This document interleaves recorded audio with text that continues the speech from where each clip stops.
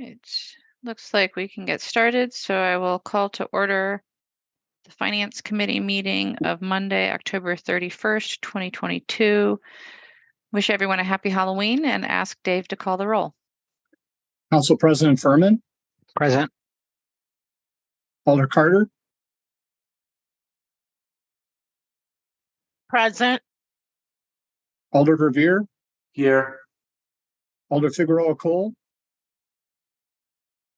Here. Alder Vitiver, Present. Alder Evers, Here. Mayor you have quorum. Thank you.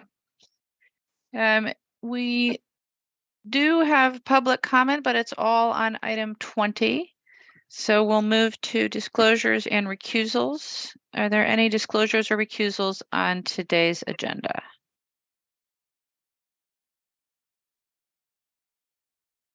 Seeing none, then we'll go on to the consent agenda. Obviously, we'll be excluding item 20, the operating budget. Are there other items that alders would like to have excluded from the consent agenda?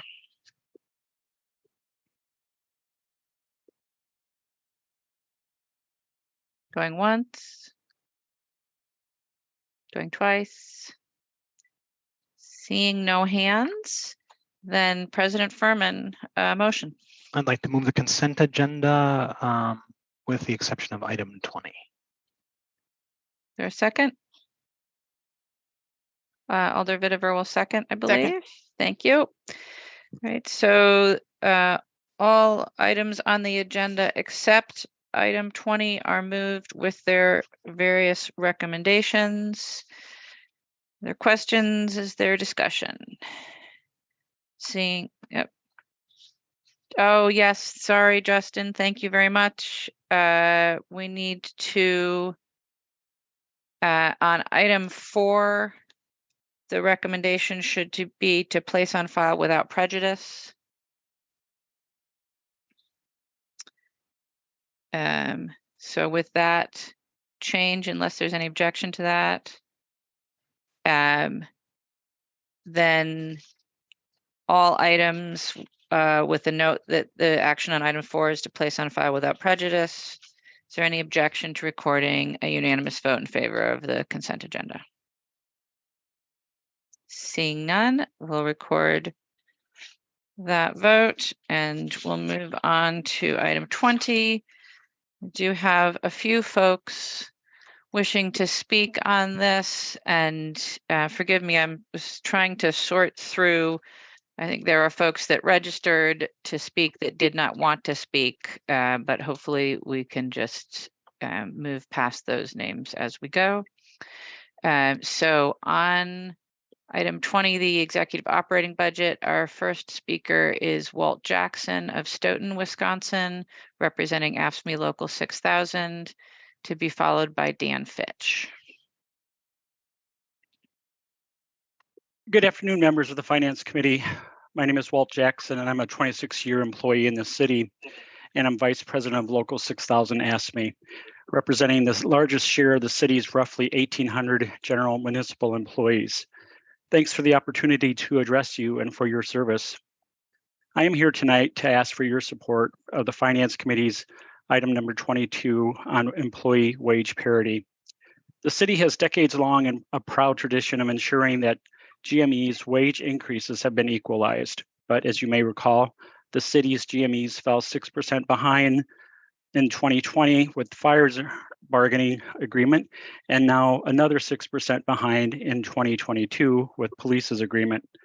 In response in 2020, Resolution 20-0789 concluded with the council's directive, be it finally resolved that the Common Council recommends a wage package that achieves wage equity by 2024.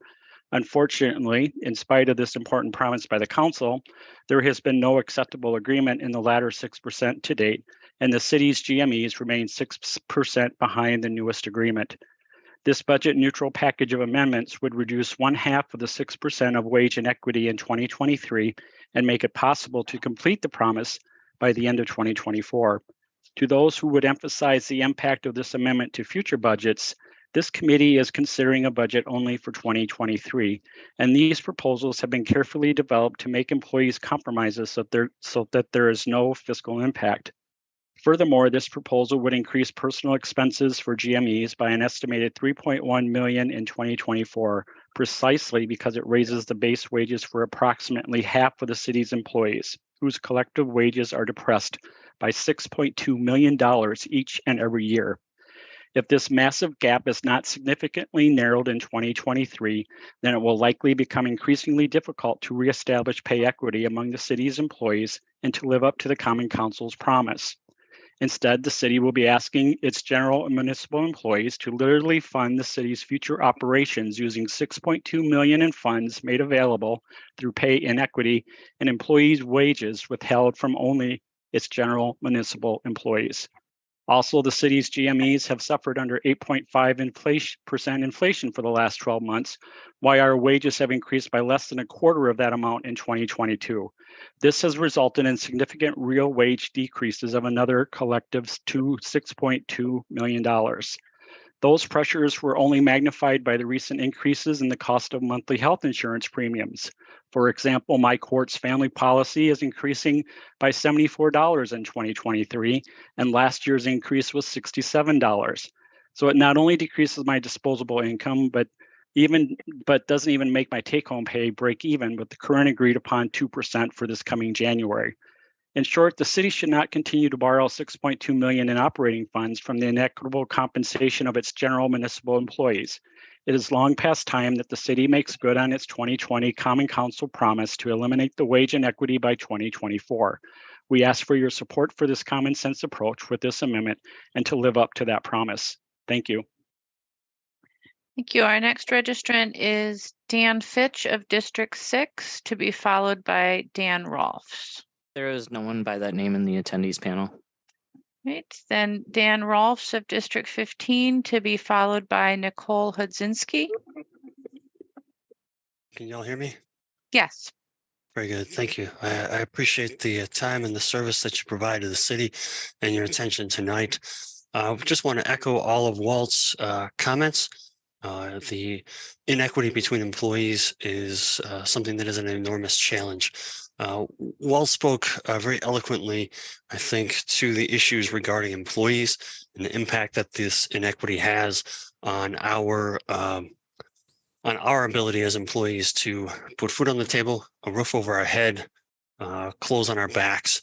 One thing that sticks out of my head is I know folks who we represent who keep their thermostats below 55 degrees all winter long simply to save on costs because their pay has not kept up. What I do want to touch on, though, is instead of rehashing that, I would like to touch on is the impact on the city's ability to do the work that we do. I am in the Office of Real Estate Services in my regular day job. I know Walt. I know what Walt does, and I know what a lot of the folks in the city do. And quite frankly, what we do is we implement the policies, practices, procedures, and programs that you as policymakers want to see happen. Everything from libraries to water and sewer changes and fixes, ensuring that we have affordable housing opportunities, of keeping the buses running. Everything in the city that happens because people do those things. And those people are represented by 6,000, by 236, by the MCAA, and by MIPSI, amongst others. What has become increasingly difficult, though, is to recruit and retain those people. And that is starting to have an impact on the city's ability to provide services. One easy example right now is this past summer, there was no Ride the Drive.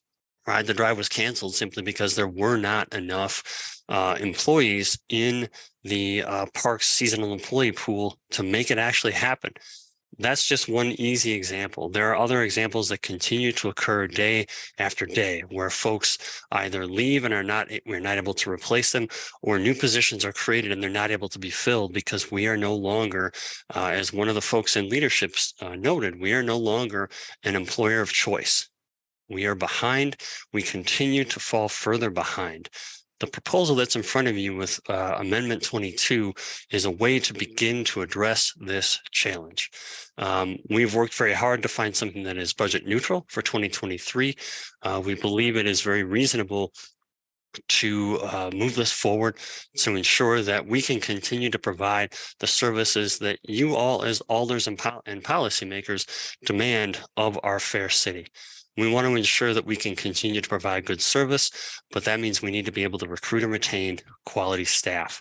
I have many other anecdotes, stories, and otherwise to fill in those blanks if you have questions across the city, across departments, across time about those challenges. So I hope that you will consider those things and consider the things that you want to have happen, whatever your personal priorities are as a policymaker. Those things don't happen without city staff. So I urge you to support Finance Committee Amendment number 22. I'm happy to answer any questions that you have. And one other time, thank you very much for your service. I don't envy the challenges that you face tonight and always as a policymaker. Thank you. Thank you. Our next registrant is Nicole Hudzinski of District 16, representing the American Heart Association, to be followed by Alexandra Wilburn. Good evening. Can you hear me okay? Yes. Okay. Good evening, everyone. My name is Nicole Hudzinski. I'm the Government Relations Director here in Wisconsin for the American Heart Association. I'm here tonight to speak in support of Amendment 8, sponsored by Alder Figueroa Cole, increasing funding for the Double Dollars program. The Double Dollars program provides matching dollars to individuals and families participating in SNAP to better enable them to stretch their grocery dollar and prioritize purchasing nutritious, locally grown foods. The program is currently available at 8 farmers markets during the growing season and all 3 Willie Street Co-op locations during the winter and spring. The Double Dollars program has been in operation for several years, and in calendar year 2021, it served over 2,000 low-income residents. I know you have many budget requests before you. I just want to share 5 reasons why I hope you'll prioritize the Double Dollars program. First is because grocery prices are high. We all feel it, but we know that lower income households are hit the hardest by inflation. Second, families participating in SNAP have been receiving supplemental SNAP benefits throughout the pandemic, and these extra dollars are about to end. As a result, many families in our community will see a significant decline in their monthly SNAP benefit. Third, the funding situation for the Double Dollars program in calendar year 23 is not good. Like with many other programs, funding resources shifted significantly during the pandemic. Thankfully, program implementers were able to use CSBG funding to fill the hole and maintain the program. However, that funding source is no longer available, leaving a significant funding challenge. Fourth, programs like this not only help families, but they also help farmers and our local economy. Research shows that for every $1 in new SNAP benefits, up to $2 of local economic activity is generated. And lastly, and possibly most important, is that every dollar increase that we're advocating for will go directly into client benefits. This means every dollar increase you would provide would go directly into the hands of low-income families and then indirectly into the hands of farmers. To recap, grocery prices are high, supplemental SNAP dollars are about to end, and the Double Dollars budget has a hole. Without additional funding, program operators will have to make tough decisions about how to cut back next year. In closing, I just want to share it has been a pleasure to learn about the Double Dollars program and be a part of the team advocating for it. 2 years ago, I didn't know anything about the program. And over the years, I've learned how truly impactful it is, both to the community members that rely on it and the farmers who benefit from it. I hope you see the value in it too. And on behalf of the American Heart Association, I ask for your support in increasing funding for the Double Dollars program. I'm happy to answer any questions. Thank you. Our next registrant is Alexander Wilburn of District 2, to be followed by Christina Kuhopt. There is no one by that name in the attendees panel. Right, then how about Christina Kuhopt of District 6, representing Willie Street Grocery, to be followed by Larissa Joanna.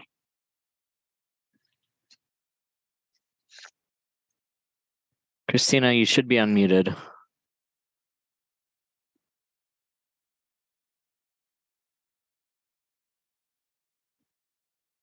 You may have a prompt to unmute yourself under some applications. There you go. If you're listening on a headset, you may have a mute button on your headset. You are unmuted on our end.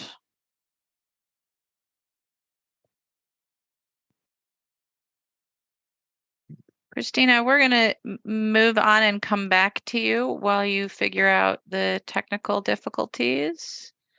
Do we have Larissa Joanna from District 2? Yes, we do. Larissa, you should have a prompt to unmute yourself.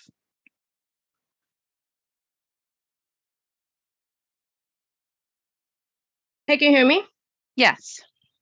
Okay, and just because I just logged in, this is item 20 for the budget, correct? That's correct. All right, so once again, you already know where I stand. Defund the police, fund our community. This money can be moved towards programs and resources for our Black and Brown families and communities that are being left behind by this city leadership, so-called leadership. So no more funding for the police. They do not deserve 85 million of our budget. Thank you. We'll try again for Christina Kuhop.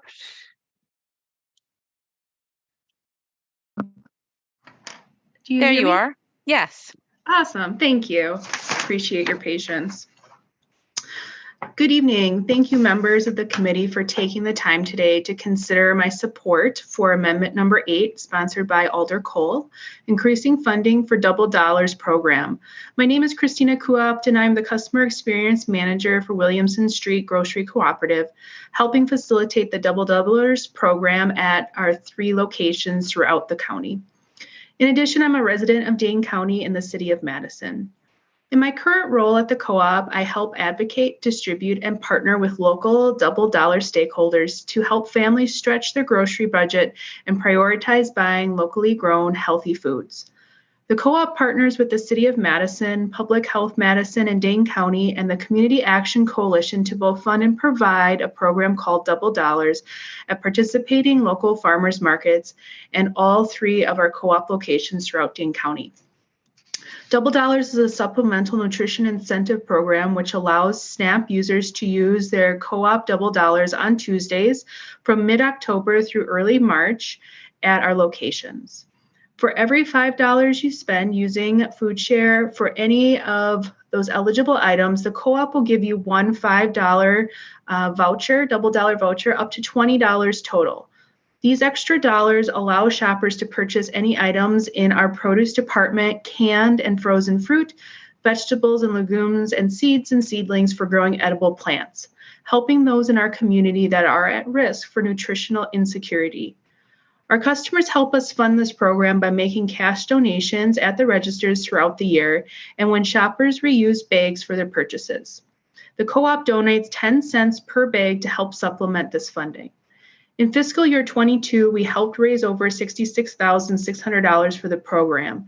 To give some perspective, in fiscal year 20, we achieved $72,800 in donations. But when the pandemic hit, it brought the donation pool down to $53,600 in fiscal year 21, a deficit over $25,000 in 2 years due to a change in shopping habits and consumers not using reusable bags during that time. We are looking to keep climbing back to pre-pandemic numbers. However, we're not quite there yet.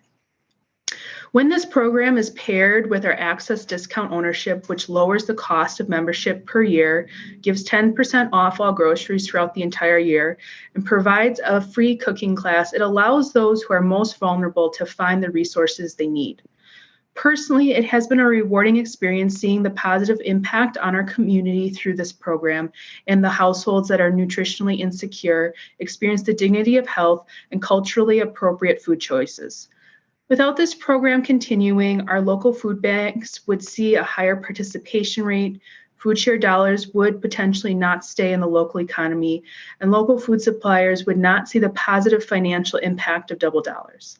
Thank you again for considering supporting Amendment Number 8. Every dollar we are asking for goes directly to client benefits, positively affecting Dane County families, farmers, and our local economy. I'm available to answer any questions, and thank you for your time. Thank you. I believe that is all of our registrants unless Dan Fitch or Alexander Wilburn have come in. Nope, I do not see either of them on our list here in the attendees panel.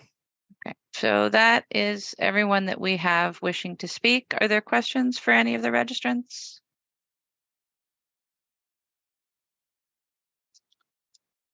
Seeing none. Then thank you all for your input.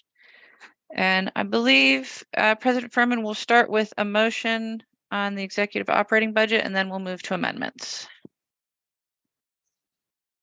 So move recommendation of the executive operating budget. Is there a second? Second.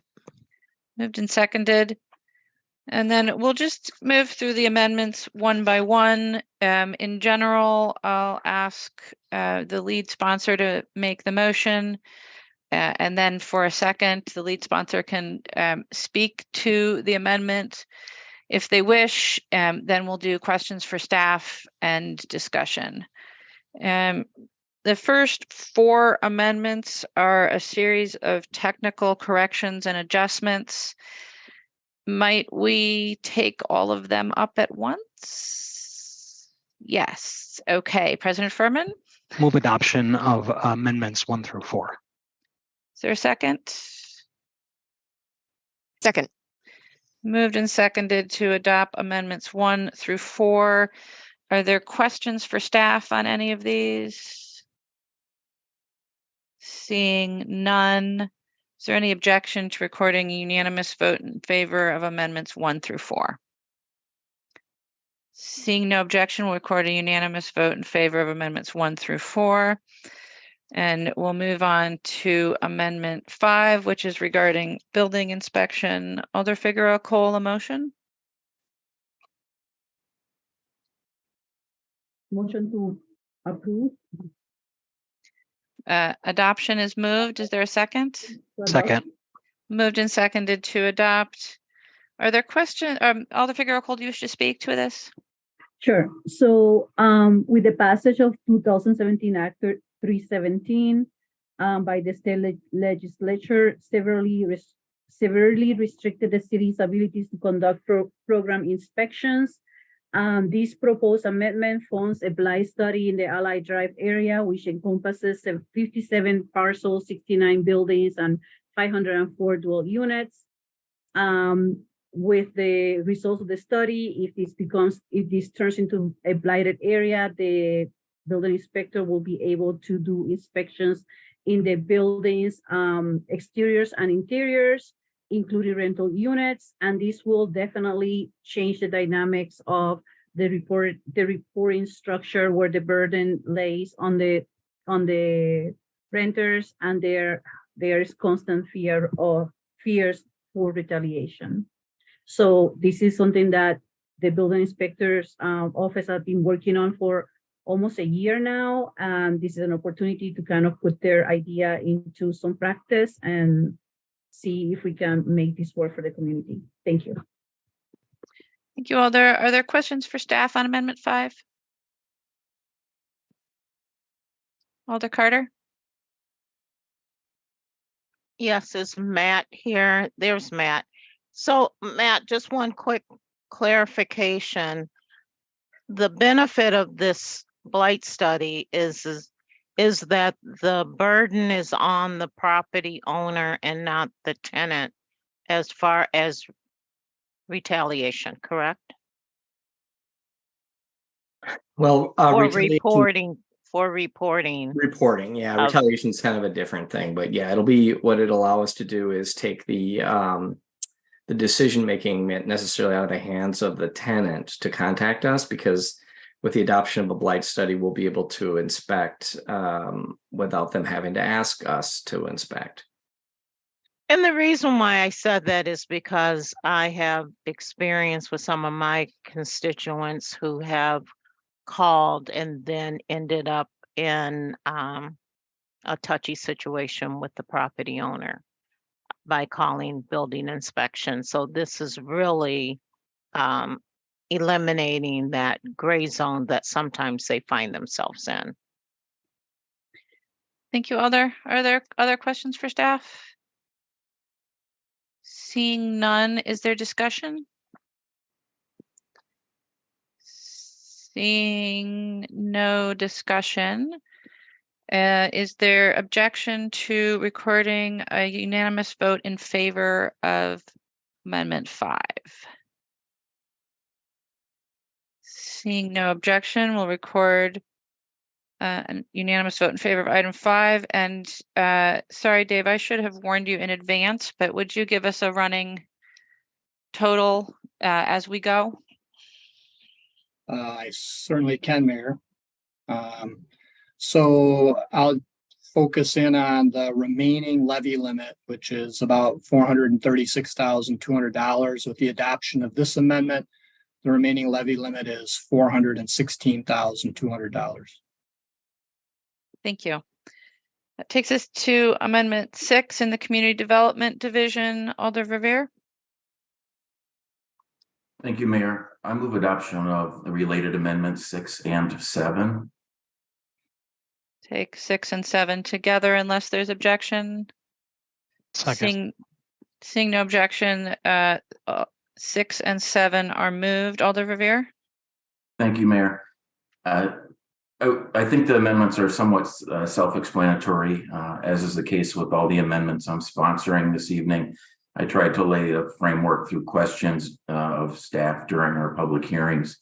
So in this case, the city's commitment to older adults, I think, has unintentionally slipped over the years. By that, I mean financially. So we have a regular RFP process every several years for older adult services, as is the case with all CDD programs. This one is no exception. However, due to the pandemic and due to staff turnover, the last process, I believe, was back in 2015. So it's been many years. Unintentionally, language relating to our intent to conduct a new older adult services process in the new year was left out of the executive operating budget. So amendment number 6 is simply, I would call it a technical amendment. It is CDD staff's intention, and always was, to hope to have an RFP process in 2023 for older adult services. In the case of the amendment number 7, it's my attempt to have an admittedly relatively modest financial increase in our investment in older adult services. The last increase that the Common Council has provided for older adult services was funding for Southeast Asian elder services several years ago. In that case, we increased the budget by $115,000. Some of you will recall that. By adding the additional $20,430 for older adult services, that would round up the figure to an even $800,000 that would be subject to the RFP process in 2023. This program funds groups such as Newbridge, RSVP, Outreach, the Hmong Institute, and Freedom Inc. Are the main nonprofit organizations that are currently funded through this programming, this community support services programming.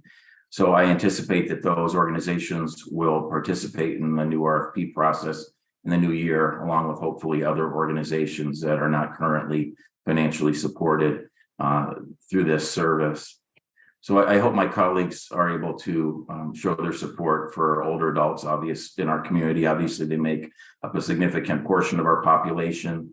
The intention would always be that the funds would be targeted for those at the lower income levels of our neighbors. And in fact, there was a recent anticipation that we would engage in a process in 2020. And the City Council approved an 11-page policy paper laying out the frameworks for an RFP that was to begin in 2020. Well, that resolution was adopted by the council right at the outset of the pandemic in our community, and so the process never occurred. So the Committee on Aging, of which I serve, has already discussed what we consider to be the priorities. The Common Council back in March of 2020 went on record with detailing what the priorities are in this area. So that I'm believe that the RFP process will be able to take place, whether we have all the necessary staff on board, hopefully early in the new year. With that, CDD Director Jim O'Keefe is here and can answer any questions. And I certainly want to take a second and congratulate Jim on the renewal of his employment agreement and thank him for remaining with us and providing all the good work that he does for our community. Thank you, Mayor. Thank you, Alder. Are there questions for staff on items amendments 6 and 7? President Furman? Thank you, Mayor. I don't have a question about 6. 6 seems pretty straightforward, but on 7, I'd like to get a better understanding. I know round numbers are nice, but I'd like to understand if we add that additional money, what exactly would that be getting us besides, I guess, being able to offer more via the RFP process? If we can get a little bit more detail on, okay, if we spend an extra 20,000, here are some of the things that we're targeting. President Furman, it really is. It's a $20,000 increase over a nearly $800,000 base budget, all of which go to purchase of service contracts. So it would be a relatively small increase. Now the issue that I had brought up when this amendment emerged last week is that to conduct an RFP process in 2023 would typically set the stage for contracts in 2024. So the challenge if funds are provided in 2023 would be how to allocate those amongst existing contracts, because I don't anticipate that we would disrupt existing contracts mid-year. And so the RFP process that we do next year would again be focused on new contracts for beginning in 2024, January 1 of 2024. So the additional funding would, President Furman, would be available to support that RFP process and whatever contracts come out of it. So then it's actually, so it sounds like if we gave more money for 2023, you guys would just kind of search for a need. It's not really going to help with the RFP process because that won't be until 2024. I'm sort of confused. Then if we're not doing the RFP in 2023, then what an additional $20,000 would do in 2023? So you're not confused, President Furman. You're understanding the point that I'm trying to make, which is that there isn't a ready methodology to allocate those funds for use in 2023. Rather okay. than, yeah. I appreciate that. Thank you. Are there other questions for staff? Alder Verveer, questions? Thank you. If I could add my response to President Furman's question. So it is an interesting proposition as to what would be the timing of this increase. My intent was that, and this amendment is sponsored again by myself and my council colleague Alder Heck on the Committee on Aging. It was our intent with this amendment as we and our colleagues on the Committee on Aging enter into the RFP process in the new year. So to clarify, there will be a process, everyone agrees, in 2023 for these services. So as we enter into that process, I thought it would be most helpful if we could show a commitment that this council, again, realizes that this budget, this money has not been increased in many, many years. Again, the last increase was targeted for Southeast Asian elders, not generally for the community at large and older adult services. But that $800,000 is the amount of money that we have available to allocate next year, realizing that the contracts would begin on New Year's 2024. In other words, I couldn't figure out another way to be able to say to the Committee on Aging and ultimately this council that we have $800,000 to distribute as part of the RFP process next year, unless this is adopted as part of the base budget for older adult services, if you follow me. So yes, if I'm still around at this time next year and feel that the executive operating budget for 2024 should have an increase, that would be after we go through the RFP process and allocate the money, if that makes sense.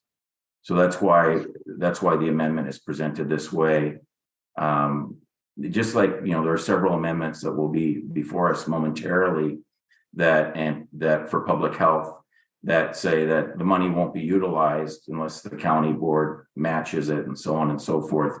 I consider this to be the same, that, you know, it is unlikely that the $20,000 would be utilized for additional money for the existing contracts that have been in effect for years now. But I think that it's important that again, we show that as we embark on the RFP process in the new year, that the purchase of service agencies realize that the policymakers have at least made some investment in these programs for the first time in many years, and that money is available for the RFP process, knowing that the money would not be distributed until 2024.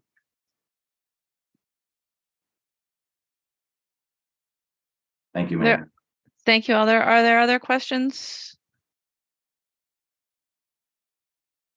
Seeing none, we've blurred the line between questions and discussion. President Furman. Thank you, Mayor. I'm going to move to discussion since there are no other questions. I don't have an issue with the RFP. I think the RFP sounds great. It sounds like it's overdue. I do have an issue with increasing the number, especially when it's not targeted towards anything in particular.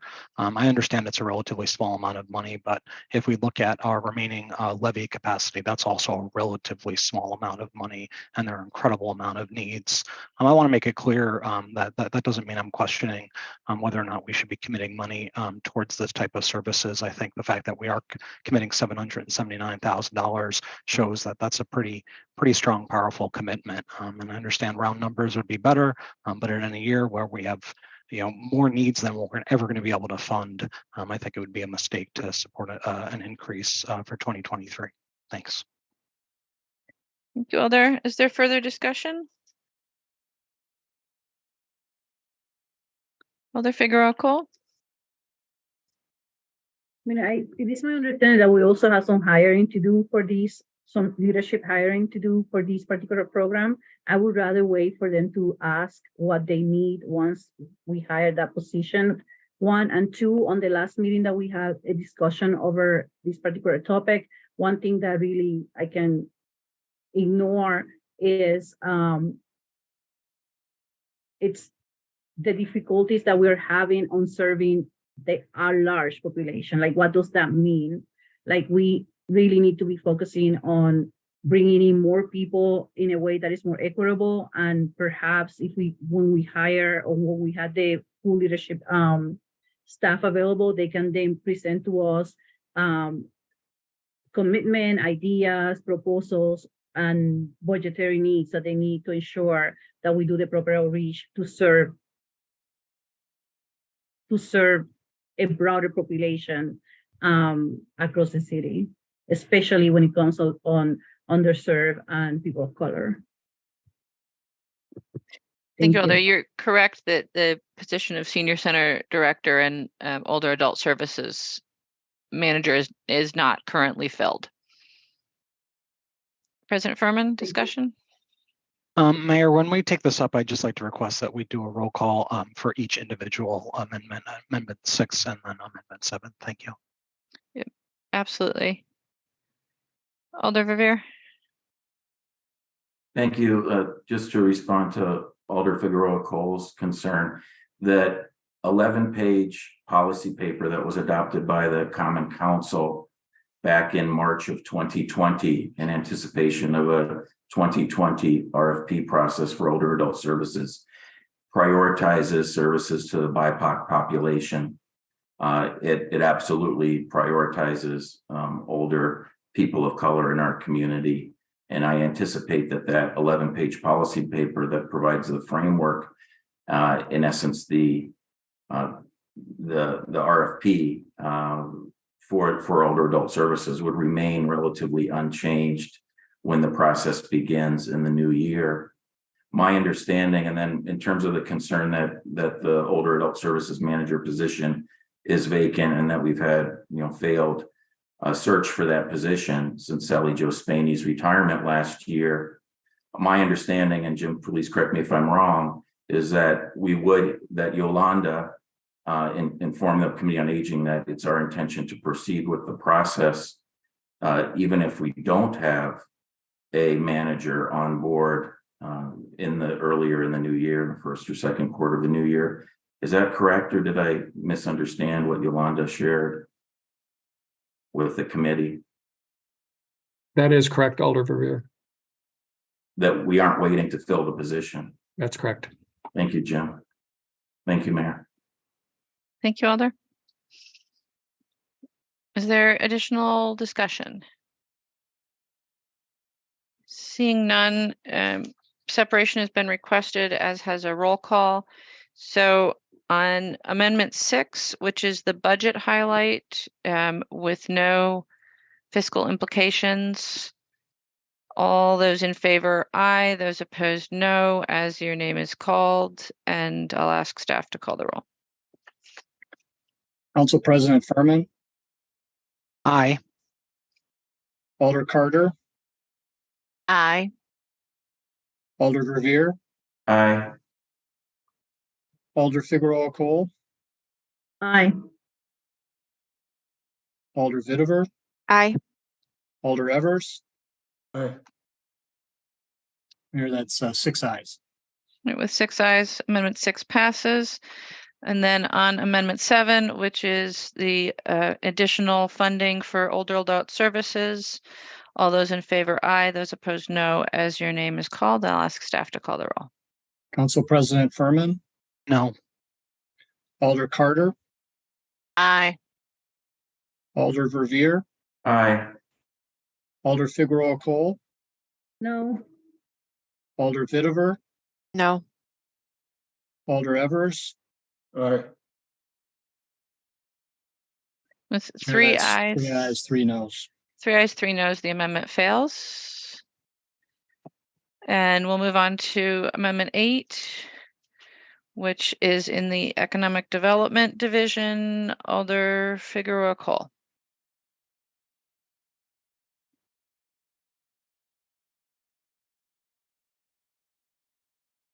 Alder, you're muted. Looking for my button here. Move to adopt. Second. Moved and seconded. To adopt, Alder Figueroa Cole, would you like to speak to it? Well, I really don't have much to say on this. I think the callers made their case. I think this is a program that has been around for a while, that is super beneficial for, not only beneficial for low-income people, but the actual type of food that they're accessing, fresh meals at the farmers market. And the program has grown into finding partnerships with other agencies. So to me, what attracted me to put this amendment forward was not only the program capabilities, but also the opportunity to collaborate with county supervisors to get matching funds to see the program to continue to grow. So any opportunity that I personally believe that any opportunity that we get to collaborate with county funding and facilitate our programming, it's something that we shouldn't be passing. Thank you. Thank you, Alder. Are there questions for staff on Amendment 8? Alder Vitiver? Yeah, I'm just wondering if someone can share with us sort of the demand that has not been able to be met in the past due to budget limitations for this program. Do we have Matt is here? Thank you, Alder. I can do my best. So with this program, we primarily serve as I should say we have a contract with CAC that governs the program. So we don't have as a a city a lot of direct interaction with sort of the day-to-day operations of the program. I mean, I do know, as the speakers have highlighted this evening, that it's certainly in great demand, and the demand is exceeding what they are seeing. But unfortunately, I can't provide much more detail than that. Are there other questions? Alder Carter? Well, Matt, I got a feeling I'm going to get the same answer for my question, but I'm going to ask anyway. Do we know what the outreach is for, you know, I think it's a good program, but what's the outreach to get people to come to, whether it's Willie Street or another market or farmer's market? I mean, is there outreach for that? Unfortunately, I don't know exactly what CAC does in terms of outreach. I knew that. I just had to ask. Thank you. I suspect, no worries. Alder, that we have alders in the queue that may be able to answer your question. Okay, thank you. Alder Figueroa Cole?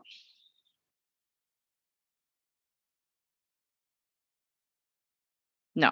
Alder Madison? Yeah, so to answer your question, Alder Carter, nonprofits typically do inform the folks that they're serving about the Double Dollars program, and make it, you know, so they can stretch their budgets, because most nonprofits are trying to help their clients stretch their overall income, their budgets overall. So there is a lot of education sharing on how to use those dollars. And I do have a question, but I'm not sure if this is the appropriate place to ask it. Yes, go ahead, Alder.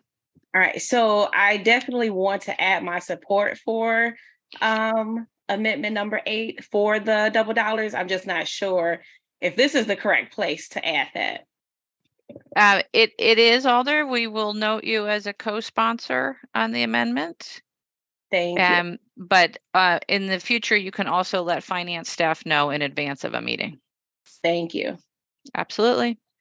Alder Figueroa Cole, questions? I'm sorry, I pushed the wrong button. I was trying to myself. So I can ask the question, but I cannot have the answer. I just wanted to also, maybe Matt can clarify what is the current funding that the city is providing, because the mayor did put funding on this, and how does the number tie up? Yes, thank you, Alder. We have, with the mayor's executive budget, the total amount of funding that we will have for 2023 is $50,000, and that's a $12,500 increase from what we had in 2022.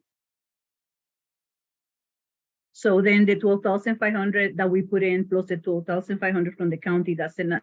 They are the 12,500 that we are adding on this amendment, plus the ones that are already in the budget, makes up the 25, and the county is going to add 25 more.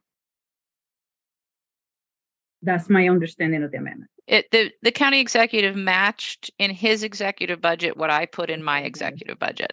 And then we just raising that to double those numbers to make it the full 50. Assuming that it passes the county board, yes. Exactly, assuming. And then, well, I can talk on this discussion. Never mind. Thank you. Thank you. Alder Carter, another question? Yes, well, you just answered it. I was going to ask if the county board had passed this amendment, but you already answered. Thank you. So they did, I believe, pass it at committee, but obviously not at the full board yet. Okay. Any other questions? Seeing none, then discussion. Alder Vitever. I just want to say, from a public health perspective, these are incredibly beneficial funds. And as Alder Figueroa Cole stated, having matching funds from the county makes it kind of a no-brainer. So hopefully everybody will be in support. Thanks. Thank you, Alder. Any further discussion? Seeing none. Amendment 8 has been moved and seconded. Is there objection to recording a unanimous vote in favor? Seeing no objection, we'll record a unanimous vote in favor of Amendment 8. and check in with Dave.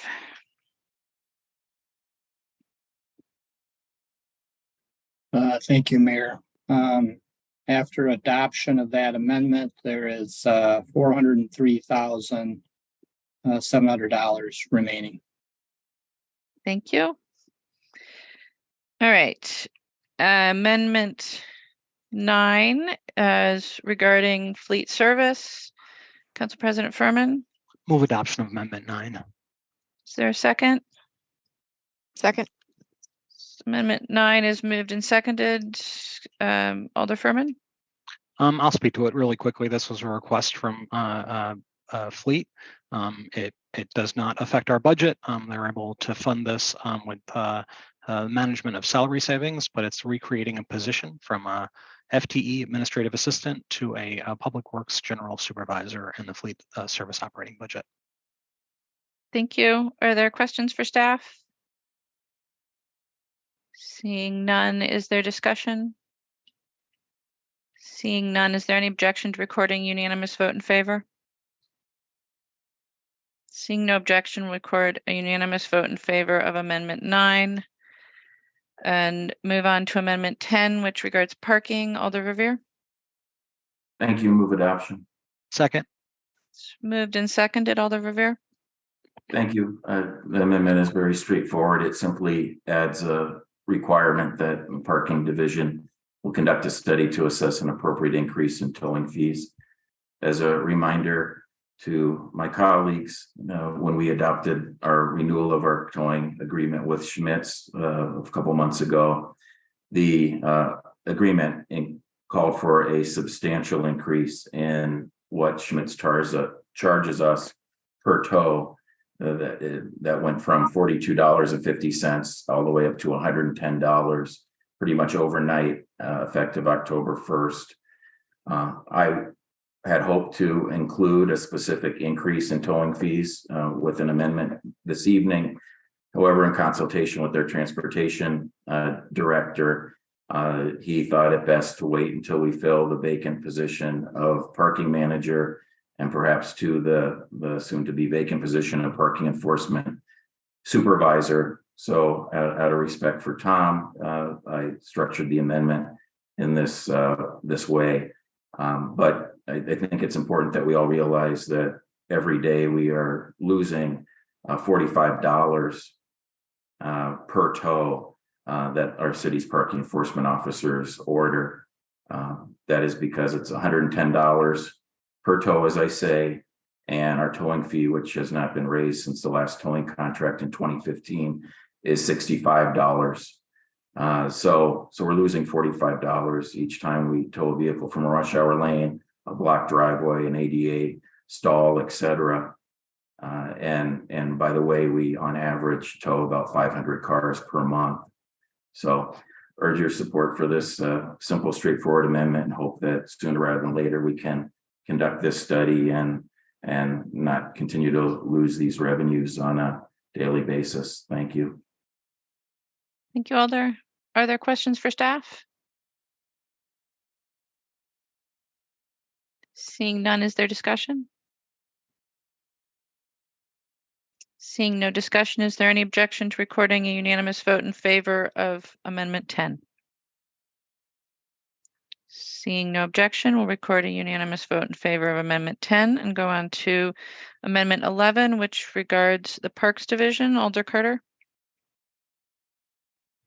Move adoption. Is there a second? Second.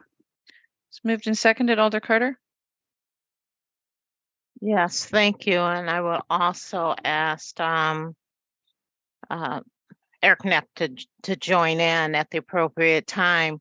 One of the things that I have noticed over the years is that the increase in what do I want to say? I would like to increase the response time for the rangers when there is a need for them in the park. And I think that this amendment adding 3 more rangers will really help this out. every summer there is, and I get calls all the time where they have called a ranger and it's taken them quite a bit of time to get to the park, to whatever, to address whatever needs that the residents are asking for. And I think that with the amount of people that we have using our parks throughout Madison, this is a service that we really need, and especially in the summer. But we do have parks that have winter programming also, and I will turn it over to Eric Knapp if you have additional questions. Thank you, Alder Carter. Awesome. Questions for staff? I got it. President Furman? Thank you, Mayor. I heard this was for 3 positions. I want to get clarification. Is this for 2 positions? Is it for 3? And I want to, so I I'm being told that- misspoke, Alder Furman. I was reading my notes and not the printout. Sorry. Got it. So and all right. So and then I can talk about it more later. But thank you for the clarification. Thank you, Alder. Alder Figueroa, Cole, questions? Yes. Eric, so do you have any data supporting the time response that we're trying to improve with these positions? We do not track the physical response time because many cases we do not respond physically. We have worked on and look forward to doing a little better job of collecting data on the total number of calls and then the response time to those. It is certainly accurate to say that we get far more calls to the Ranger line than we have the ability to respond to physically in person. That said, some responses don't require a physical visit, but it is during peak season, especially, we certainly struggle to get to where people would like us to be on time with things like shelter, cars parked in the way, all those kind of things. Yeah, I was going to ask, that was going to be my second question. Can you share what all those kind of things are? And don't share them all, but like the highlights of what are the biggest complaints? Certainly. No, I mean, number one is certainly direct customer reservation / event services. So there's an event at Penn Park and the power breakers flipped off because they plugged in too many things or something. That's a Ranger call. There's cars parked in the way of, on a path or something to get to a shelter at Garner Park. That's been a problem when it's been opened. But shelter and event reservations, number one. Number two is direct customer services, dog parks. The Rangers are the folks who fill up the dog poop bags, or don't fill them up. They place them there. You should fill them up. But sorry, but dog poop bags. They also manage the boat launch areas, which is a very, very popular use in Madison for lake access connection. They assist with canoe and kayak storage. If you're familiar with that program we have, that's actually draws quite a few comments and our consternations. And then they also assist in direct connection to those folks who are encamped in our community, but not just direct engagement with them. It's direct engagement to the services providers and connections. I think we've done a pretty good job of making that a better process. We also invariably respond to all forms of lost and found type things, which aren't high priority, but if you lost your car keys today, you feel that need to talk to somebody. Those type of situations. And then I think more than anything else, they do protect, not more than anything, a significant part of their role is to protect our revenue streams for the fee for services we do charge. So that includes permit enforcement at those boat launches, dog parks, cross-country ski trails. And that's not because we're trying to be aggressive. It's just, we do use a fee for service model. And obviously enforcement of that does lead to better revenue collection and retention. And they also respond, they also respond to all security calls for all of our facilities, right? Like security alarms get tripped for all kinds of things. Mm-hmm. Are there any additional questions? No. Alder Carter? I was just gonna add also for in the Burr Oaks neighborhood, they also unlocked the splash park. And so the Lincoln School uses that quite a bit during the summer. Thank you, Alder. Alder Fair, questions? Yep, thank you. Eric, it seems to me that this has been one of those things that comes up regularly over the last, as long as I've been around. People wanting to add more park rangers. But correct me if I'm wrong, I don't remember you adding it into your supplemental or into your request. And I haven't, maybe I should look and remind myself, because maybe you did this year, I don't remember. But I guess question is like, why are we not, is there a reason why this is not in the budget? And why do we always kind of seem to have this conversation where it's an amendment sort of thing? You know what I'm trying to get at? Prioritize, like why is this not prioritized maybe within the department? Certainly rangers, permanent rangers especially, are a priority for us. We've done what we could to increase over the years marginally through revenue or reallocation of hourly staff. If you might recall, Alder Fair, I date you the bit, but it's not been that long ago that we had the park lead working ranger added to the budget. For sure, that was about 5 years ago, 6 or so. But we have prioritized it to an extent. It wasn't our supplement this year because our supplement, we had one supplement to use, and we wanted to use the one that directly supported the NRT's engagement with us. We work with the NRT's very closely in our budget submission. Adding ranger staff, and I should emphasize here, this is permanent ranger staffing, because it references, the amendment references 50 to 100 hours budgeted, there's about 50 to 100 hours of shift as well to the park laborers, our public works laborers. We're trying to really de-emphasize seasonal rangers in total. That's a priority for us because seasonal staffing for you all, as I'm sure you know, very hard to come by, very challenging. Those dollars are all too often going to waste, not getting the work to perform. So it has been a priority. It didn't rise to the #1 priority this year in our supplement, but that is because the Parks Alive transition was kind of the priority once we talked internally with our equity team and our partners in NRTs.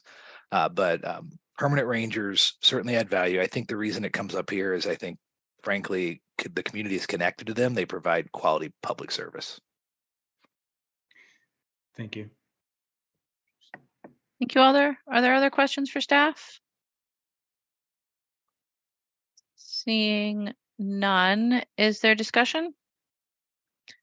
President Furman? Thank you, Mayor. Our Parks Department never has enough resources. If we're going to add more resources, I think this is the wrong place to be adding resources. This would, right now, according to the budget note, we have 3 full-time park rangers, and we have a 1 park ranger lead worker. This is a 50% increase. If we were flush with tons of cash, great. But we have parks that can't get plowed. I have a Wexford Park. They don't have the plow service that they always need for the skating rink that they maintain because we don't have enough park workers. That may, I don't know where that is these days, but I mean, when we have lots of needs like that, I think investing more money in something like park rangers is the wrong place to be putting our dollars. So I won't be supporting this today. Thank you. Thank you, Alder. Alder Figueroa Cole. I would love to be able to see that data collection first and see where how to manage what the actual need is for the service. I don't get a lot of calls for the park ranger, and I guess by chance the couple ones that I got, they were there immediately. So that was I was like, wow, these people are like amazing. So no complaints there. But I would like to be able to have parks come back to us with an analysis on which it looks like that they're going to be working on that, on what the actual need is. I mean, I don't want to jump ahead to the next amendment, but that I would like to see something like that, like the work that they put together for the other position that they're asking for. Thank you. Thank you, Alder. Is there further discussion on Amendment 11? Alder Carter. I request a roll call. You will get one, Alder. Any further discussion? Seeing none on Amendment 11 regarding park rangers, it's been moved and seconded. All those in favor, aye. Those opposed, no. And I'll ask staff to please call the roll. Council President Furman, No.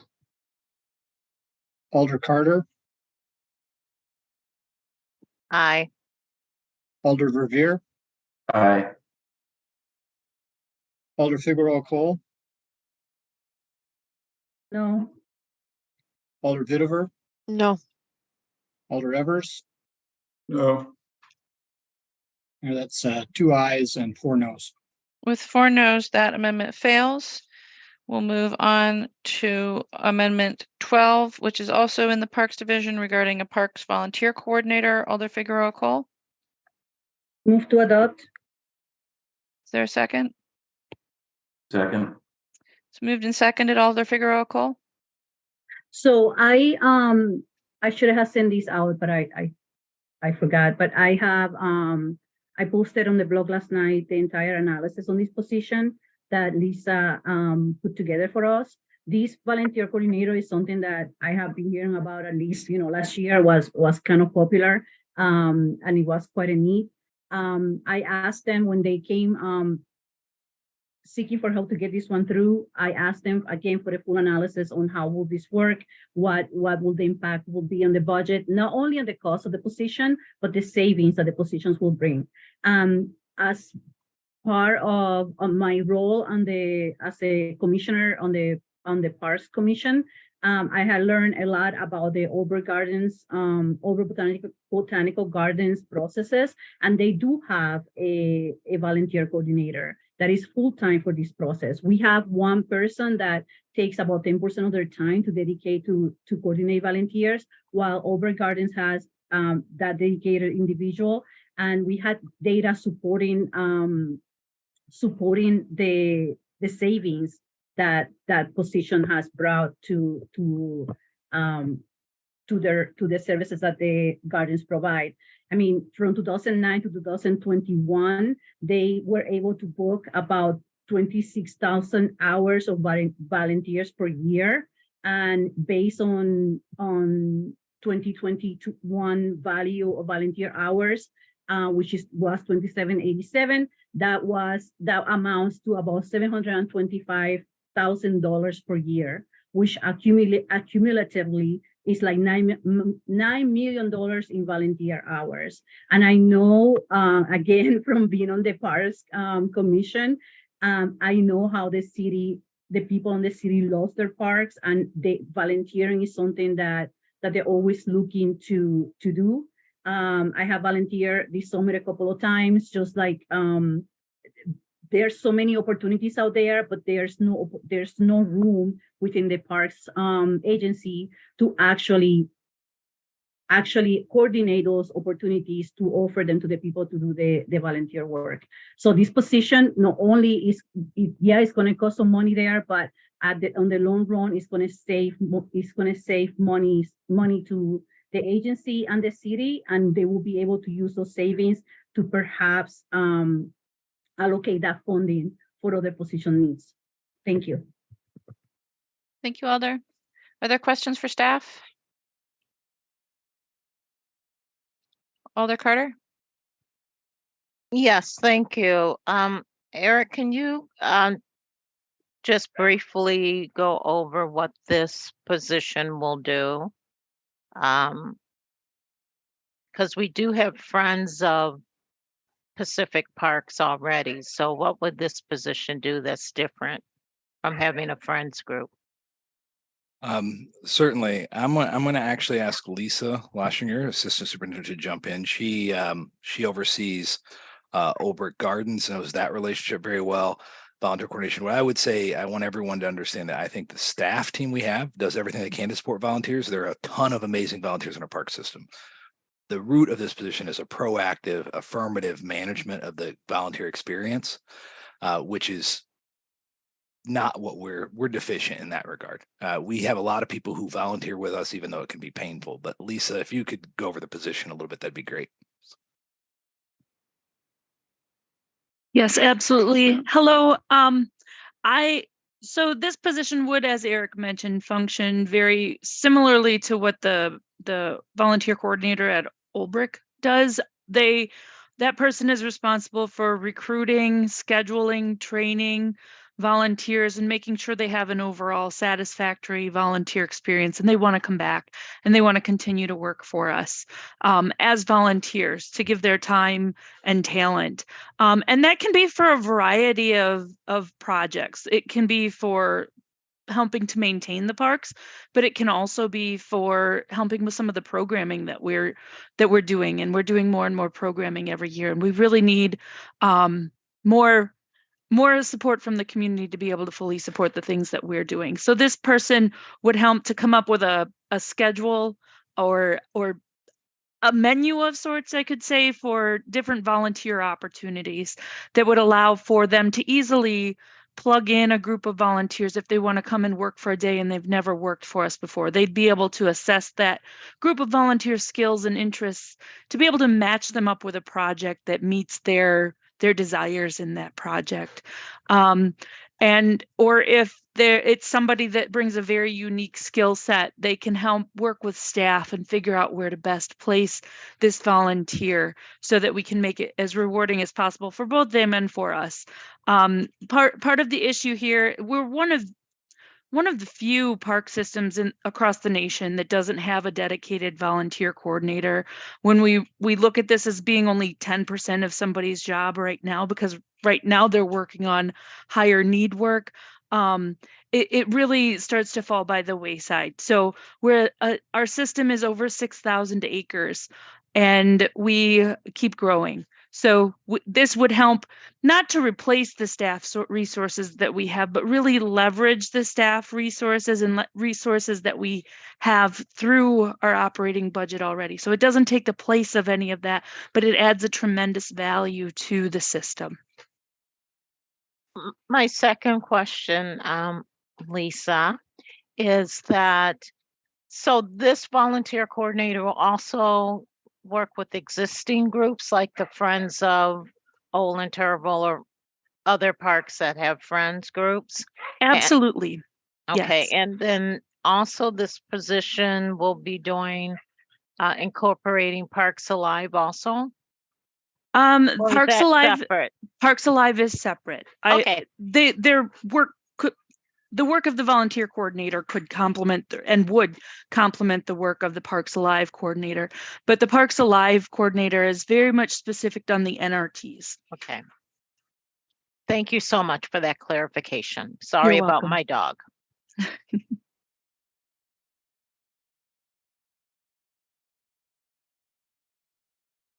Any other questions for staff? Seeing none, is there discussion of Amendment 12? Alder Evers? Thank you, Mayor. I understand the need for this. I appreciate what Lisa says, and that we're one of the few park systems in the country without a volunteer coordinator. But I also see that having a full-time person addressing Parks Alive, a program that only runs during the summer months, it would seem that we could make positive steps forward by expanding the responsibilities of that position to also engage in volunteer efforts and communicating with the various friends groups, and we're setting up a more robust system. In a time of tight, question where all this talk about what we can afford and what we can't, I think we need to be absolutely sure that this is an essential position to add. So I have questions about this, and I'm curious what my colleagues think. Thank you, Alder Figueroa Cole. Yes. So I want to add, not only do we have the Parks Alive initiative that was managed by so many different agencies across the city. So that wasn't something that, yes, it was initiated in the NRTs, and the NRTs are kind of the lead on that, but a lot of agencies participated on that, and the coordination on that process was absolutely brutal. but I please want you guys to keep in mind that we also have the changes that we made to the Glen Golf Course and all the different activities that we bring into that park to make sure that that park is more equitable, that has more access, and the vision to ensure that what we are doing at the Glen, which I absolutely can, I feel confident saying that it has been an absolute success, that what we have accomplished at the Glen can be replicated in other parks, which will only add more for the need of having a dedicated person for this position. And something that I had talked to Lisa and Eric about, and Jim O'Keefe, is the opportunity to perhaps even try to figure out ways to match parks temporary job needs or temporary opportunities with the shelters that we're actually building. So there's so much potential that can come up from this one position that I'm really hoping that you guys consider it and put it through. And this is, again, like I said, this was something that came up last year, and it's the need was there then, the need is here now, and we have precedence by the data that we currently have from Alder Gardens. Thank you. Thank you, Alder. Alder Furman? Thank you, Mayor. I appreciate the points brought up by my colleagues. It's not clear to me that the Parks Alive position couldn't do some of this work. If anything, if we can prove it can't, we could certainly revisit this in a future budget or budget discussions later on next year. But we do have limited resources, and I think this is a good idea. But the Parks Alive position certainly could take on some of this work and prove to us that what can and can't be done. But I think giving some of those responsibilities to that Parks Alive person will certainly be additional to what we're doing now, and I think that'd be great. So unfortunately, I can't support this evening. Thanks. Thank you, Alder. Is there further discussion? Seeing none. On Amendment 12 regarding a Parks Volunteer Coordinator, all those in favor, aye. Those opposed, no, as your name is called, and I'll ask Dave to call the roll. Mayor, I have unreadiness. I just have a quick question. Hello? Go ahead, Alder. Oh, I'm sorry. I was looking for is the Parks Alive coordinator part of the budget? I'm looking through my stuff. I can't. Okay. Yes, Alder. The Parks Alive coordinator is included in the executive budget. Okay. Thank you, Alder. Carry on. One more time then on Amendment 12 regarding a Parks Volunteer Coordinator. All those in favor, aye. Those opposed, no, as your name is called, and I'll ask Dave to call the roll. Council President Furman, No. Alder Carter, Aye. Alder Revere, Aye. Alder Figueroa Cole, Yes. Alder Vitiver, No. Alder Evers. No. Mayor, that's 3 ayes and 3 noes. With 3 ayes and 3 noes, the amendment fails. And we will go on to number 13, which is regarding a community advisory policing grant. Alder Figueroa Cole.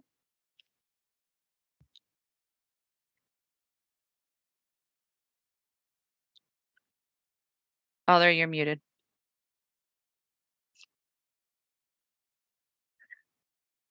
I have too many windows open. Move to adopt. Is there a second? Second. Moved and seconded to adopt. Alder Figueroa Cole? Yes, so this funding does not impact the general funds budget. It's a one-time grant that has been provided to MPD, and is I wouldn't say a continuation, but it's like a repeat of a prior grant where there was community outreach to put the program in place. I think Patterson is on the floor, and he will be able to assist you with details on the position. He ran the last program, so I'm pretty confident that he will do as great as a job as he did last time.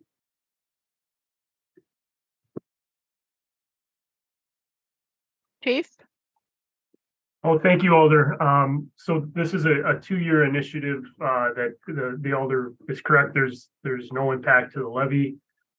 It's largely a pass-through grant, similar to our effort back in 2017 that Alder Figueroa Cole was mentioning.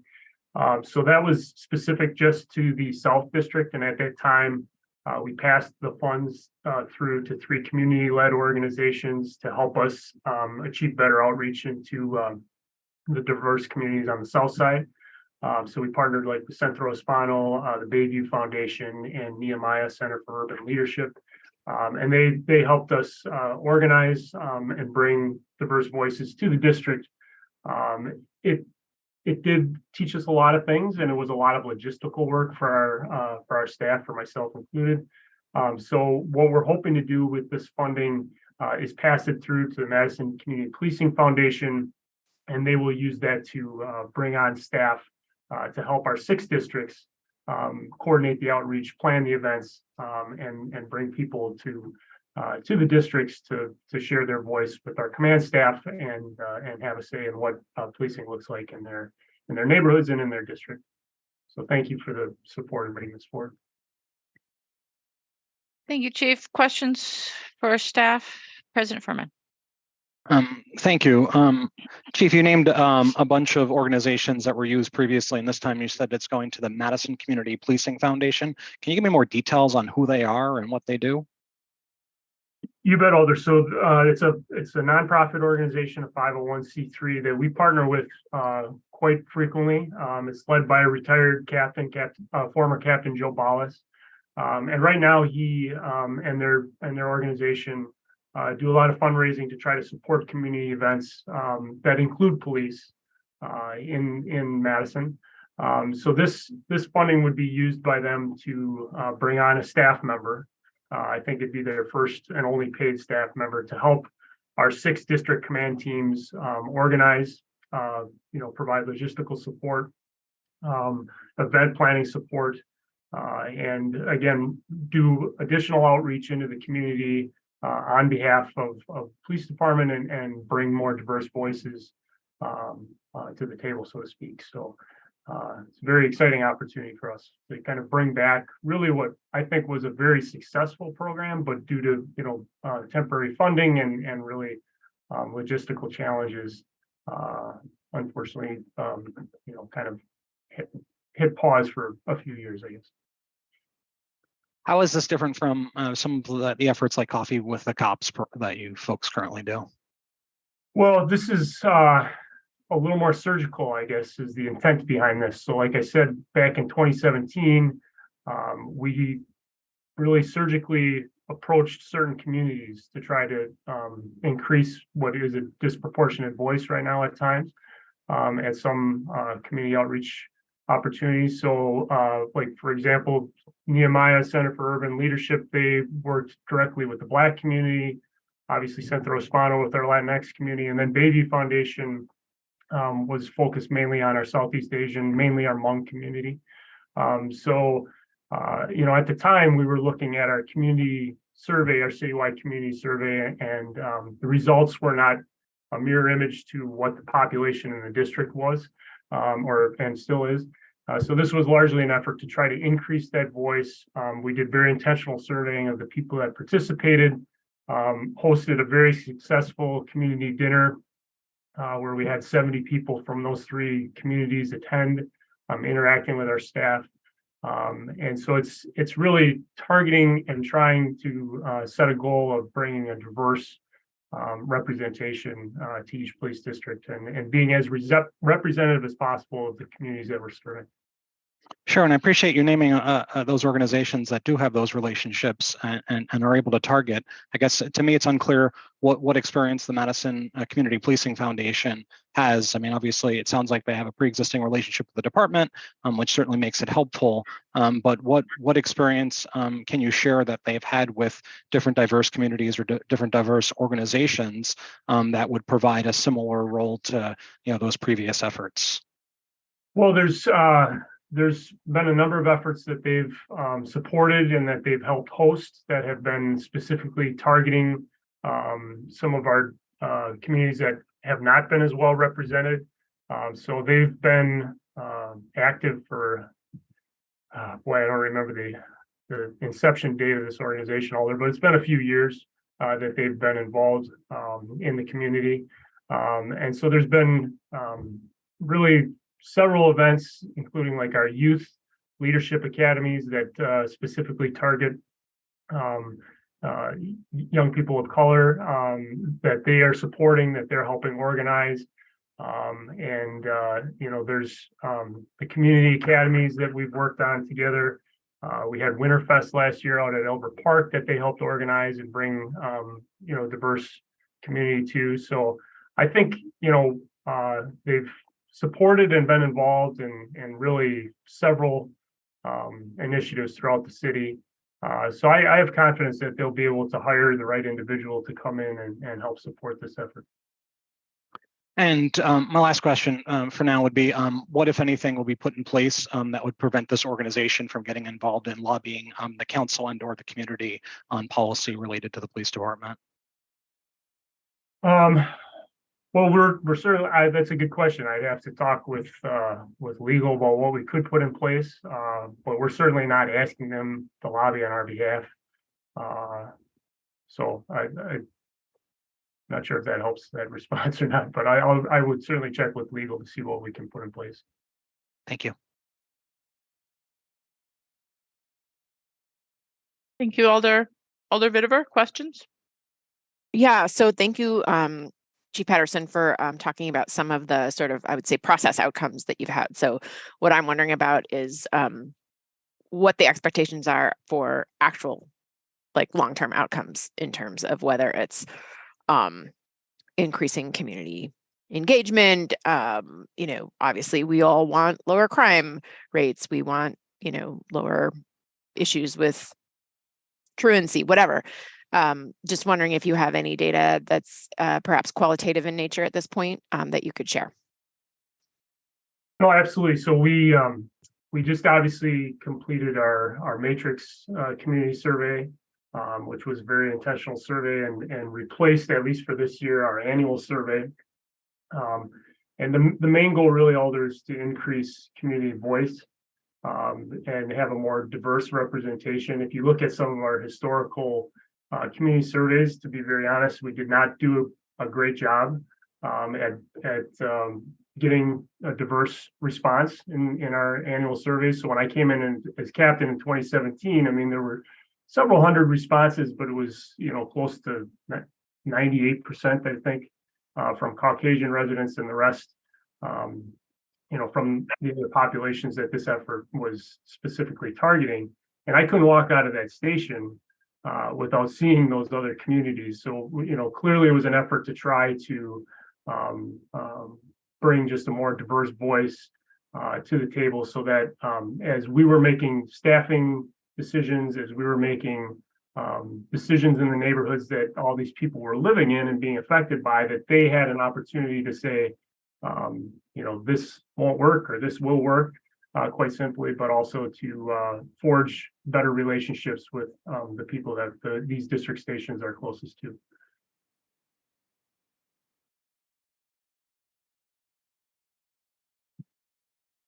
Thank you, Alder. Vice President Curry. Thank you, Mayor. And thanks, Chief Patterson. I'm so used to calling you JP. I am mobile, so please excuse me for not having things to reference in front of me. Can you explain, I know the MPD has the core team that's out in the community, and I believe in last year's budget, we approved a position for a community relations specialist. Can you share limitations or why those positions or folks wouldn't be the ones heading up community engagement? Yeah, and this effort, Alder, thank you for the question. This is not an effort to replace job duties that they are already performing. So our community relations specialist, civilian position, that's Alex Ricketts, who was hired a couple months ago. He certainly is focused on community outreach, community engagement efforts, but he's also charged with working with just the 2 officers that are part of the core team. It's 2 officers and 1 sergeant. And bringing greater coordination both internally, which is a lion's share of work for him right now to try to coordinate all of the efforts that are transpiring around the city, but then also doing more targeted outreach himself. So certainly this coordinator position that's hired through this grant will be working closely with Alex, closely with our core officers. But it's going to dramatically increase the capacity for our district specifically to host events, to host meetings, but then to bring the right people to the table, bring the folks that are living in the districts and don't currently have a loud enough voice, frankly, in the district that they're served by. Thank you for that answer. And I kind of cut up when President Furman's question about Community Policing Foundation. I did hear the nonprofits that you partnered with to kind of have those concerted efforts within BIPOC communities. Is there a reason why would there be an attachment of those nonprofit staff members or those who may be part of that community that would be aligned with the foundation or Joe Ballas? I may have missed some of your answer. Certainly, I hope so. Yes, the effort in 2017 provided some obviously increased capacity to existing organizations, but what we're hoping to do is incentivize people to continue participation and create something that's long lasting. So through the nonprofits, we'll be able to incentivize participation to a degree, and they're certainly hearing from us both through this grant application and what the goals are of this project. They're hearing that these communities are the ones that we want to make the greatest effort with and try to create as diverse a representation as possible. Thank you. One last question that I have. So based on these populations being not accounted for in the voice of surveying and the long-standing, I think, goal to bridge community relations with law enforcement, since this is a grant funded, it doesn't have any impact on our operating budget. Would you all be willing to give it to a community organization or a community partner? I think you mentioned possibly like through an RFP. Well, it's a COPS funded grant. So I don't think this is something that we can hand off, unfortunately. It's through the COPS office, Alder, to be more exact. Sorry. Yes, thank you, Mayor. I'm done. Thank you, Alder. JP, I just want to clarify. So the COPS program is okay with you passing it through to the police foundation, but they wouldn't be okay with you passing it through to a different organization? I think I misunderstood, Alder. I think I misunderstood the question. So the Madison Community Policing Foundation is actually named in the application. So I think at this point they would not be okay with us just passing it on to another organization. We'd have to, possibly explore a modified application or something like that, or a change in scope of the initial app. Thank you for clarifying. Yep. Alder Madison. Thank you, Mayor. I just have a couple of questions, mostly about data collection and implementation.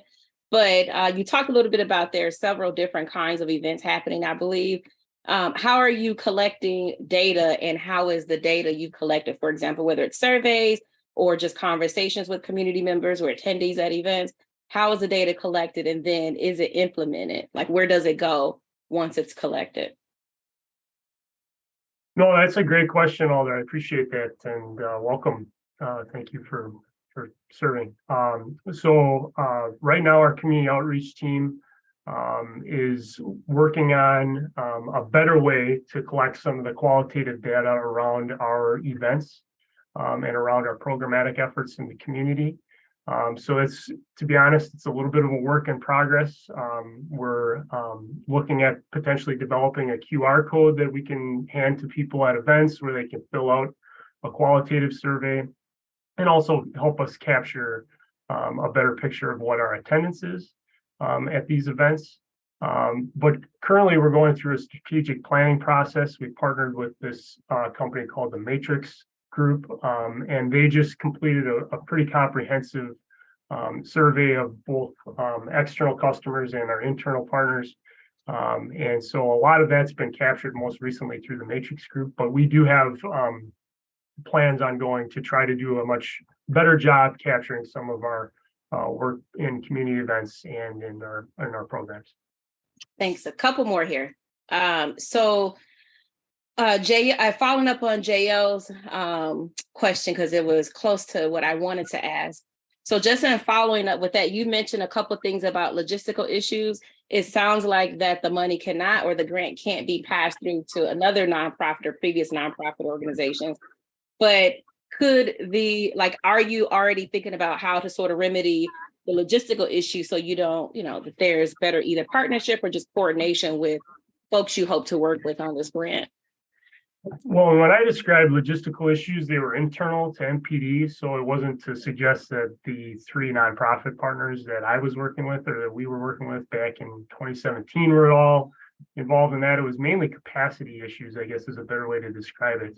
It was that, I was finding myself as the district captain trying to, coordinate a dinner for 70 people was tricky, to say it at best. I'm ordering food and trying to respond to neighborhood concerns and stuff was a little bit too much.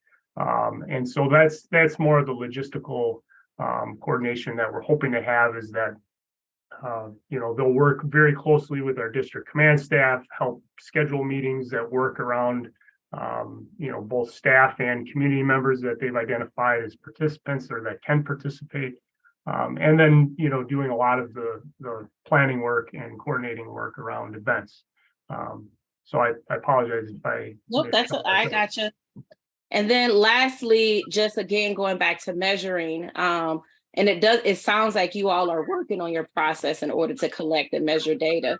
But I guess I would want to ask, how are you measuring whether or not the initiative overall is successful? What does it look like to be successful? And what is, how are you sort of like layering equity to ensure that it's successful? But it sounds like you're still working towards that. We're still working towards that. And that's going to be, part of the expectation through the partnership that we hope to have through the MCPF. The last time I was involved in this, I had the good fortune of having a professor from UW want to do a research project as part of this. So the data collection was very easy. We had a grad student working with us directly the entire time, but you're right, that is still something that we're aspiring to improve.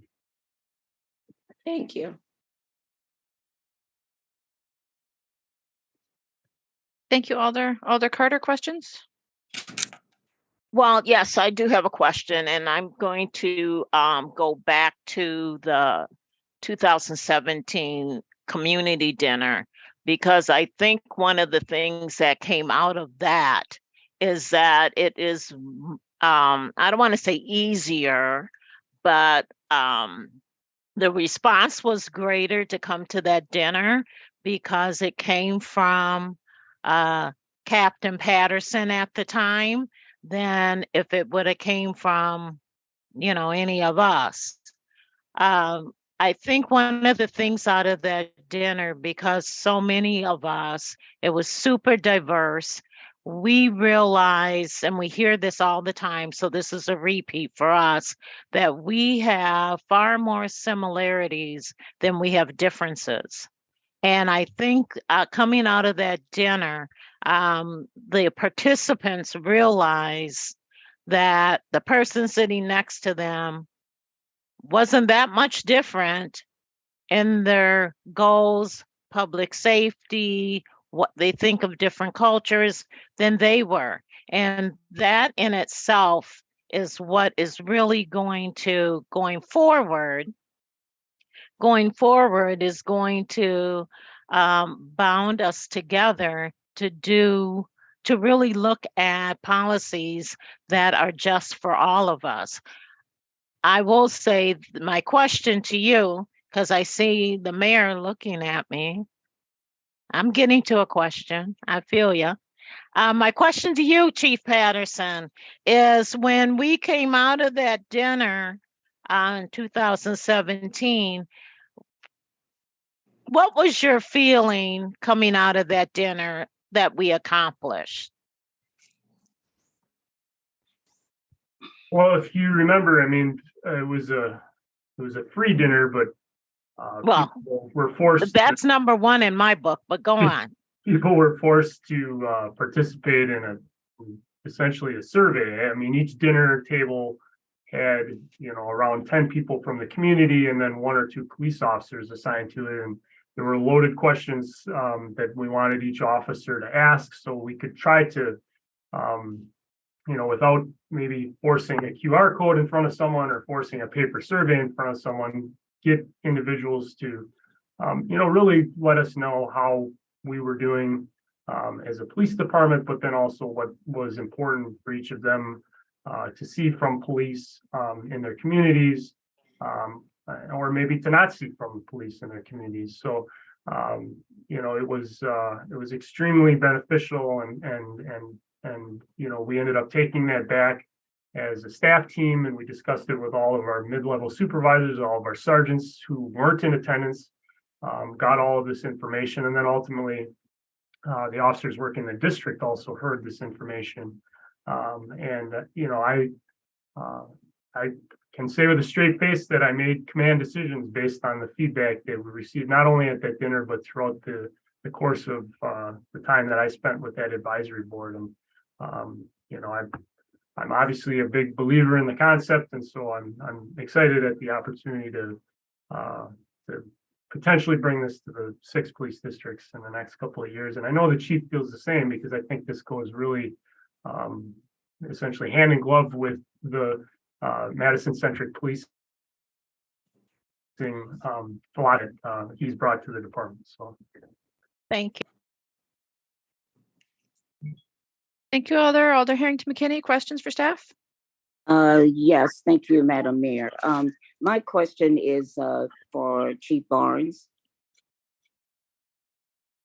Is he? He is here. Alder, go ahead. Chief Barnes, yes, good evening. We heard Assistant Chief Patterson talk about it's data-driven and process development, engaging more diversity. And I want to circle back to Alder Madison's question, is that is there a possibility, or how do you see in having representation from any of the groups that were named in this process of developing this environment? That's a great question. One of the things that we know from the Matrix survey, which is almost like a baseline for us, we haven't done a comprehensive survey like that in maybe 10 years, is where our deficiencies lie. And they certainly lie within our youth, they lie within our communities of color, and they lie within some of our communities in our Latinx neighborhoods. And so we have to do a better job. To be honest with you, we really have nowhere to go but up. But in my book, I think we have a long ways to go. But nevertheless, I think there's a lot of qualitative data that we can get. Obviously, if you're surveying people after events, you're going to get one response as to like a pre and post, which I think that we can do.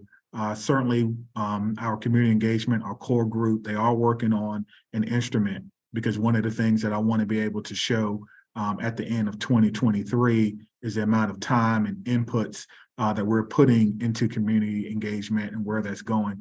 I get a lot of questions about almost everything that we do, from Coffee with a Cop to my chief youth advisory board, and what that looks like for our community.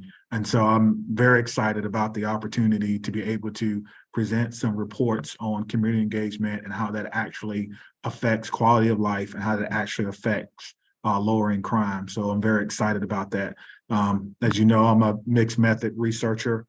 So I think we're certainly up to the task. We have a group of officers now, by the way, that are engaged in multiple research projects, from everything from analyzing use of force to looking at staffing, to looking at community engagement. And so I just see this as just another piece to that evidence-based policing model that I talk about so much. Okay, thank you so very much, Chief. And just as a follow-up, my centering question is, as you're developing this quadrant of police under this this grant, will there be opportunities for community advocates on this committee as well, as you are pulling these together, as you're developing processes to find out what works and you're documenting all of this? Will they have a seat at the table? Yes, I think that really is the scope of the grant, is really giving community members an advisory role in their particular district. Oftentimes we talk about community as if we're kind of all the same, but there's a community and then there's a district level community.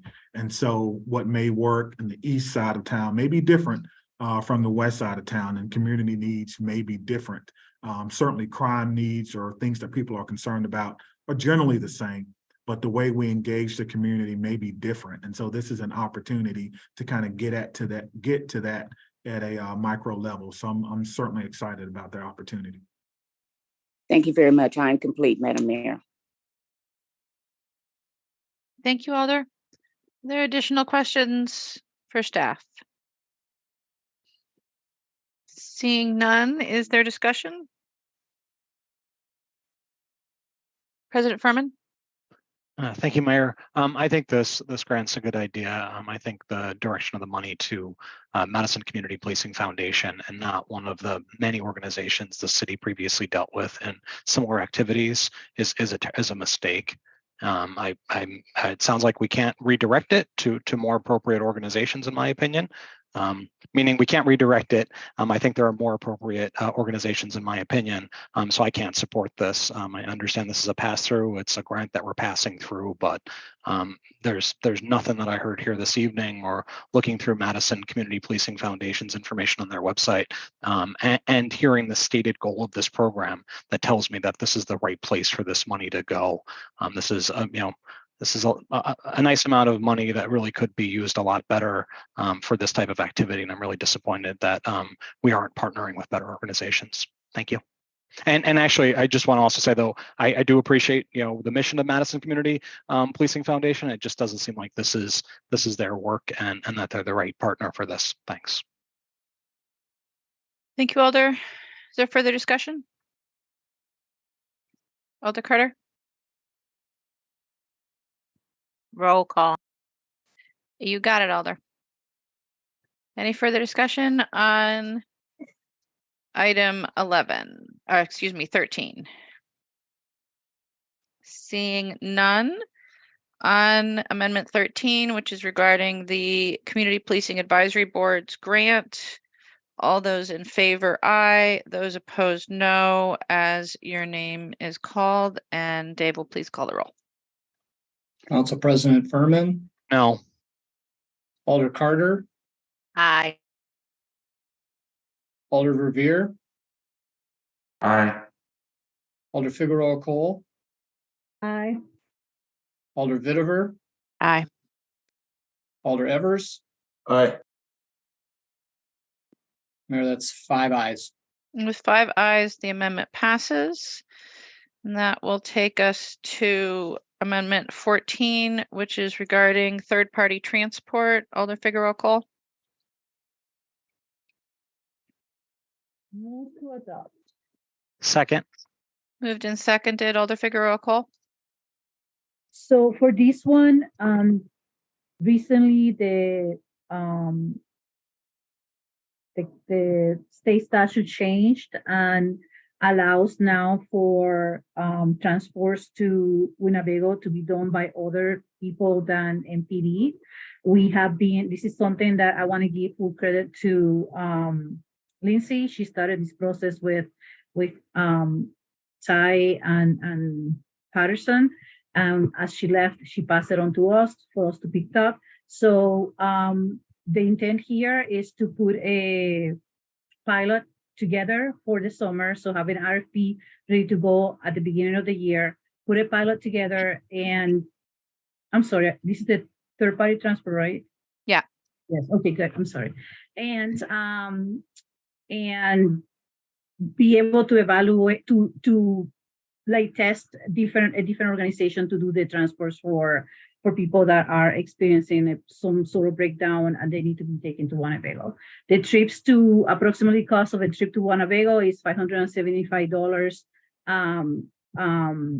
to get there, and if it's an overtime, police overtime time is $735, which, by the way, that buys me 2 tickets to Puerto Rico, and that's kind of a little bit farther than that.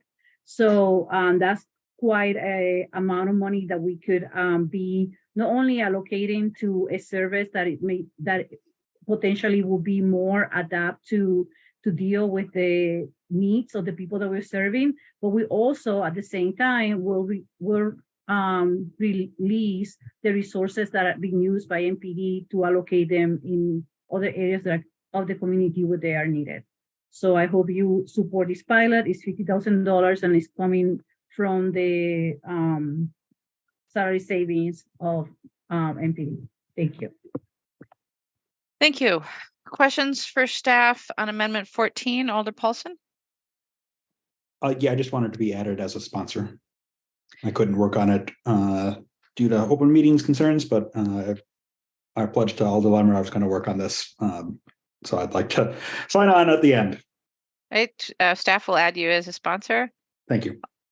Alder Carter, questions? Alder Carter, you're muted. I have a question for staff. Go ahead.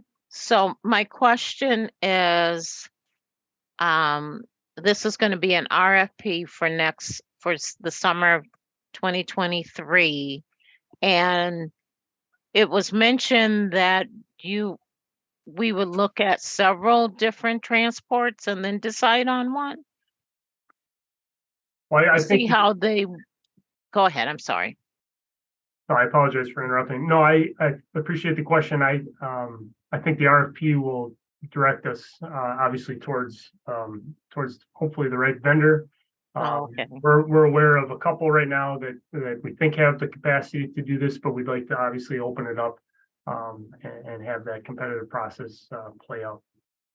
And we're hoping to target like late spring, early summer is the time period. okay. And I guess I should wait for the RFP, but I'm just wondering what obligations to HIPAA and other things for the patient that is going to Winnebago. Yeah, and I'm by no means an expert in HIPAA, Alder, but there was modifications to state law done a couple of years ago, which now allow for third-party transports to be used. And so this is just going to cover the transport to or from Winnebago to or from Madison.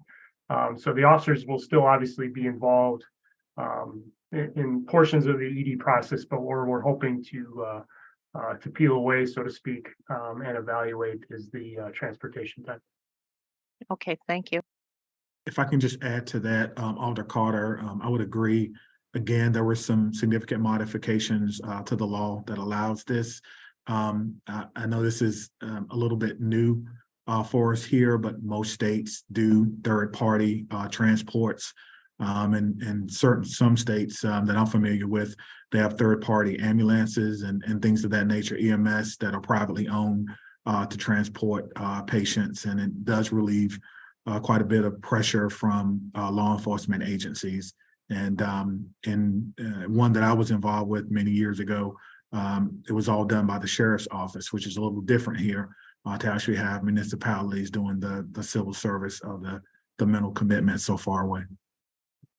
Okay, thank you so much for the clarification.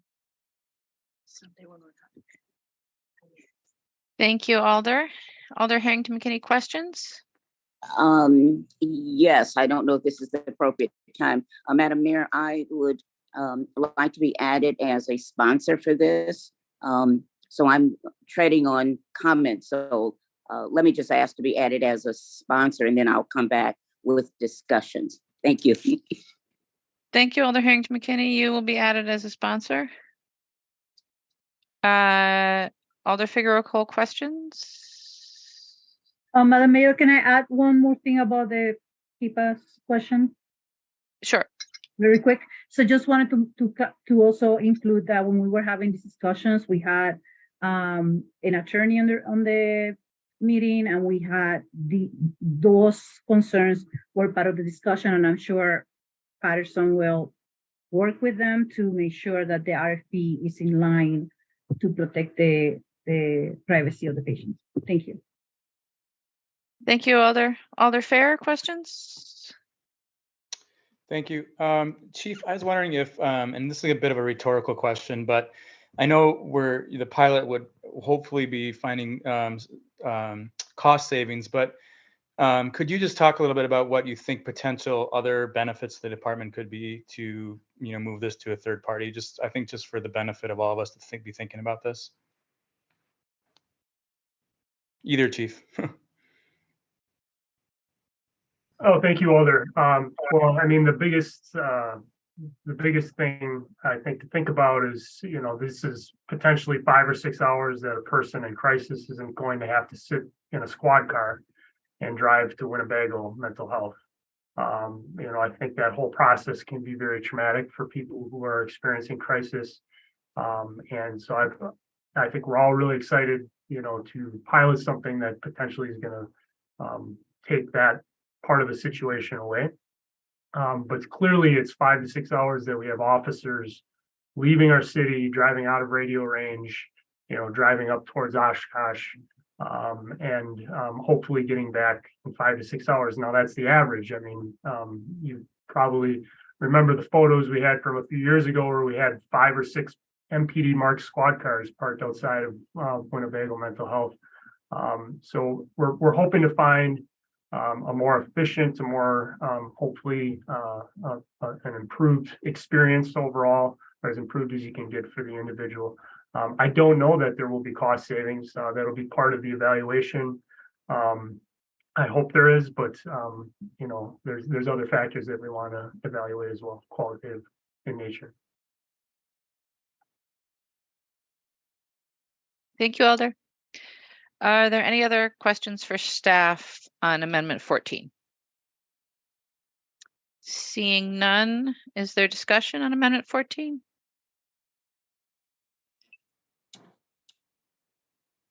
Alder Harrington McKinney. Thank you, Madam Mayor. I am absolutely so very pleased that this is going forward, and I commend the Alder for moving it forward. It was early in my election as an Alder at a West District update when I learned about the tremendous amount of time and staff hours is attributed to transporting individuals to Winnebago and all of the time in between. And so I'm just very pleased that the initiative was begun and that the pilot, in terms of being able to offset some of those responsibilities and freeing up police hours, is exceptional. We've been talking about that continuously along the way, and this absolutely will be, it sounds like, and I'm sure that it will be an excellent opportunity for us to shift some of those responsibilities off of our officers. Thank you. Thank you, Alder. Is there further discussion? Seeing none, Amendment 14 has been moved and seconded. Is there objection to recording a unanimous vote in favor? Seeing no objection, we'll record a unanimous vote in favor of Amendment 14. And I might just muse to the room, as we've been at it for about 2 hours, that we might want to take a break. Alder Vitever? I'm happy to move for a 10-minute recess. Second that.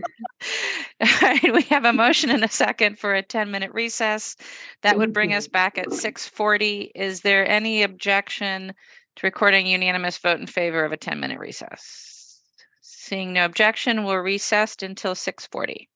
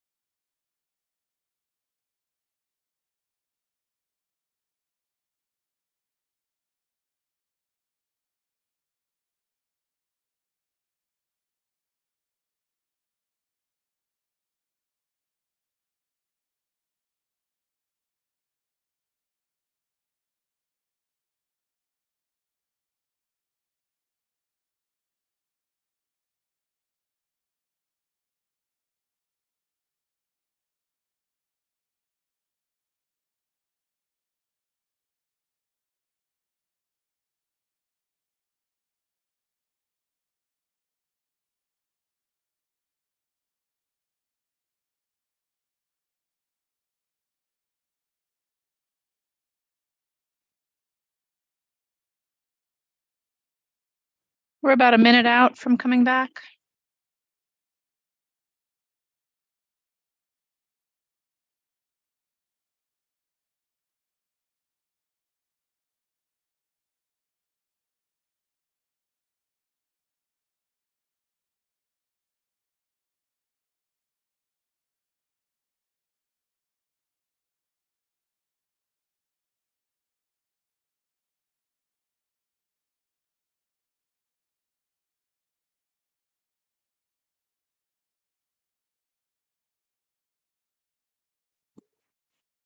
I'm doing my best to keep my dog from taking over the meeting with the Halloween trick-or-treaters coming to the doors, not eating.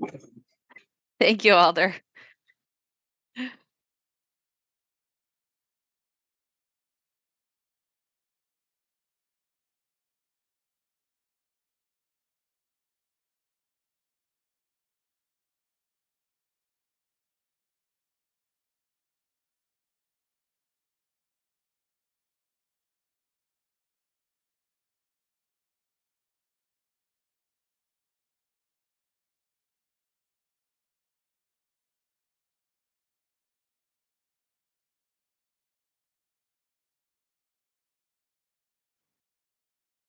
All right, 6:40 having arrived, I'll ask members to turn their cameras back on. And I'll call us back to order and I'll ask Dave to call the roll. Council President Furman, Present. Alder Carter, Present. Alder Revere, Here. Alder Figueroa Cole,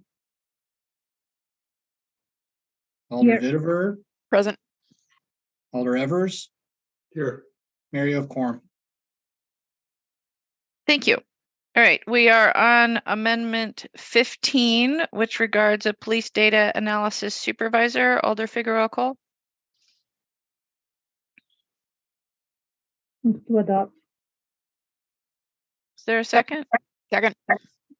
Moved and seconded to adopt, Alder Figueroa Cole. Thank you, Mayor. So this is one of two positions that are involving an upgrade to the position. The one in front of us is with the intent of streamlining existing processes. To streamline upcoming processes with the hiring of the new Data Innovation and Reform Director who started today. Looking forward to meet him. The way that this was presented to me is that they will have a new organization chart where all the data analysts will be moved under the new director. This position will create a more cohesive infrastructure for that particular sub area of the department. There is additional information on the amendment. It's not, I try to be as specific as possible, but again, for me, this is a way of streamlining processes and taking a vacant position and turning it into something that will facilitate data processes, something that I know we have been demanding for years and years and years, like even before I thought that I would be in this position as an Alder. So I hope you are able to support it. Thank you. Thank you, Alder. Are there questions for staff on Amendment 15? Alder Paulson? Just a really dumb question. The bulk of the funding is coming from a different position, and this is just sort of an upgrade to a position, and that's what the new 13K is for. Correct. Okay. Thank you. Chief Patterson nods at you and says yes. Okay. Thank you. Thank you, Alder. Are there any other questions for staff? Seeing none, is there discussion? President Furman. Thank you, Mayor. I think a lot of us have talked about trying to reimagine public safety and be smart about how we spend our dollars, our limited dollars as a city. The MPD budget went up over $1 million from the adopted budget in 2022 to the 2023 executive budget. Every year I've been alder, the budget has gone up at least $1 million, if not more. Just significant increases in the MPD budget. As we've looked to try to do other things, they haven't. Almost $88 million in their budget. I'm sorry they can't figure out another way to fund this, but I think taking more money from the general fund to do something like this, no matter how small it is, I think is a mistake. It's a small amount of money, but they should be able to figure out another way to fund this than to take money from the general fund. So I will not be supporting this evening. Thank you. Thank you, Alder. Further discussion? Seeing none.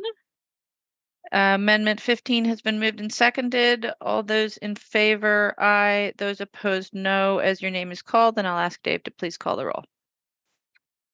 Council President Furman, No. Alder Carter, Aye. Alder Verveer, No. Alder Figueroa Cole, Yes. Alder Vitiver. No. Alder Evers, No. Mayor, that's 4 noes. With 4 noes, that amendment fails. And we're on to Amendment 16, which regards the Police Wellness Coordination Services Grant. Alder Figueroa Cole, Move to adopt. is there a second? Second. Moved and seconded to adopt. Alder Figueroa Cole, This is another grant coming in that doesn't have any, it's a one-time funding, so there's no matching funds.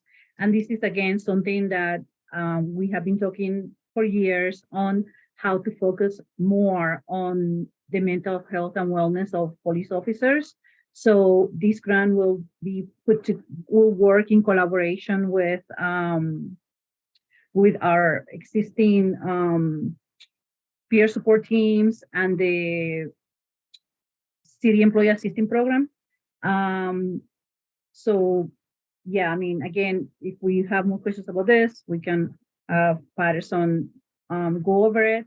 I think this is a no-brainer to facilitate these services. Thank you. thank you, Alder. Are there questions for staff? Seeing none, is there discussion? Seeing none, is there objection to recording a unanimous vote in favor of Amendment 16? Seeing no objection, Amendment 16 is adopted. Takes us to Amendment 17, which is regarding a traffic and special event sergeant. Alder Figueroa Cole, Move to adopt. Second.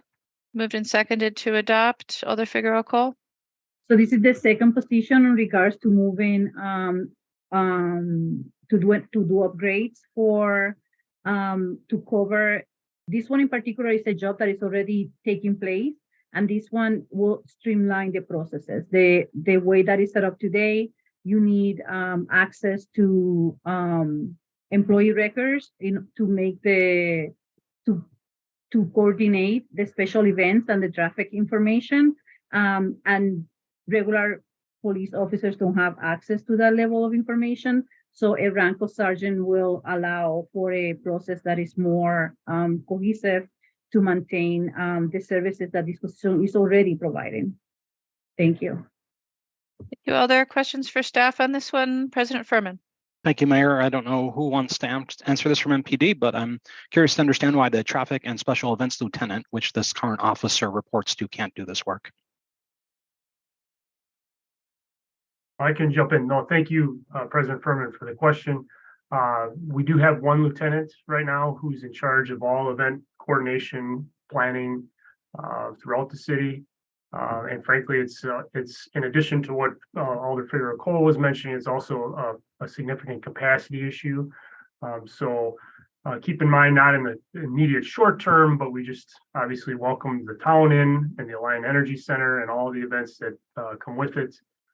So we're hoping to upgrade this position from a police officer position to a sergeant. So essentially increasing our authorized number for sergeants and decreasing the authorized number for police officer, so that we not only improve the capacity of this one lieutenant position and help that person keep up with the demands of that current role, but also then to provide the supervisory authority that's needed really to order officers into event assignments, change their schedules, approve overtime, approve event assignments, create the ICS documents that are required for every event. So it really does need to be a supervisory position.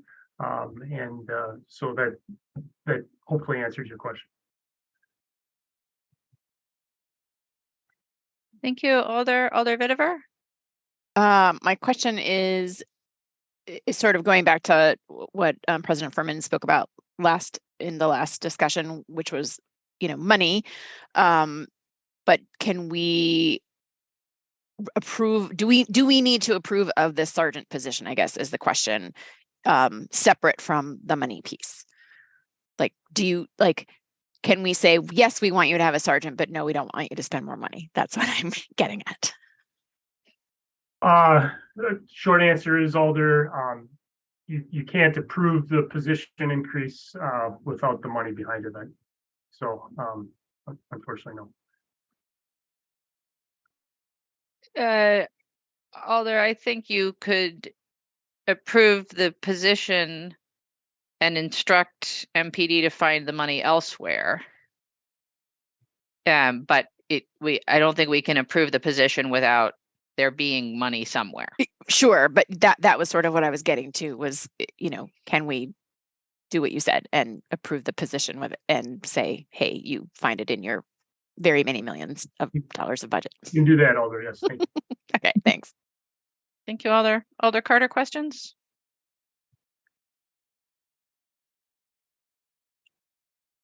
Assistant Chief, you mentioned the AEC in the town of Madison. My question is, with the AEC, will we be working with, we as in MPD, not me, be working with Dane County Sheriffs when it comes to special events at the AEC? Yes, Alder, we will be. We're actively working and discussing a short-term and long-term solution to the staffing demands from that. Okay, thank you. Thank you, Alder. Alder Verveer, questions? Thank you, Mayor. Yes, I had a similar question for you, JP, about when you mentioned the town and AEC. Obviously, the town attached to the city today in large part. And all the years that the Coliseum's been open and became a Alliant Energy Center and so forth, it's always been Dane County Sheriff's Office that have provided special duty at that county-owned facility and will remain county-owned. Do you really anticipate that MPD will be called upon to perform special duty services in a large part on the county-owned property?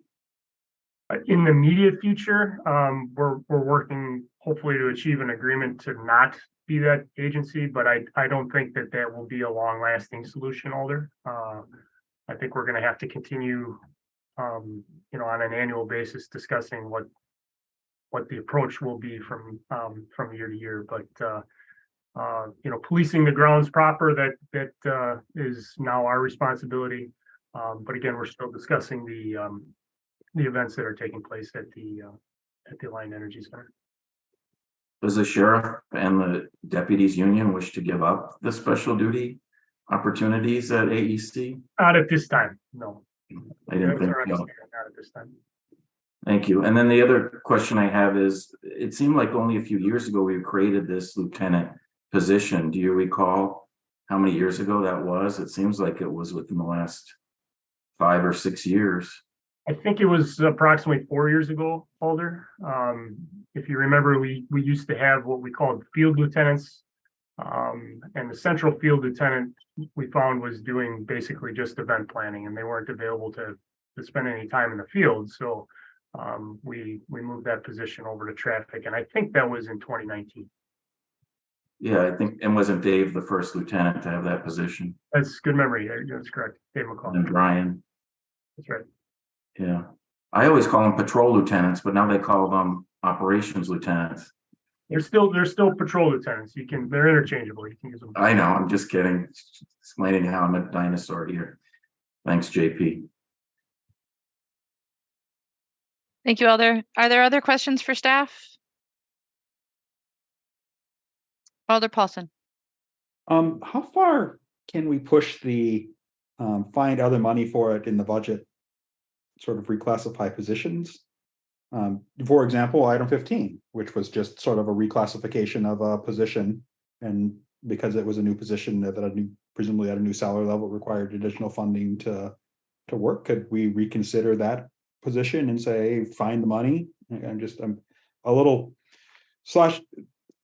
I'm curious how far from MPD, how far can we push this sort of these sort of requests in this amendment and any amendment we may make in the future? Can 100K, 200K, what are you in an $87 million budget? Just there's enough moving parts that there will obviously be, some money slushing around as people are coming in and going out, and bills don't show up in this year's budget, and we can move things around. But what is that threshold? Where do we start saying, okay, no, we can't really risk that, but that much money, and sort of just giving these grand instructions?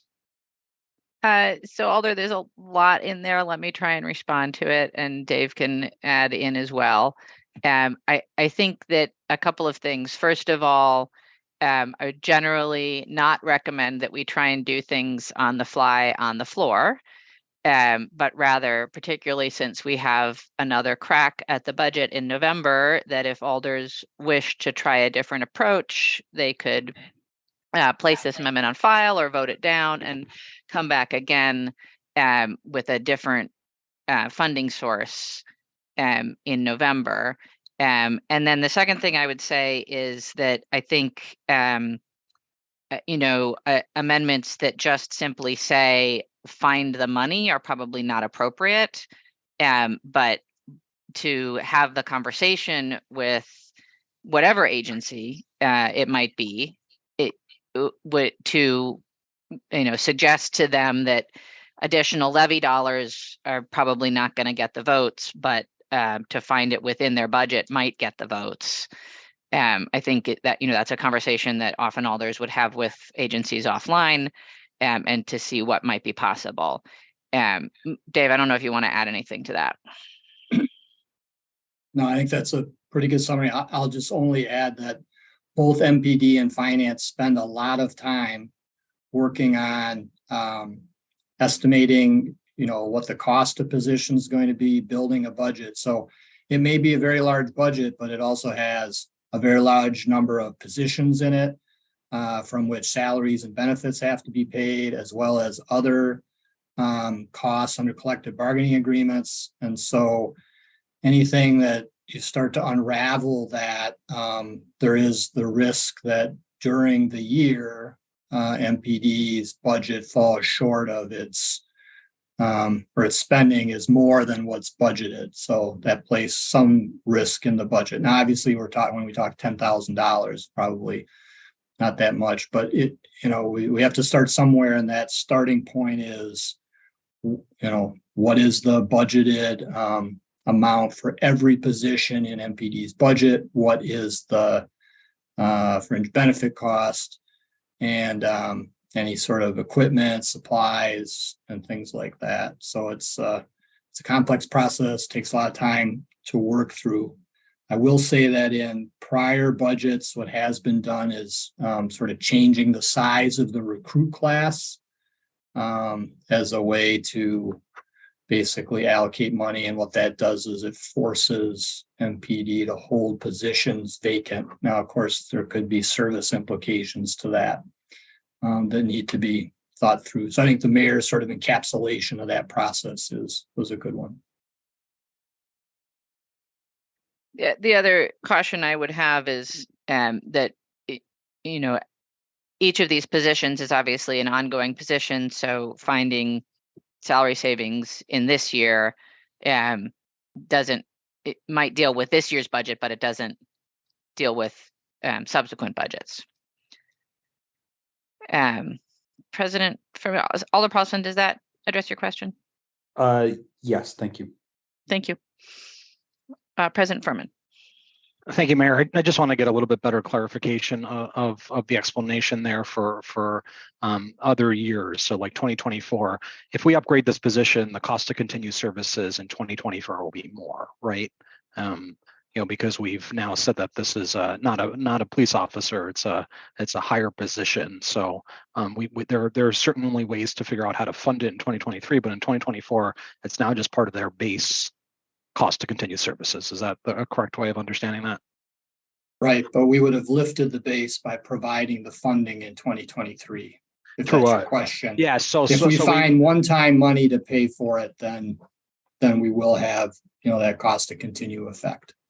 Sure. So 2023, we could figure out, work with the department and figure out how to fund it, but in 2024, it's just part of the base cost to continue services. Right. Thank you. I appreciate that explanation. Thanks. Thank you. Other questions? Seeing none, is there discussion on Amendment 17? Alder Figueroa Cole?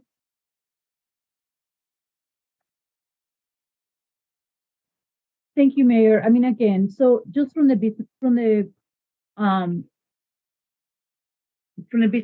perspective position, like just streamlining those tasks, I mean, this is the reason why I put the position forward, because one, we had the opportunity to have to promote within the department someone up, perhaps the same person who's in the position, I don't know, to create promotion opportunities, to be able to have the task given to somebody that has access to everything they need without having to use other resources to get the access. And I mean, like, again, it's absolutely no brainer. I don't have the data or the analysis done on how much time does it take now to get all these events coordinated without having full access to personnel records versus what this will do. But from the high view point, I think this position will streamline whatever process they have and will facilitate more a better service. So thank you.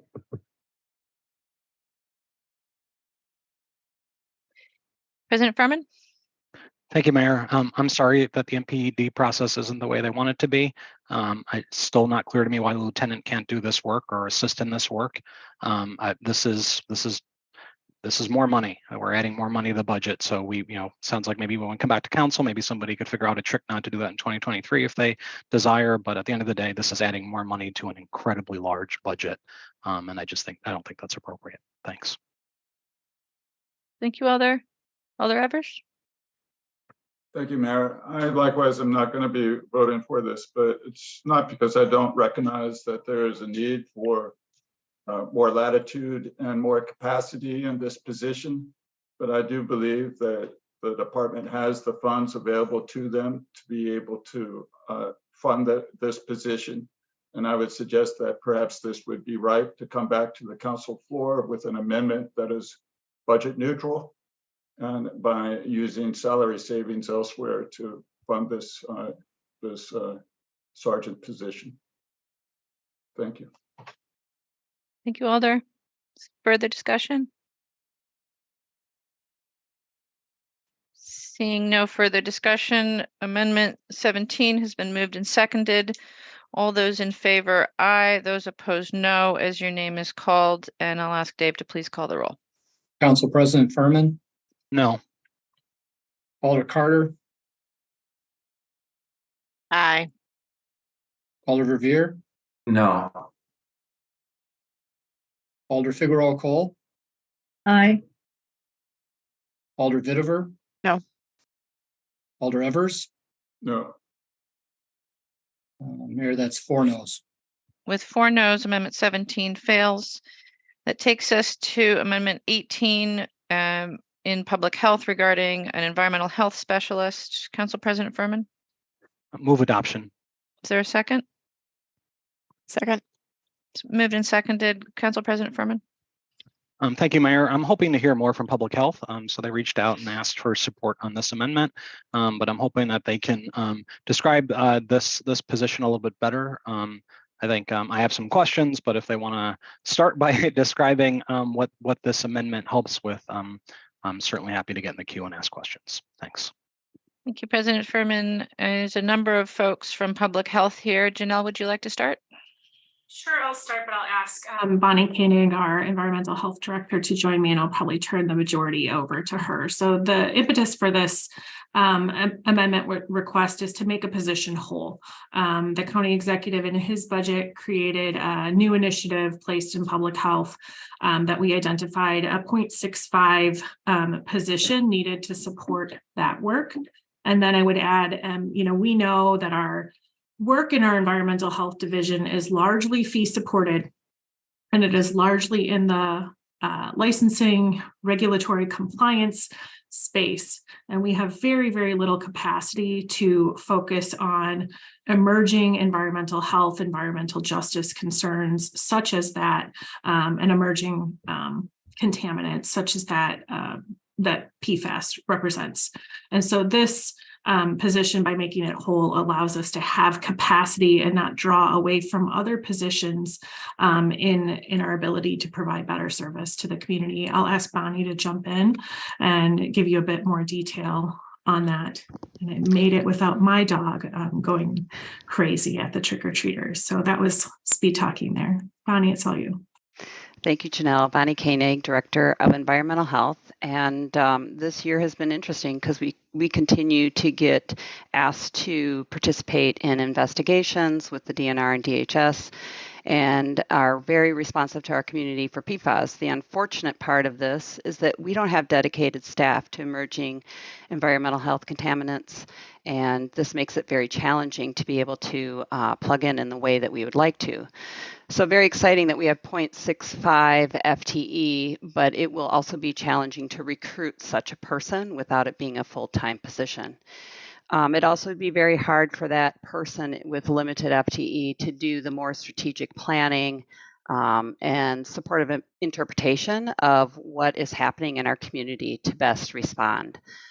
So by making this position a 1.0 FTE, we'll be able to have more outreach, more education, more supportive interpretation of our PFAS testing, surveillance and monitoring in our community, and to provide better partnership with DNR and DHS when investigations come our way. Happy to take any questions. Thank you, Bonnie. President Furman. Thank you, Mayor. So I know the position, one of the focuses is on delivery and pickup of sample kits. And I know that's probably something that City of Madison probably won't take too much advantage of. And so you had mentioned, if this is made a full-time position, that they can focus a little bit more of that energy on some of the outreach, education, that type of stuff, more the strategic stuff. How is it being structured to make sure that is the case? I don't know what the workload is like for, dealing with more of those, wells that you would find throughout the county. And if this is a full-time position, does it get eaten up a lot more by that, or are there ways to be clear that we certainly want to see ourselves get at the value of that, especially because I think nobody disagrees that that's really incredibly important work. That coordination, outreach work, and education. Yes, thanks for that question, President Furman. I would say that we are already working on a plan for that, and to be able to do just that, the mailing and sampling of kits and such, we're going to have to be even strategic about how we do that, because the testing actually is expensive, it takes time, and even our laboratories will be taxed if it happens all at once. So we're going to have a plan on how we roll that out. And with 1.0, we would make sure that we'd be managing it such that we would be balancing that with the other outreach and education within the city. And there's lots of opportunities that we can tap into with community and neighborhood associations for that outreach. And even just having a person that could be dedicated to hold this work, that could respond to questions that come to public health, and whether it's city or county, is going to be greatly beneficial. Thank you. Thank you, Alder Fair. Hopefully I'll get my question before my dog starts barking as well. Bonnie, you had mentioned that this position, one of the roles of this position, if it were a 1.0, especially be able to work closely with the DNR and DHS. Can you just elaborate a little bit on that? Yes, I'll share something that we're doing right now. There's an investigation happening in a neighborhood currently, and usually we're asked to do things like do the mailing and outreach to the community as to what's happening and provide them the information and resources for how to test. We may even get involved in sharing how to sample the water, and in some cases for individuals who may not be able to manage that, we might even provide some sampling. And we did just that in this investigation for a handful of homes. So this is new to us, and we have very limited staff that can plug in at this capacity. So to be able to have a person that can hold this PFAS work, we would be better able to engage in those types of investigations for our community. Thank you, Alder Fair. Additional questions? Yeah, I guess it just like what would the relationship be with DHS and DNR? Like, just if you can give me like some what kind of collaboration would you be doing with them? Typically, like in this past situation, DHS came to us with a complaint that came in from a private well owner who did their own testing. And this led to further investigation and mapping with the private well owners in that neighborhood, and working with the DNR as to what we can and can't do. And as partners in that investigation, we were the visible partners going out there with the community, doing the outreach, doing the mailings, and working directly with the community. So that would be our role, and we would typically be brought in a complaint situation. Thank you. Thank you, Alder. Alder Evers, questions? Yes, Mayor. Question to the same folks. Was the money that was provided in the county exec's budget contingent upon this 0.35% of the FTE position being funded through the city? No, it was not. And so if we decline to approve this, what happens to this 0.65 FTE individual? Do they continue to do this work? But I'm sorry, Alder. Go ahead. This will be an entirely new position. We would recruit for that 0.65 position. It would be dedicated. What we have not, it would not allow for kind of, as Bonnie was saying, pulling it all under one umbrella. We currently have a few other folks that when situations happen, we kind of have to peel things off of their, ask for quite a bit of redirection and in order to be responsive in a quick way to what the emerging need is. So long story short, this not funding at the 0.35 from the city has no impact on the 0.65 that is in the county executive's budget. A follow-up then, and correct me if I'm totally off base here, and I apologize in advance, but would it be possible, just in the same manner that this individual or your staff currently intersects and works with other agencies, including DNR, is there any possibility of working with water utility and their staff and public education efforts, testing efforts, and augmenting the work that you're doing with, you know, they just got a rate increase, by the way, and there's certainly, it would seem like there is a way for adjacent agencies to cooperate in an effort and a task so complicated and onerous as dealing with PFAS. And I'm wondering if that is a possible step forward. So if I understand part of the base of your question, this position would be basically our point position for interacting with a variety of agencies. Bonnie named a few at the state level. They would also be across city and county government. I think I might be hearing you have a question about how to fund it, and I perhaps maybe I'm misinterpreting that, and I'm not going to speak to that piece of it from the reference to the rate increase. Yeah, I'm just suggesting that there are public information specialists in water utility. There are people who are doing outreach and education on PFAS in other agencies. And I'm wondering if there isn't a way with the 0.65 funded from the county to, without providing additional city money, that this person could have their work assisted and augmented by city staff and other agencies. That's what I'm suggesting. So thank you. Thank you, Alder. Are there other questions? Alder Paulson. Maybe to ask more bluntly than Alder Evers, is there a way we could convince the county to redirect this fund to the water utility and say augment, combine this with other water utility money and add an additional staff person to do PFAS outreach? I'm going to save you from that one, Janelle. And just to clarify, so my understanding of what the county executive put in his budget is a 0.65 position that is specifically focused on testing private wells.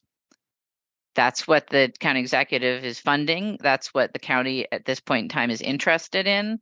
I think what public health is trying to do is to round out that position.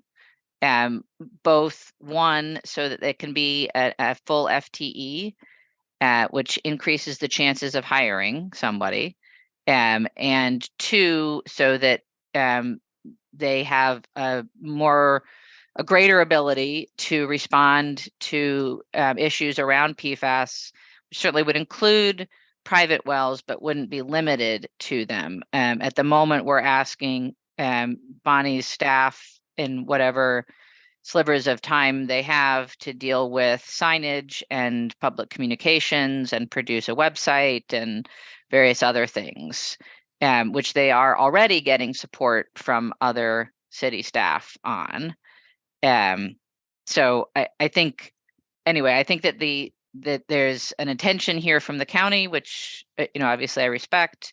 I think there's a desire from public health, which I respect as well. I think the question really, Alder, would be for the water utility if they had funding that could support this. But I would imagine if the water utility was funding it, they would want to fund things that were related to wells, to public wells specifically, where most of the issues that we're dealing with and public health is dealing with are related to surface water. Sure, I could have maybe also said instead of water utility, the sewerage district. And so taking water simply as a holistic system, right? Public wells, private wells, the sewerage district for the surface waters. That was just kind of my question. I think a little bit of Alder Evers' question of, are there other people who are already doing public health looking tasks in our other agencies and partners at the local level who are much more directly involved in pure sort of water questions? So I don't want to speak for any of those agencies, certainly not for the sewerage district. I'm not aware of them doing anything, having any positions that are dedicated to PFAS work. I don't think the water utility does, although obviously their public information folks deal with the issue and their water quality folks deal with the issue along with, all of the other water quality issues. Okay, thank you. I think probably the sort of root of your question, Alder, if I can, I don't think the county is going to take the lead on seeking out additional funding to make this a 1.0. So I think if we collectively desire to do that, it would be up to us to identify the funding sources for that, which, here is proposed to be GO. But, certainly we could explore conversations with the utilities. But again, I would suggest that if that's the desire, then the finance committee should place this on file and come back in November with a different amendment. Okay, thank you. I do have one quick question. Just how many private wells are there in the city and our new neighbors in the town? Bonnie? I do not know the answer to the number of private wells in the city, but we do have some. And I know that because when we inspect restaurants, there are certain restaurants within the city that are on wells. But they are far and few between in comparison to the county. The county has 27,000. Okay, thank you. Thank you, Alder Vitiver. Just if the public health staff want to speak about sort of the difference in regulatory enforcement between DNR and public health and the water utility and sewerage district, just to sort of help educate folks on that piece of things. I'll jump in and maybe have Bonnie also add in what I've left off in some gaps. But, I want to thank you for that question, because I think one of the things, each of our agencies is probably doing a little bit different role in outreach and education to the public based upon their role. And so what's coming to us is that we do partner, we do gather information and even occasionally develop shared talking points. But the work that we do is really on helping people understand the health impacts of the quality of the water, which may be different from the way that water utility is approaching that, aligned a bit, but a little bit different in how they are communicating. So we're really focusing on that, like direct, perhaps neighborhood / individual outreach to individuals based on that health impact rule versus the reviewing it from the water quality standards that other organizations are responsible for in their role. Thank you, Alder. I'm sorry, I could add a little bit more to that. On the investigation that we're working on, the DNR's role is to find out who the responsible party is. That's where they're going to stay in their scope of that work. And then the DHS, their role is to respond to complaints that are coming in throughout the state. And our role is to be that frontline agency that is working directly with the community to help them understand what information we hold, how that impacts their health, to give them advice on how to test, to help them interpret the test results, and to talk about ways to mitigate their exposure to PFAS. That falls on public health to do that outreach and connection with the community. And that's the work that we're doing right now. And by having this be a 1.0 position, we can continue to do that work throughout our county. Alder Paulson? Do we expect the county to keep funding this for the next couple of years? Do they have this a sort of limited time, or is this how long do they think this is going to work? This is indicated as ongoing. There is no clause associated with a time limit of funding this position. It's not a project position or a pilot or anything. Okay. And this is probably more for the mayor. Do we have any sort of sense for when? God, I know. Sorry, I'm about to kick one of the worst beehives in Madison here. Do we have any sense for when we're going to get a little more clarity from the DNR and the National Guard about what's going on at the airport and different PFAS sources, and when? Sometimes it feels like we're maybe a little bit of a holding pattern on some of the PFAS contamination issues. And at some point it feels like maybe we're going to have much more action happening. Do we know when that might be? Alder, I think the short answer to your question is no. Okay. I was sort of the motivation here is imagining a future for this role and other roles that may need to complement it as we do more PFAS things and we maybe stop testing private wells so much, and we get into, okay, now we've identified more sources in the community, and what are we going to do to start cleaning that up, and how this role might transition into that phase. Although I know very little, Bonnie might be able to speak more to the sort of ongoing needs for testing in private wells, but I would imagine that that's not something that's going to end. I think that the problem is only going to get larger and probably need more staff time over the years. Okay, thank you. I've belabored this long enough. Thank you, Alder. Any other questions for staff? Seeing none, Amendment 18 has been moved and seconded. Is there discussion? President Furman. Thank you. I'm hopeful my colleagues will support this evening. It seems like it would be very difficult for this position to get hired without it being full-time. I think that something like this is overdue, and I'm grateful that it's being moved forward. I think the water utility is I'm sure doing stuff, but also to imply that they've got like a stash of cash sitting somewhere in the corner that they're looking just for things to spend on. I wish that was the case, but it certainly isn't. I don't think there's a lot of excess capacity at other organizations to have them do this work instead. I think it was pretty well explained too, though, that public health has its own role, and it's important for them to be fulfilling that. And this position would make that a heck of a lot better. So I hope people support this amendment this evening. Thank you. Thank you, Alder Fair. Thank you. I don't want to belabor because I pretty much Keith stole my thunder there, or President Furman. But I think this is just about doing it right. That to do the job correctly, a 1.0, a full-time position is necessary, but also probably more importantly to actually hire, as Alder Furman said, a 1.0 is probably just a lot smarter way to go. So hopefully we can support this and get them the full funding. Thank you. Thank you, Alder Foster. Thank you, Mayor. Yeah, I would also encourage my colleagues to support this. I think the rationale around making it a 1.0 probably makes sense to most folks here, but I just wanted to also bring up the recommendations from the President's work groups on environmental justice that really looked at the issues of F-35 noise as well as PFAS.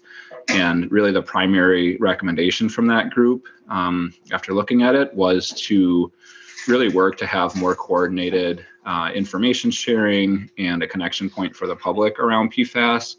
That seemed logical that it would be coming out of public health as the sort of the best location for that coordination. And I know there's been work underway to do some of that, but it also seems clear to me that it's a real challenge with existing resources. So this just seems like a great opportunity to have someone on point to do that work. And speaking as an Eastside Alder, there's no question that this remains one of the top issues for residents in Madison. So getting somebody who can be a specialist on this topic and can really help shepherd some of that coordination just seems like the right move. So hope folks can support it. Thank you, Alder Paulson. I hope that, I guess we should support it as well. I'm a little annoyed with the county for maybe not setting this up for success, creating a 0.65 position, sort of knowing it's going to be difficult to get folks hired into, and then sort of having the city come and bail us out. It wish this was started off as a little bit more of a partnership, but I think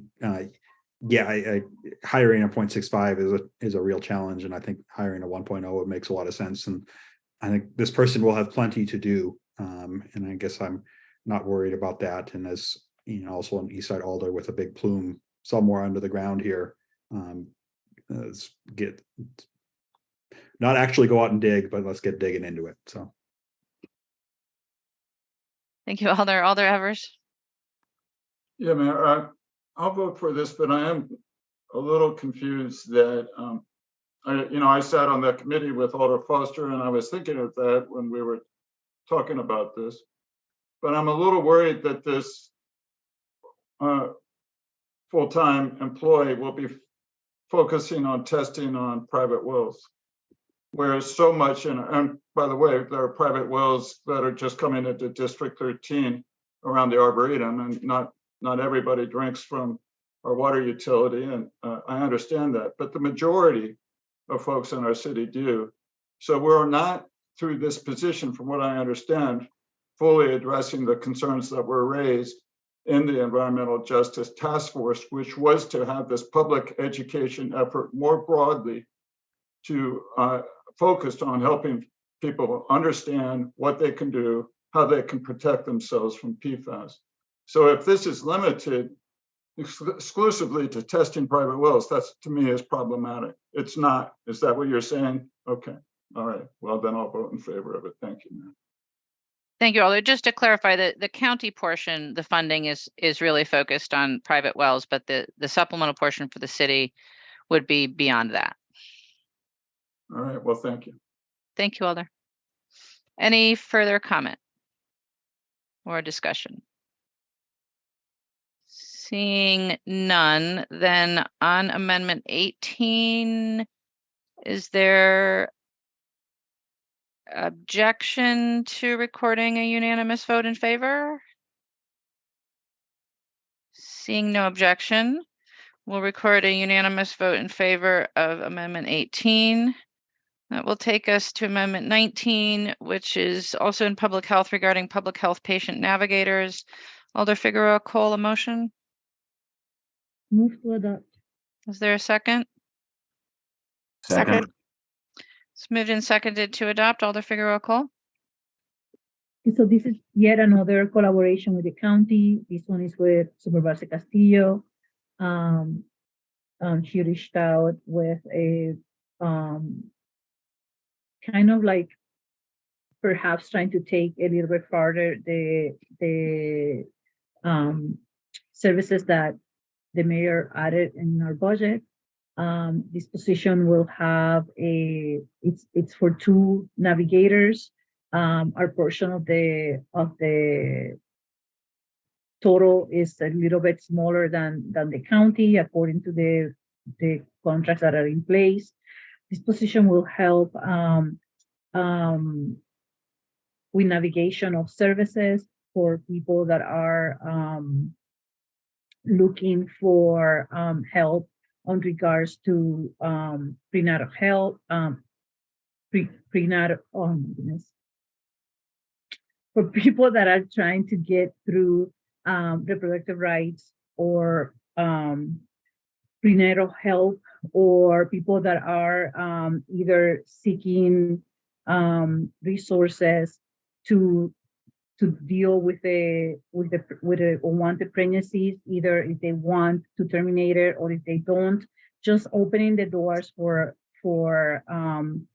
those services to be available during this time where we are in a political climate where thanks to decisions made in Washington, we are now following a very archaic law that takes away a lot of rights from women in the state.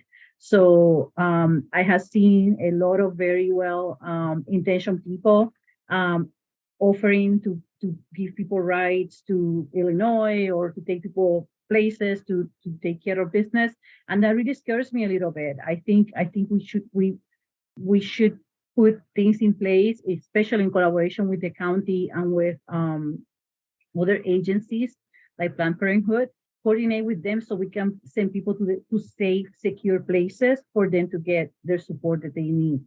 I really would hate to see people taking advantage of other people when they are, on a bad place and making their situations even worse. So I hope you are able to support this. I know Janelle is here on the call, and she can give you more details about the need for these 2 jobs. Thank you. Thank you, Alder. Before we go on to questions, I neglected to ask Dave to give us an update on the bottom line after the last amendment. Dave? Thank you, Mayor. The remaining levy authority is $374,900. Thank you. Are there questions for staff on Amendment 19? President Furman. Thank you, Mayor. I'm trying to wrap my arms around what exactly this position will do. It looks like we're doing a pretty big expansion of the sexual and reproductive health services. And so if we added these additional positions, what work would that do that the department couldn't do with that expansion? As I guess my first starting place. Thank you, Alder. I'll also ask Carl Meyer, who's our Community Health Division Director, to join me as this work will be under his area of oversight. But appreciate the question. So yes, your reference to the expansion that you have supported so far, that is intended to allow us to expand our clinical footprint with regard to the provision of long-acting reversible contraception, increasing our ability to provide reproductive health care within our sexual and reproductive health clinic. And there will be some elements of outreach that those staff will be working on, but it's to engage people within our clinical services. These two positions are intended to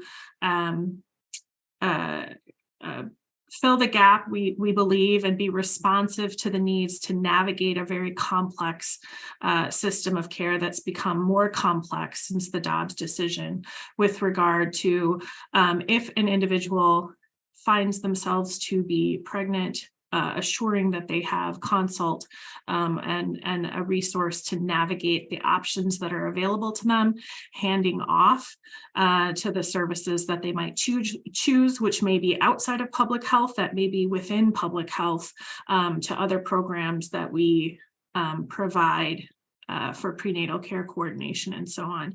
And I will add another element, and I know Carl will jump in a second, but a piece that I just want to also highlight. These positions are intended to have 0.3 of each of them provide prenatal care coordination case management. So that is supporting individuals who are pregnant from when they find out or are referred into our program up until about 3 months postpartum, and supporting them in achieving a healthy pregnancy. We know that since the pre-pandemic, we're seeing about an 18 to 20% increase monthly in the services and the need for those services in that program. So it's really a comprehensive navigation of reproductive family planning care to individuals that are beyond just those who may be referred to the services that we provide. Carl, would you like to round me out there on anything else? Yeah, thanks, Janelle. I'll just add that when folks are seeking care, they're not just seeking abortion services, right? And so what we provide is really that lens for all options and looking at partnering with families to decide what's right for them. And these positions will allow us to assist individuals in accessing the resources that they need. Our current staff's capability is to either assist folks in sexual and reproductive health only services that are assisted to our clinic, or for services in our perinatal staffing. And so these two roles will give us the opportunity to help folks in Dane County and the city of Madison be able to access all options, regardless of what they end up choosing. And as Janelle mentioned, our perinatal services, the demand for those services are significant. And so we don't know exactly what the demand for all options counseling and accessing those resources may be from folks. So we will be able to shift and allow for the staff in these roles to be able to take higher perinatal caseloads when or at times when the need for navigating this space is lower. And so we're anticipating that would be about a 30% portion of their job in the perinatal space. But we have allowed for that to be ebb and flow as the need is. So we're very appreciative of Alder Figueroa-Cole bringing this forward, and hope that you'll ask us any questions to make an informed decision. What is the profile of somebody that would do this job? Is this a social worker, a nurse? Public health nurse. Yeah. It's a public health nurse. Yeah, bachelor's prepared public health nurse. Are there any other organizations that are currently providing any services like this that you folks are aware of in Dane County? So Planned Parenthood was able to hire, and they switched this, so Janelle, correct me if I'm wrong, but they have 2 right now for statewide. And so, Janelle, do you have in front of you the data on the amount of sought after abortions and in Dane County alone? I don't have that, but if I can just rip on in our conversations that we've had with Planned Parenthood, I'm sorry, I don't have that data point right in front of me, but what Planned Parenthood has shared with us is that they're at about capacity statewide. There's no dedicated services to Madison, Dane County residents for this, and what they are experiencing is an increasing complexity in case management services and the provision of that navigation care to individuals. So I just wanted to provide that reference. And have they talked about, trying to expand their services through fundraising, et cetera? Are you aware of any of that, or are they just pretty much maxed out? And do we have any idea of what their future plans might look like? I can't speak for that directly. We're in close constant and close conversation with them. I would imagine that this will be a place that they will probably expand, but I can't speak for exact plans on their behalf. Sure. And so you talked a little about demand. I mean, do we have, any demand? I mean, these, regardless of whether or not these services obviously are certainly more complicated to get with our awful law. But these were services I assume people were looking for previously. Do we have any sort of numbers and stats on what that looked like, before the decision, after the decision, understanding that now it's a lot, it's certainly more levels of complexity. I apologize, Alder Furman, that I don't have the data on access for abortion services within Dane County. We do have that data, so we can't get that to you all. But we have seen an increase in demand for our perinatal services, and our perinatal services can not just be an individual who's enrolling, but it's the first stop for an individual to understand if they choose to enroll. And so that increase would tell us that there is an increase in need for services, and that may not result in an individual enrolling in our perinatal program because they may choose a different pathway for their family. But we are seeing an increase. We've seen one in the pandemic, and then since Roe v. Wade was overturned as well. Sure. And so I'm clear. I mean, obviously that means, people are looking for help. That doesn't necessarily mean they're going to get an abortion. It means they're trying to understand their options. And this position is looking to help them understand that in this new, more complicated environment. That's correct. Yep. It's navigating what decision is best for them in partnering to create a plan to reach those resources to help them decide what's right for them. Okay, thank you. Thank you, Alder. Are there other questions for staff? Seeing no other questions for staff, is there discussion on Amendment 19? Alder Figueroa Cole. Again, I mean, I think this is an incredible important position for us to fund and a great opportunity for us to partner with the county to get to have these services available to everybody. We are in a place where we are left, we are hanging here, having, we don't know what the upcoming election is going to be like. Everybody's pretty stressed out about those things. This is something that we should not really be cutting corners on. This is part of violence prevention. This is part of providing advocacy for people that need the services. This is part about keeping them safe. And again, about streamlining processes so people can get the support that they need. These are decisions that we shouldn't be talking about it. I'm actually uncomfortable talking about that, having this conversation right now. But here's where we are. We have to have these discussions, and we have to make sure that every woman, every child on this city and county have the resources they need to be served if this need arises for them for whatever reason. So I would really appreciate you guys supporting these amendments. Thank you. Thank you, Alder. Alder Furman. I appreciate what this is trying to accomplish, but this is also, I don't think we have enough information, or at least I have enough information right now to be able to support this. And so I would be looking for more data, et cetera. I think it's likely we'll probably pass finance this evening, but I would still hope that some data would be shared with us. And if it doesn't pass, I certainly would consider supporting this at council after learning more. But this is certainly a lot of money, and I think not understanding what other trusted entities are doing makes this really hard for me to support this level, knowing also that we are very understandably putting a lot of money into sexual and reproductive health services, which I appreciate. Thanks. Thank you, Alder Figueroa Cole, for the second time. Thank you, Mayor. And again, I want to remind people that we have 2 of these nurses available for the entire state, and they're already maxed out. So if that's not, enough information there, I don't know what it is. This is, again, we are in the middle of a crisis when it comes to this. Everywhere we stand, we are like, every rally that we go, all we talk about is about this issue. We are tokenizing this situation to get us votes. Here's the moment that we need to actually put our values and make sure that the people that we're trying to serve are safe. So I really hope that you guys support this decision, these positions. Thank you. Thank you, Alder Vitiver. So I want to be honest about how incredibly conflicted I am at the moment. I work in public health for the state. I'm currently overseeing the reproductive health and family planning unit while we're down a supervisor. I'm extremely aware of the challenges that we have.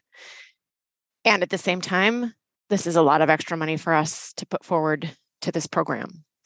So I'm very, very much struggling here because I don't know how in the heck we're going to afford this long term. So I'm just being honest. Thank you, Alder. Is there further discussion? Alder Evers?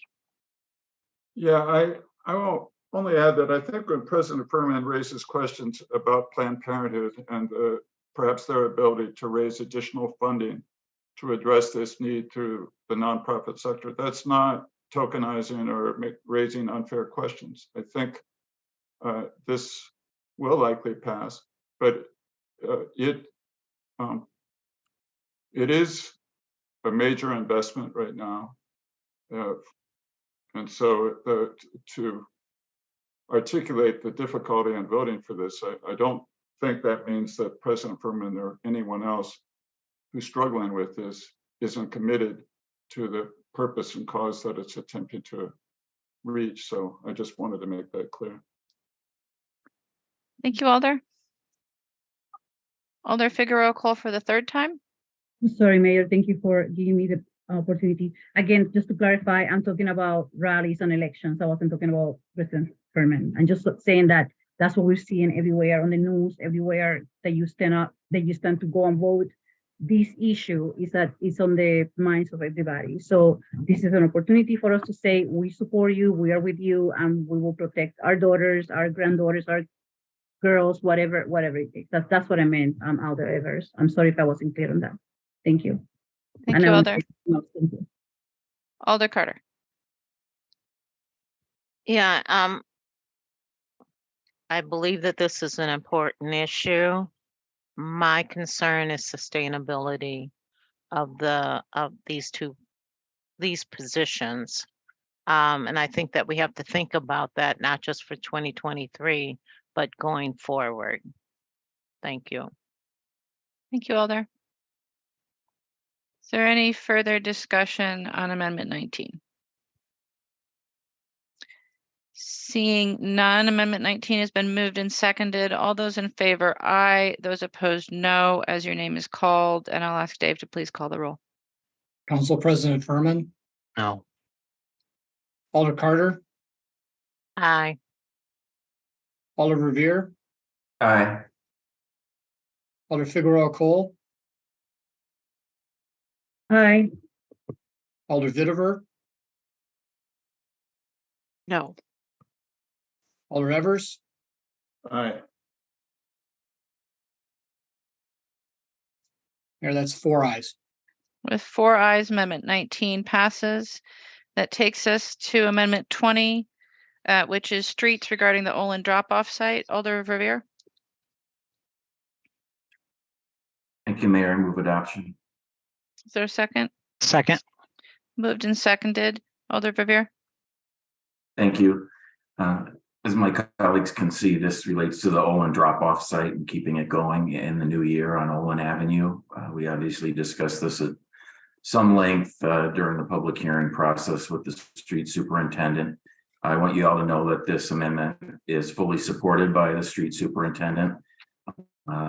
In fact, Superintendent Romines assisted me in finding the money to make sure that we can continue to keep a full service Olin Avenue drop-off site open in the new year.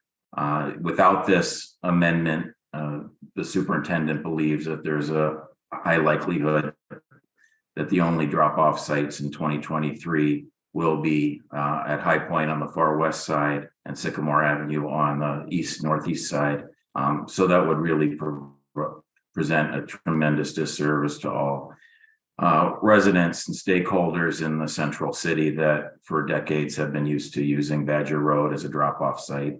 Now that Badger Road is closed permanently as a drop-off site, that isn't an option. So again, this is budget neutral. It simply is reallocating $25,000 in funding for the new pool of public works labor positions that the superintendent believes there's no way we could have any of them onboarded and working in the first quarter of the new year, or at least the first couple months of the new year in any event, whether this amendment is adopted or not. I welcome your support. Thank you. Thank you. Alder. Questions? Alder Carter? I just want to know where we are at the levy. Dave? Thank you, Mayor. There's about 270,600, rounding up slightly. Right. Further questions on Amendment 20? Seeing none, is there discussion on Amendment 20? Seeing none, is there objection to recording a unanimous vote in favor? Seeing no objection, we'll record a unanimous vote in favor of Amendment 20. Takes us to Amendment 21 in traffic engineering regarding Assistant City Traffic Engineer. Council President Furman. Move adoption. Is there a second? Second. It's moved and seconded. Council President Furman. Thank you, Mayor. I think we all know that traffic engineering is an incredibly busy, overwhelmed department. This is something that its director very smartly requested of us, and I fully support. I think I see he turned his camera on. I'm sure he's happy to answer questions, but this doesn't have an impact to our budget in 2023, and we'll certainly help with all the important work that we give them to do. Thanks so much. Thank you, Alder. Are there questions for staff on Amendment 21? Seeing none, is there discussion on Amendment 21? Seeing, Alder Vitiver. I'll just say that as much as I'm struggling with the budget, this is the number one thing I get from residents is asking about traffic engineering. And I think I email Yang like daily. So I have to support this. Thank you, Alder. Is there further discussion? Seeing no further discussion, is there objection to recording a unanimous vote on Amendment 21?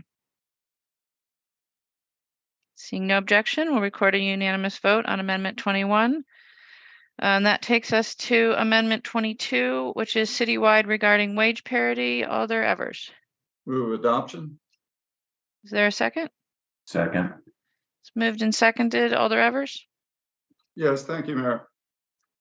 I realize that you all and our colleagues have had your inboxes flooded with emails from our employees. And while on one hand, I'd like to apologize for that, I'm not going to, because it's one of those I'm sorry, not sorry kind of situations. Since we are faced with a simple but important question. And the question facing us, is it fair to continue to deny raises to our general municipal employees? Raises commensurate to the raises that were previously granted to fellow city employees in the protective services. 2 years ago, Common Council determined that it was not fair and passed a resolution to eliminate the 6% wage gap by 2024. Now, there's been much talk about future impacts, and it is true that if we pay our employees less, we have more money to hire new employees, to expand existing programs or start new programs. In fact, the $6 million every year or in a future year could be a cushion against future layoffs. But all of this comes with a cost. And it's the cost of imposing selective austerity. Selective austerity on our general municipal employees. So the choice is between selective austerity or shared austerity. And I ask my colleagues to vote for shared austerity and fairness for our general municipal employees, and that we abide by the intent of the resolution that we passed 2 years ago. Thank you. Thank you, Alder. Are there questions for staff? President Furman? I've got a bunch. I actually probably want to just ask, and maybe the Alder can answer this if he wishes, otherwise staff can. That 2 years ago, was that this council or was it a previous council? I think that's for you, Dave. I believe it was a previous council. Okay, and that wasn't binding necessarily. That was a vision statement, for lack of a better term, right? Well, I guess in the sense that, oh, sorry. I mean, staff can answer whether or not, the council passing a resolution saying they were hoping to achieve something is binding. I don't. So, all right. So we just a reminder, we don't do back and forth generally here. So, Dave, to the extent that you're comfortable answering the Alder's questions, please do. If not, we can let this question sit and get answered in discussion. I mean, I think it's binding to the extent that you as the legislative body have to decide whether or not you're going to follow through with it, which is how you reflect that in the budget, basically. So. Appreciate that. Those actually are not the meat of my questions, but since that was stated a bunch of times that this was a promise, I just wanted to at least better understand that. Can somebody let me know, do we do longevity pay for our employees? Do they get raises based on how long they've been with us, stuff like that, generally? I don't know if somebody from HR is here. I don't know if somebody in finance wants to answer that. I'm sorry, the question is, do employees receive longevity pay? Correct. Do they get raises over time? Based on how long they've been with us? Length of time, yes, based on length of time in service, they do become eligible for longevity add-ons to their base pay. Thank you.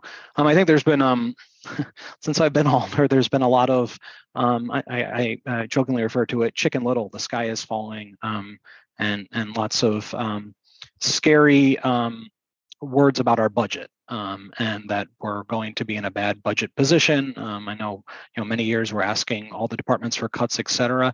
Dave, can you explain to us, how we have gone through our budget issues, or how we've gotten through our budget deficits in the last few years, and kind of what the next few years look like, so we can better understand what our financial picture is? I know somebody on the call earlier said that we shouldn't have to worry. We shouldn't worry about future years, but that's really not. It's part of our job to understand what we have in store for future budgets.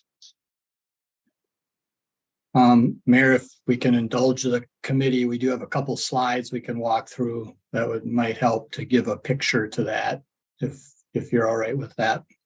Sure. Okay, I think Christine's gonna share that and I'll walk through them. Can everyone see that? Great. So this slide is from the executive summary to the 2023 executive operating budget. And this just shows the projected future budget deficits, basically looking at a series of assumptions of what we think revenues will grow, including the levy limit, and then what our sort of base costs are expected to increase, including the mayor's proposed 1% add-on each year for general municipal employees to close that wage equity gap, as well as the scheduled pay increases that have already been collectively bargained for police and fire, and then the Me Too elements of that for the general municipal employees. The red portion of the bars that you see here is right out of the executive summary, and that is those future deficits. With lower deficit in 2024, because we do have remaining ARPA funding and probably some TID closure funding left to help with sort of reducing that gap in 2024.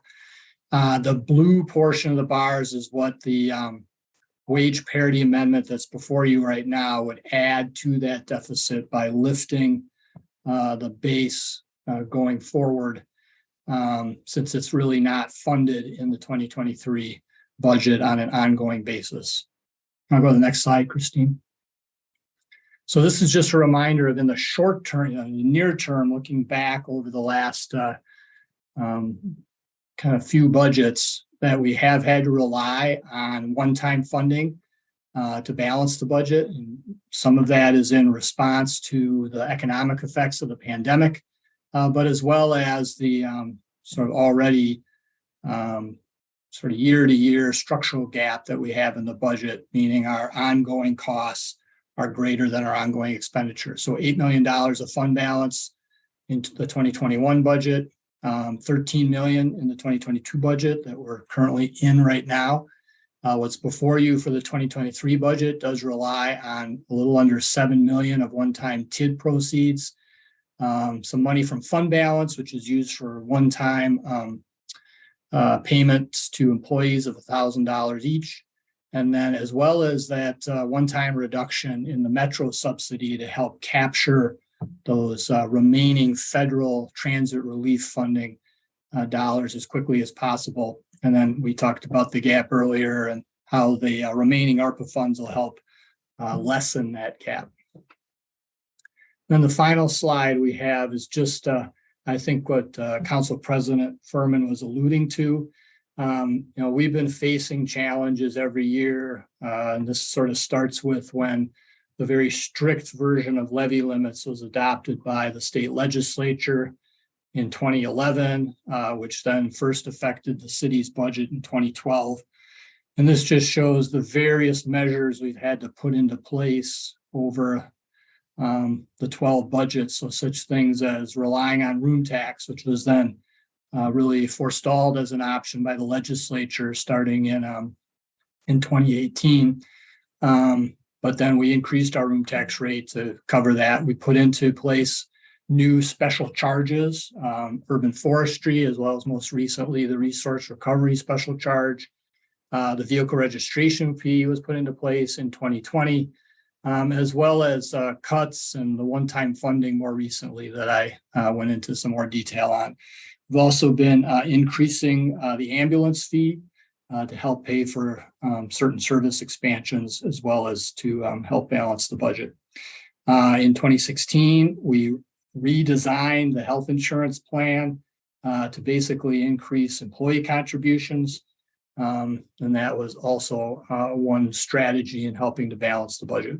So this is just a reminder, just looking back and then looking forward, as you saw in that first slide, that we have significant challenges every year, and we have to put into place measures to address that, whether it's new revenues or looking at services and other approaches.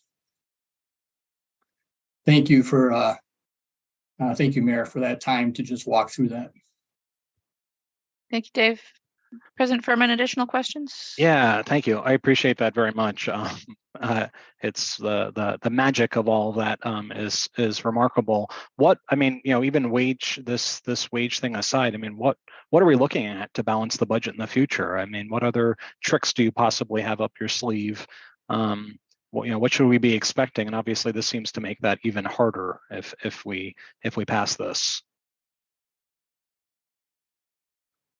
Well, I think we talked a little bit about that, or went through some of that in the executive summary, but it's probably going to be more the same of what we've seen before. So we may have to look at, are there other options of special charges, for example?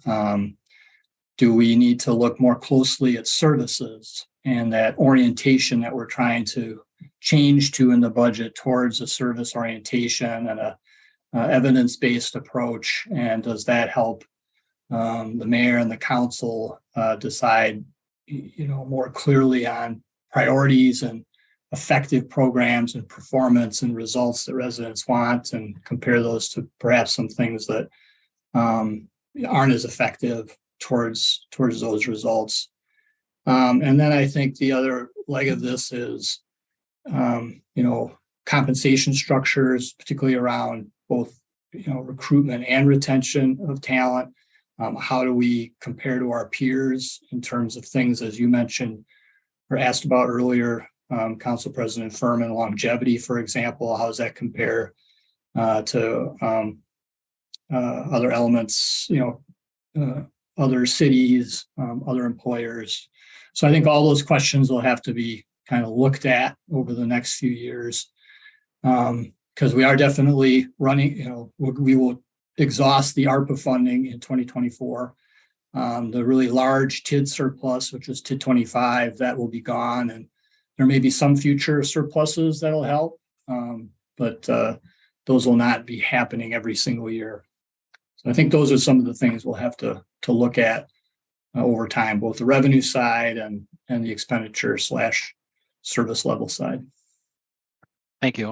That leads quite well into my next question. I mean, I'm not going to, I think it's clear that we are certainly as a city having issues retaining staff as well as hiring new staff. I know there's a salary study that's being proposed in our budget. Is somebody here to explain kind of what the purpose of that is and how that might help with some of the struggles we're seeing? Mayor, who would be the appropriate person to talk about the salary report that is in our budget?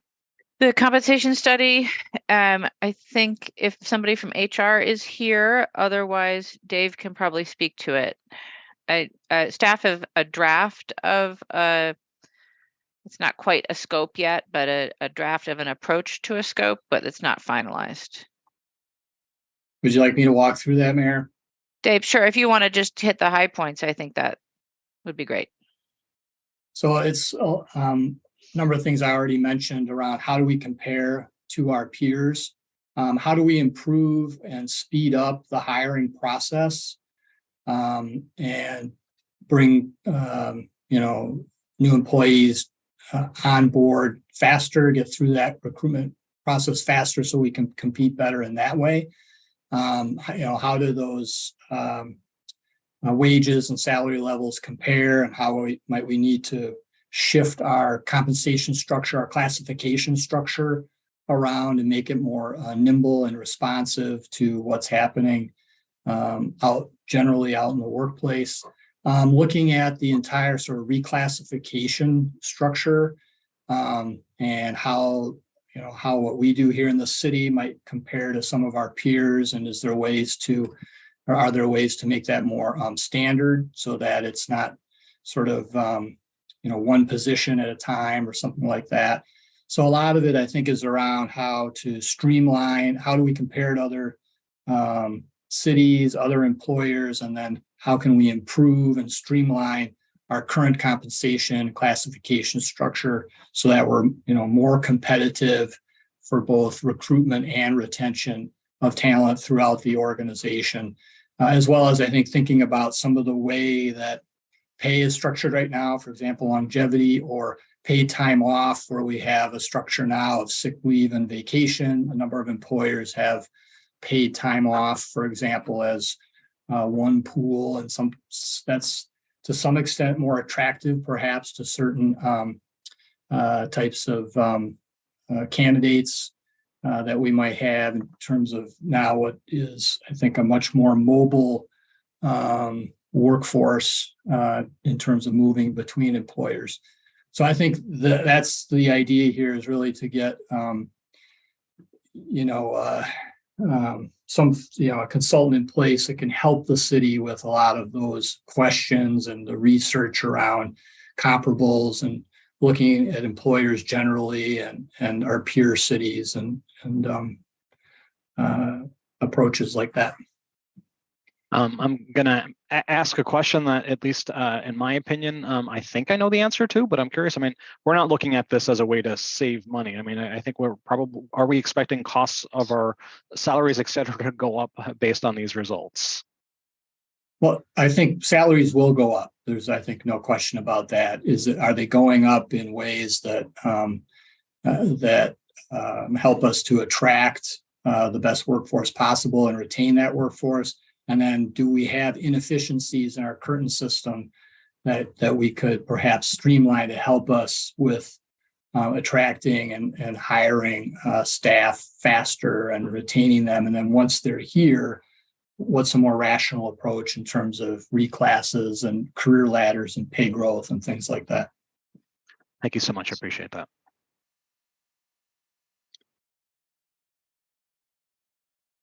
Thank you, Alder. Alder Figueroa Cole, questions?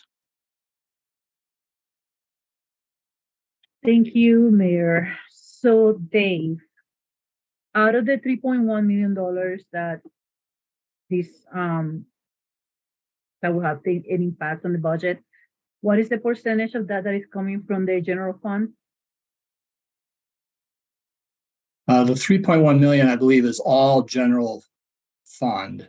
So there's in terms of what the future cost is, if that's your question. So trying to go back to the amendment here.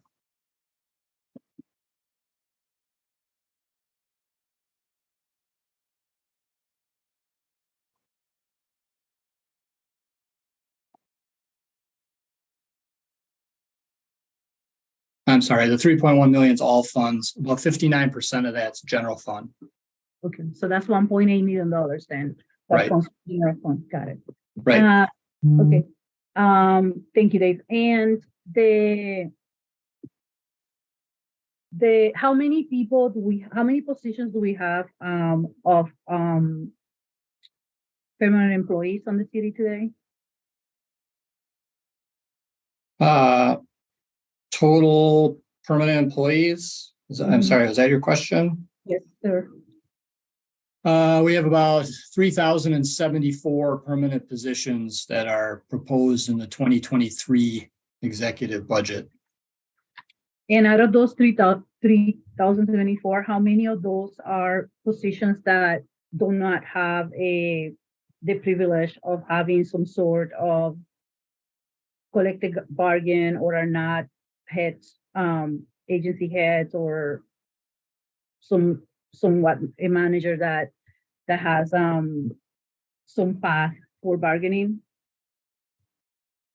How many are there? So about 57% are general municipal employees, meaning they do not have collective bargaining rights under state law. And can you please share with the rest of us, because I mean, this kind of information that I'm picking along the way, since I'm not so versed on this topic. Can you list again who are those 57.3% positions, which agencies? What I'll do is do the opposite, which is those that do have collective bargaining rights are the commission staff in police and fire. That includes the supervisors, the commission supervisors, and then the Teamster represented staff in Metro. So that'll be the drivers and the mechanics. And when I'm sorry, go ahead. I'm sorry, I was going to clarify because I wasn't clear about this until a few days ago. But so when we're talking about the police and the fire, not everyone in the police and fire has collective bargaining rights either, right? Only sworn officers? It's only the sworn staff that have the collective bargaining rights. So anyone who's perhaps an administrative position, what we would call civilian positions are not represented. Okay. Okay, I think that I have that's all I have for now. Thank you. Thank you. Alder Carter, questions?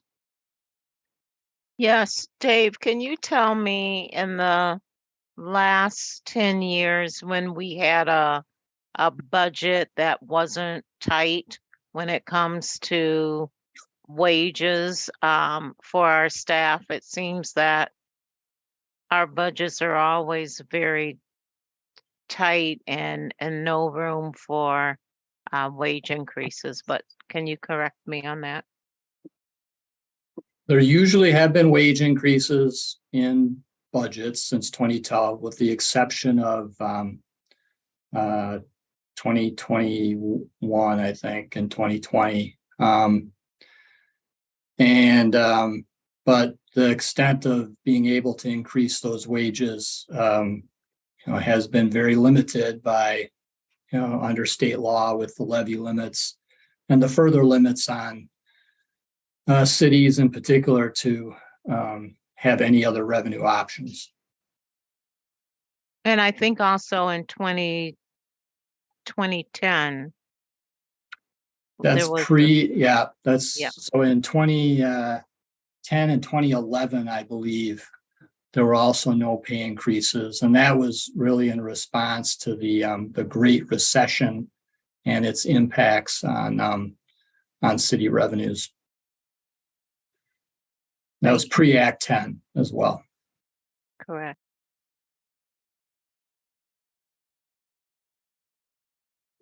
Thank you, Alder Paulson, questions? Yeah, I just wanted to, on projected budget shortfalls, does that include, was that already building in a wage equity that would catch us up sort of in kind of be like, I guess, 2028, kind of 1% raise over the next couple of years? Yes. Okay. So if this, I realize asking a question, well, what's the budget in 2028 going to look like is kind of bonkers, but what would happen if we pulled some of this equity forward? It would make the budget deficits a lot worse in sort of the 24, 25, 26 timeframe, but then kind of 28 be no worse than it already is. So these deficits are sort of cumulative, meaning these are the gaps that we have each year, assuming we don't, balance the budget. So I think, the more you, as you said, pull forward, the bigger problem you have to solve in the short term. So the more that for example, the wage equity is spread out over time, the less severe or the less, range of options or extent of options you have to do to balance the budget in the short term. And then once you take that action to balance the budget, hopefully in a permanent way, that does make those future budgets, a little bit, I think, easier to address. So I hope that answers your questions, but anything you sort of pull forward is going to make the size of the gap and that immediate issue that you have to solve that much bigger. Sure. I've got one more question and then I'll pause for a while to see if my other questions come up elsewhere. But I wanted to just better understand sort of the source of this 6% gap. And if we were to magically kind of fix it in the short term, is it likely to come back just via the nature of how the contracts are negotiated? When did we fall 6% behind, and if we catch up, what's going to stop us from falling too far behind again? So there were some collective bargaining agreements a few years ago. I can't recall the exact years, but where the general municipal employee pay increase did not match that pace of growth for the police and fire in particular that they had been bargained, primarily due to budget constraints, the levy limit, and so on.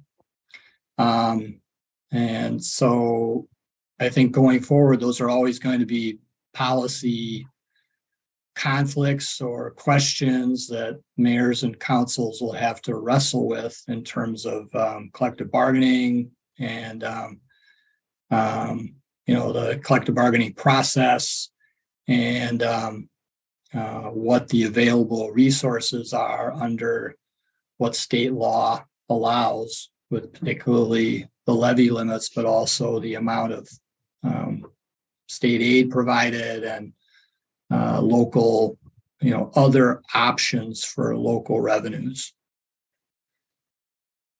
Okay, thank you. Thank you, Alder. Alder Figueroa Cole, questions? Thank you, Mayor. So Dave, when you talk about the levy restrictions imposed on us, what impact does the proposed amendment have on the levy restrictions in 2024? In essence, the amendment is trying to increase salaries pretty much at the end of the year, so there's no much impact on 2023, but with the intent of having increased salaries, so when 2024 rolls in, those increases are accounted for and the percentages kind of, get closer. So how does that work for the levy restrictions? What would that's what those deficits were meant to show, is that when we make certain assumptions of how much costs are going to increase, and those primary costs are wages and benefits,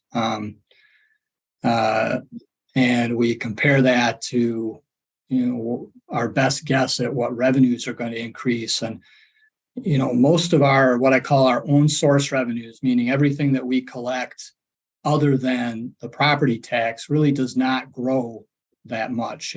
It grows at maybe 1% a year if we're lucky overall. State aid does not keep pace at all with cost growth. And that's, all of those together are roughly 25% of our revenue stream. And then the levy limit is limited to what our value of new construction is.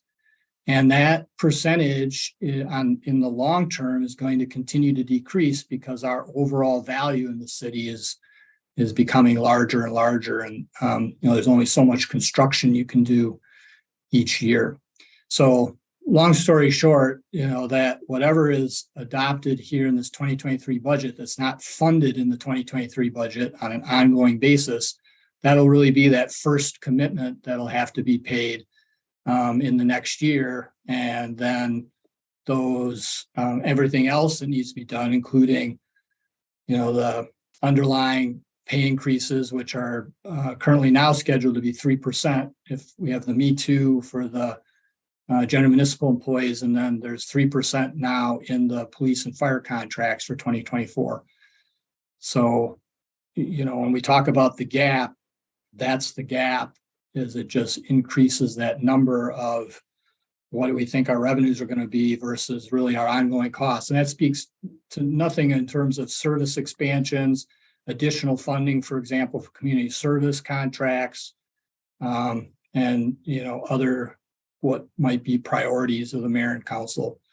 So what we've tried to show with those projections of deficits is, what we've seen every year in budgets, and that is our costs are growing faster than our allowable revenues and what we think, our revenues are going to be, our current revenues. And so then we need to turn to, well, are we going to try to find another revenue, for example, special charge?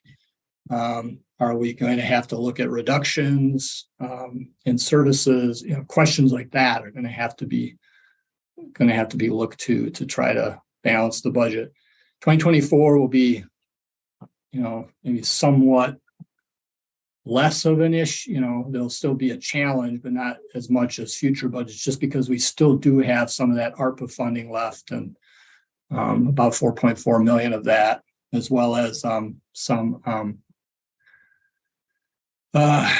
probably some TID surpluses from closed TIDs, but that's going to be relatively small compared to what we've seen come out of TID 25.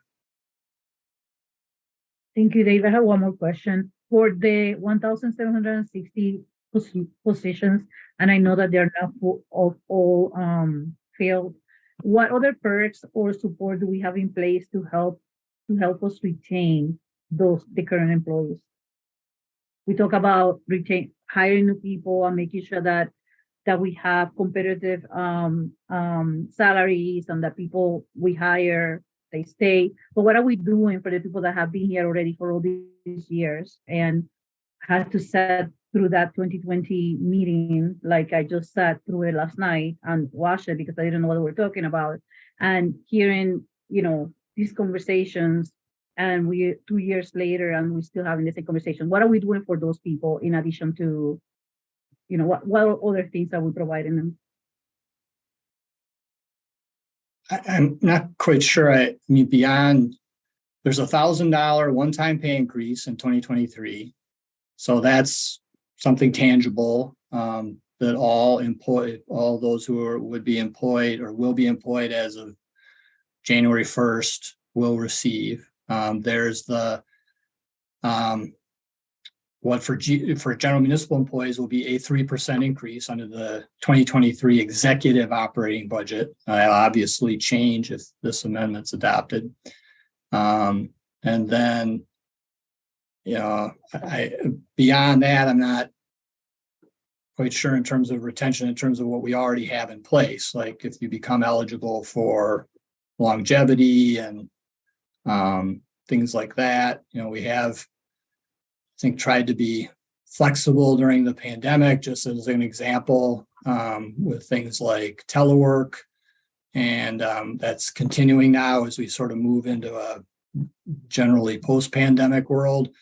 We also had emergency leave in place during the pandemic. So, I mean, I hope I'm answering your question, but I'm not quite sure beyond what we currently have. And then I think what I described in terms of the future, which is probably a few years out in terms of what we hope to learn through this compensation study to try to, have more streamlined processes, have a clearer, maybe career ladder path for classifications and things like that. Thank you, Dave. I'll just wait for discussion. Thanks. Thank you, Alder Evers. Questions? Thank you, Mayor. Dave, when you mentioned there's a 3% increase for the general municipal employees, how much of that is a wage parity increase? 1%. So the 3% is 1% plus a 2% COLA, correct? That's correct. Well, 1% plus the 2% that the police and fire have in their contracts, correct? Right. So it's really not germane to say that they're having a 3% increase when we're talking about wage parity. I just want to make that point. And similar with longevity pay. Longevity pay doesn't address the parity issue, the wage equity issue. Is that correct? It is not a part of that wage equity calculation, no. And why is that? Well, this wage parity or wage equity comparison's been made is what the percentage, sort of the sum of the percentage increases have been for the police and fire, those who have collective bargaining compared to the general municipal employees who do not. What that annual percentage increase has been. And would you agree that a significant portion of this gap then is due to the fact that the general municipal employees lack collective bargaining? That's at least an element here. Yeah, I think we're getting into an area, Alder Evers, that you can certainly argue that amongst yourselves on a policy question. The state law is what it is right now, and Act 10 is in place, and there is that differential. And I think it probably has had some impact on Can you think of in any terms other? of that, of terms of being able to bargain and have things like interest arbitration and things like that. Are there other impacts that we're not aware of, other than the fact that they don't have collective bargaining? Well, I think your questions are probably better for HR, and unfortunately, I don't see anybody Okay, that's all from right. labor I'll drop it, relations but here. Thank you. I appreciate it, Dave, making clear that we're not getting a 3% wage parity increase, just to 1%. Thank you. Thank you, Alder. Alder Carter, questions? Just one quick question, Alder. Thank you. Dave, the $1,000 that you mentioned that each employee will get, is that, are all the taxes taken out of that? So they're really getting whatever, 500? It is a taxable payment, yes. Okay, So, thank you. yep. Mhm. Thank you. Alder Paulson, questions? Yeah, I wanted to just kind of check my math and maybe just ask, without trying to show my math, just ask a question. If we were to, this proposal kind of has two components. It basically in 23 turns the scheduled 1% into a 2% bonus, or not bonus, 1% raise into a 2% raise, and then right at the end of 23 adds another percent. So it takes a 1% raise, doubles it, and then adds 50% onto that again to get, well, let me just ask my real question. The annual cost to continue of this, the new deficit is 3.1 million. If we only did the first part of that and just the 1% into a 2% in 23, can I safely assume that net deficit goes down to whatever, like 1.55 million instead of 3.1?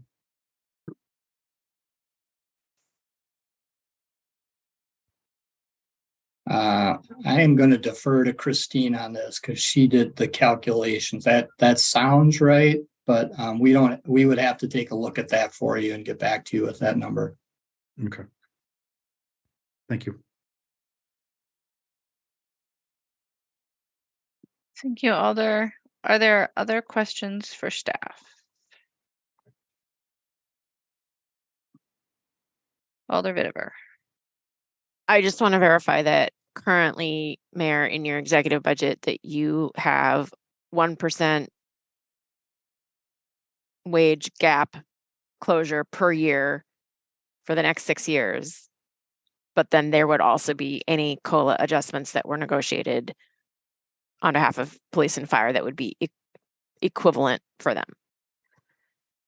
Thank you, Is my Alder. understanding correct? Almost. It only fails in that neither I nor you can bind future mayors and councils. So the 2023 executive includes the 2% to match where we've bargained with police and fire and an additional percent. It is my intention to continue to match that to match wherever police and fire go. And we know, I think, out till 2026 with police. It's either 2025 or 2026. Excuse me, I don't have the table in front of me. What that percent would be. And so the general municipals would get that match. And then it would be my intent to include, if they are my executive budgets, to include that an additional 1% parity increase each year until we reach parity. But again, I'm not able to bind future mayors or councils to that. But that calculation is taken account into the existing executive budget with the rising bars projections that we have been presenting. Correct. I just wanted to clarify that. Yeah, Thank you. that's correct. Are there additional questions? All right, seeing none, amendment 22 has been moved and seconded. Is there discussion? Alder Evers. Thank you, Mayor. I want to go back to a question that President Furman asked earlier. And he asked our finance director, what other tricks might we have up our sleeve? And I don't in any way mean this disparaging. I mean it with all due respect. I think it's telling, that phrase, that we're using selective austerity. We're imposing austerity on our general municipal employees as a trick to balance the budget. We're future forecasting. We're using hypotheticals to necessitate ongoing austerity for us, for roughly half our employees. Instead of saying we perhaps, because of the unfortunate reality that Scott Walker won the 2010 election for governor, we ended up with Act 10, disempowering public sector employees throughout the state, including our general municipal employees. Because of that, principally due to that reason, this gap exists. That is the trick up our sleeve to help balance our budget. And we have to ask ourselves the question that I asked earlier: is it fair to deny the raises that were given to protective services and to essentially impose selective austerity? Or should we not, in fact, impose shared austerity on ourselves and say, this is the reality? We need to commit ourselves to a quicker path of achieving this parity. Abide by the resolution that we passed where we realized that there was some fundamental unfairness here. Move forward with shared austerity and treat our workers with the respect that is due. No tricks up our sleeve when it comes to their paychecks. There are other tricks that are available out there, but not the trick of continuing to allow a wage gap that should never have happened in the first place. I would ask my colleagues to remember, while it is not a binding resolution, it was a good faith promise. It was a good faith commitment to address this error, this fault, grievous, to the extent that we're willing again to use this wage gap as a trick to balance our budget.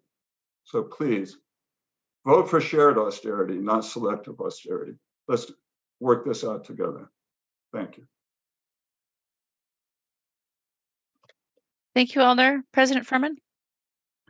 Thank you, Mayor. This conversation is awful, and I'm sorry for that. I really wish we weren't in this position. I am probably somebody on the council that has been incredibly worried year after year about our structural deficit. When I talk about tricks, I talk about that slide that Dave pulled up that shows all the different things that we have done to deal with our deficit, but we're running out. I don't think everybody's going to fully understand until it happens what the ramifications are of a serious structural deficit. Dave said to us today, which is a phrase that I whenever I talk about structural deficit, repeat over and over again, just to try to get people to understand, our costs are growing faster than our allowed revenues. Our costs are growing faster than our allowed revenues. That trend is getting worse, not better, and the ramifications of that are going to be awful. You can go look at Milwaukee and see some of the decisions they're starting to make. We're a few years away from that, and it's going to be devastating. I find this conversation awful because I have such strong respect for our city workers. This is an unbelievably remarkable city, and it's because of our city workers. The people that I have met in this job and had the opportunity to work with and partner with them doing 99% of the work to deliver amazing customer service and projects to our residents is amazing. I mean, so when I have to sit here and think about the numbers and try to make decisions like this, it's incredibly hard, and I don't take that lightly. I think what ends up happening, if and when we do this, is we're going to experience serious layoffs, and I mean those are people we're talking about. That's not just services that are going to disappear. We're people's livelihoods with the city is going to disappear. It's not lost on me that we need to be competitive as a city. I'm incredibly grateful that we have a plan going forward to figure that out. I don't think that's going to be a cheap or easy plan, but we need to be competitive. We need to make sure our employees are being paid appropriately and competitively for their work. We need to be able to recruit people, et cetera. It's a shame that this wage equity thing has turned into the big fighting ground for how we show appreciation or how we're staying competitive, because I think there's lots of other ways we can and should be doing that. And I'm really looking forward to future councils being able to look at that work and figure out other ways to continue to show our employees that they're appreciated and needed, and the important piece that makes the city as great as it is. So it's not easy for me to say tonight, but probably not a surprise to most that I can't support this. I can't put this on future councils. These alders obviously figured out some tricks to figure out how to make a much higher increase work. I'm grateful that people, again, are hearing tonight that there is a commitment to not make this problem worse as far as, keeping up with percentages. I really do wish someday we get out of this percentage game, because I don't think it benefits any of the employees. I think people need to get paid appropriately for the work they're doing.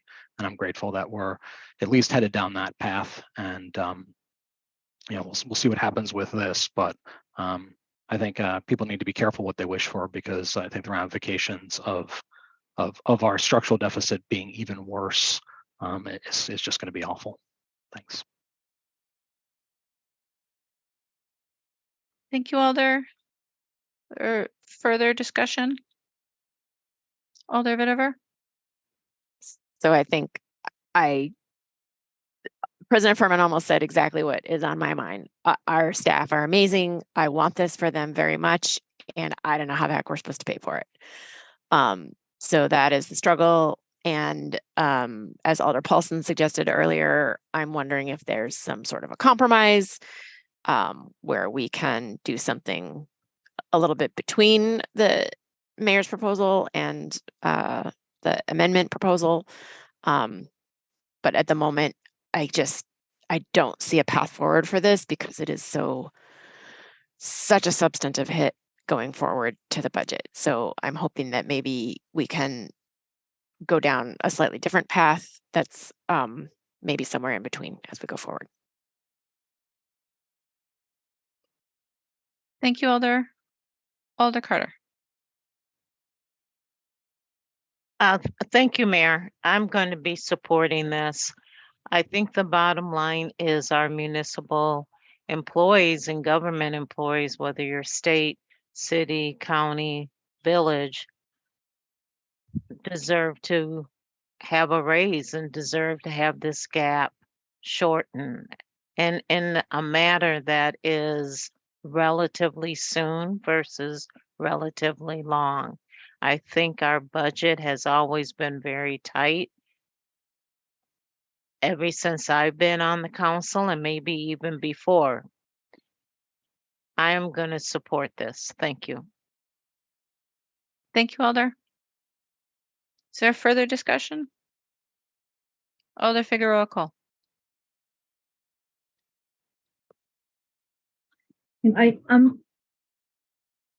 I'm just struggling a little bit to understand. I mean, I get that we were given the $3.122 million, but out of the operating budget, we're talking about $1.8 million to fulfill. Earlier on, someone mentioned how, one single agency got over that increase on our budget, just one single agency. So we're talking about $1.8 million among, how much was it? 1,760 positions. It really blows my mind that we have 57% of our employees are mingled together among people that other 42% that have privileges that they don't have. I don't understand exactly the whole infrastructure that was put together after Act 10 and the collective bargain light that is used for municipal employees. I don't have all that. I don't have that complete picture, but I feel like I have enough to see so many to see issues with this. So for me, I am there's two things that I'm basing my decision on. And one is having 57% of our general municipal positions not having the privilege to have the access to collective bargain. And to me, it blows my mind that we have situations like that within agencies. Like Metro is special, the entire Metro agency does their thing, but then we have agencies like Madison Police Department and the Fire Department where some people have the privilege and the other ones don't. I can reconcile that. And then the second factor for me is, again, the impact on the general fund on 2024, which is 59% of the 3.12 million. And those two should be enough for me to make the decision. However, having continued to hear about the promise that was made in 2020, and I didn't know what that promise was.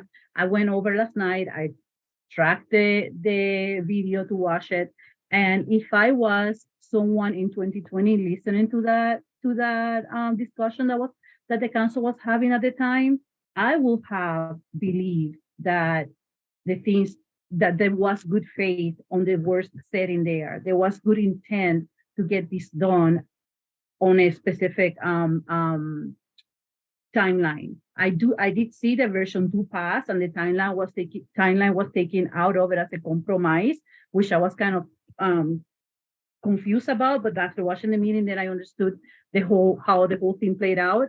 But even after they took the schedule out, it felt like there was some kind of good intentions put forward. So if it was 2020 right now, and I was watching that meeting, and I didn't know what I know now from the inside world of being an elder, I would have believed as an employee that something was coming my way and that there was a commitment. Now, of course, looking back into it, I've been 2 years later and seeing also all the elements of what 2020, and I'm not going to go into the details of my perception of what was happening. I'm going to be nice and what is it that the mayor, you always say, do not guess intent, not going to guess it. But again, what's 2020? And here we are again in 2022, just about to shift gears. So I don't know. I can see how people are upset. I can see how people are giving up on the city. I have people call and tell stories and share their stories of their own struggles that they're having with their cost of living. Here I am advocating for people, unsheltered people, and asking for more services to get the unsheltered population in a safe space. And I'm doing that on the shoulders of these people that work for us that are overextending their own resources. So again, the two initial assessments based on all the thinking and research and questions that I have thrown around left and right, should it be easy for me to say 1,760 open positions, $1.84 million done, decided. But again, putting everything into context and seeing how this has evolved over the last 2 years, I just don't see how I can ignore I don't see how can I push this bucket to the next council. Like, that's how I feel, honestly. I feel like in 2020, this got pushed to us, and now here we are again pushing it down to the next council. Either way, either with a big deficit, or with again an argument about wage parity. So I wish the process was different. I don't understand either. Why do we have to have these discussions here? Why are we having these discussions today on October 31st? why are we having those discussions, all the way throughout the year, and see how we can facilitate whatever needs to be facilitated? I don't understand that process either. So perhaps that is something that someone will help me figure out for future processes. I will appreciate that, but that's what I am right now. A bit extremely torn about this. I understand the financials of it, but I also understand the people side of it. So I guess that's all I have to say. I just want to vent that out. Thank you. Thank you, Alder. I have a number of alders in the queue wishing to speak, but I also see that Christine has raised her hand. So I wonder if that is the answer to Alder Paulson's question. Thank you, Mayor. So just during the discussions, I was calculating the impact of what Alder Paulson proposed, which is doing a 2% increase in July and not including the additional 1% in November. And that would be a increase in 2024 of 1.54 million. And we're estimating about 59% of that is a general fund impact. So that is, that would be an additional $912,000 to the general fund in 24.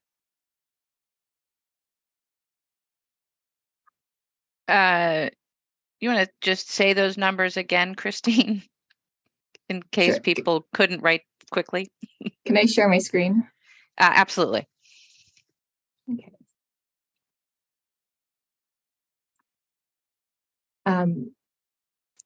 So the spreadsheet I have is just what we estimate as the base salaries in the executive budget, which, starting with the 2024 base, adding steps in longevity, a COLA increase in line with union contracts, and an additional 1% catch-up. The 24 budget for GMEs would be approximately $156,142,591. Under the proposal, that would be about 159 million, which is 3.1 million higher than the base budget. And that's the number you see in the amendment. If we reduce the base salary by the 1% and only do the 2% catch-up increase, the difference would be 1.54 million. And then 59% of that is 902,000. And so that's the 2024 impact. And then so for the 2023 impact for the version that Alder Paulson floated, that would be levy neutral. So the amendment addresses, without delaying the positions? I don't have exactly, but it would be pretty close to the reductions by delaying the positions, because pushing the cost in 23 is offset by the reduction by delaying some of the positions, and I would have to get that exact number, but it would be approximately equivalent. I don't want to put words in Alder Paulson's mouth, and certainly Alder, you can jump in here and refine your question, but I thought I heard that some of the question was, can we, if you don't do the October piece of it, can you not delay the positions that the amendment anticipates holding open? But Alder Paulson, let you speak for yourself to clarify the question.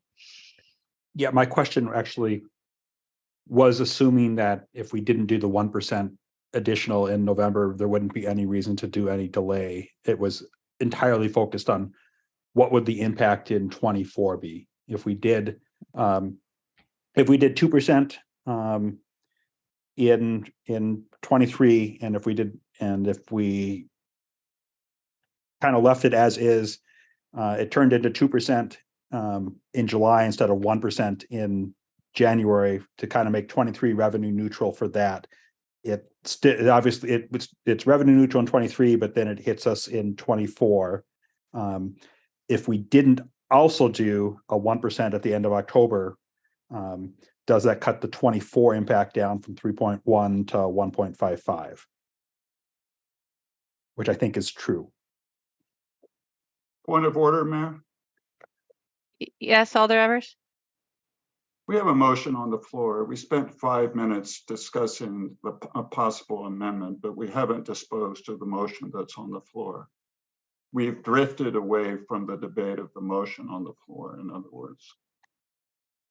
Alder, I'm not sure that's entirely correct. We had a question that staff couldn't answer during the question period, and they are now able to answer it. So unless you want to call the question on it, I think it's appropriate to get the Alder's question fully answered, and then we'll return to discussion. All right, well. So Alder Paulson, or Christine, did you want to respond to Alder Paulson's question further? Can I just jump in, Mayor? I think ahead. what Christine showed in terms of the 2024 effect is the number. Since I think the question from Alder Paulson was about 2023. It was in effect taking what would be an annual 1% increase and turning it into a 2% increase at mid-year. It's basically like what's in the executive budget from a fiscal effect in 2023 alone. So there would be no need to delay any of the positions as is contemplated in the amendment that's before you. So hopefully that answers the question. It would reduce that 2024 sort of ongoing effect as Christine described. Thank you, Dave. Alder Paulson, does that answer your question? Yes, not quite, but you know what? I think we will have plenty to get onto for now. So close enough. Yes, thank you. Thank you, Alder. All right, so returning to discussion then, and thank you all for the indulgence. Alder Figueroa, I think you were done and your hand is just still up. Correct. Yeah, I guess I forgot the question already. Sorry. Okay. Alder Fair, discussion. Thank you. So I got kind of lost in the numbers there, but that's a me problem. But I appreciate Dave and Christine for sure, and Alder Paulson's questions. I think, I don't know. I'm sort of glad that I don't have to vote on this right now, though obviously I will in the future and whatnot. But you guys have a very hard kind of decision and a values question, really. I think that's before you. Running right into a technical, structural, obviously budget question. And I guess where I'm sort of leaning, if I did have to make a vote, would be, I think Alder Evers sort of talked about this earlier, but the idea of hanging together. And if we don't, we'll hang separately, as Ben Franklin said. In that, we're going to have to make these tough decisions. And I heard President Furman's comments loud and clear. And, looking back, I was a part of a lot of those decisions that maybe got us to this place, or at least part of them. I think we being the big we, city staff and policymakers need to stick together. And so I guess I see the value of doing something on the wage equity situation as really putting our money where our mouth is, and then all collectively having to also understand that we have some very, very, very tough decisions that have to be made, like not in the long-term future, but like the near future. But I think, just coming from the world of education, we're losing people, we're losing good people. And it's partly because the job is hard, just like city employees' work is becoming more demanding, and the public certainly isn't becoming any more understanding necessarily of the type of work that we have. And if we just can't pay and compensate folks, we're not going to attract and keep and retain folks. And yet, all that has been said, we're going to have to make very difficult decisions, which will I mean, I don't think anyone wants to say this out loud, but which will probably mean cutting some of those people that we're talking about. I mean, that's what else. I mean, there's only so much else you can talk about until that's what you get down to. But until then, I just think we probably owe it to ourselves, and then of course, most importantly, to the employees, to say we value your work, and we want also to attract other good folks to come work for the city. So I guess I would lean more towards, it would be a very difficult decision for me, towards doing something about this. I don't know if this is the right time or venue to do it. Like, I wonder about the process, and Alder Figueroa-Cole brought that up earlier. But anyway, I'll stop, because I'll probably just start rambling. Won't make any more sense at this point. But I think we need to hang together and try to close this gap. And just one last thing. And yeah, this was started by that really bad politician who was named earlier, that shall not be named. And I guess I'll say one more thing. I would love to see some of our representatives, even though they face an almost veto-proof majority in the legislature, start talking about this again. Like, I know we're a long way from having the votes to get this passed in the Assembly and the Senate, but it's really starting to kill us, and has been for a while, and we need a voice, because we can't really do a whole lot outside of what we're trying to do here. So we need to keep talking about this and keep it on the front burner. So I will stop there, but thank you for indulging me. Thank you, Alder Fair, and amen to calling on the state. Alder Madison. Thank you, Mayor. I am asking this question after, having about 6 days in. So I haven't had a chance to get the answer on my own, but I have a question and a thought. So the question is, does the city track or survey or ask how often city employees are having to utilize local resources such as food shelter or, food pantries, things like Dancor, just anything sort of human services related when you're in need of some sort of financial or other resource because you're short on income? Alder, that's an excellent question. Absent anyone from HR being on the Zoom, I think the answer is no, but I can't be 100% certain. Okay.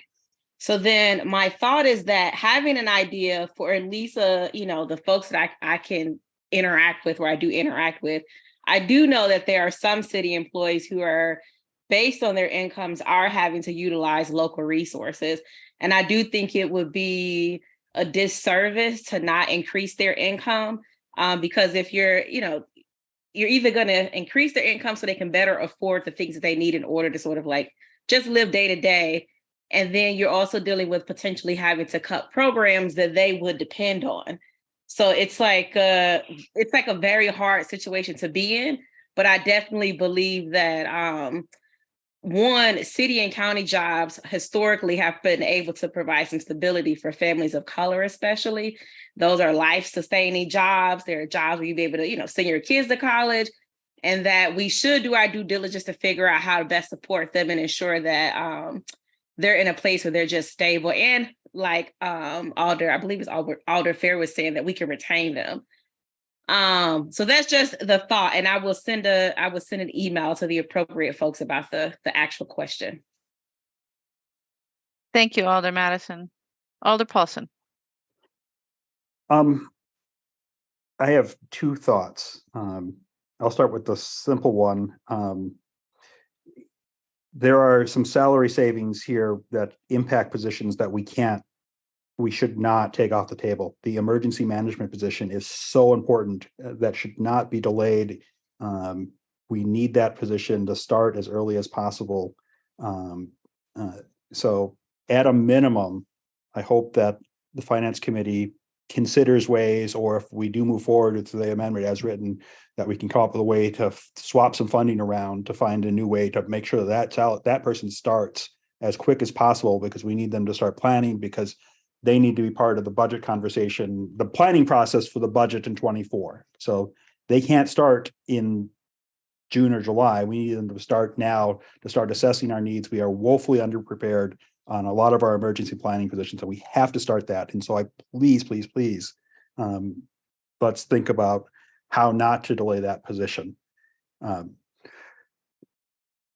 One way, which I will just toss out, is to potentially look at changing this instead of doing a 2% plus an additional percent.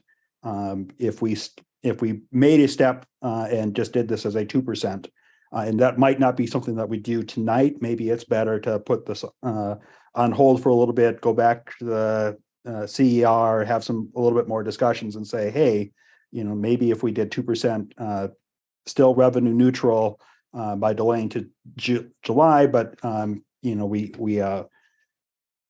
we get you farther ahead sooner.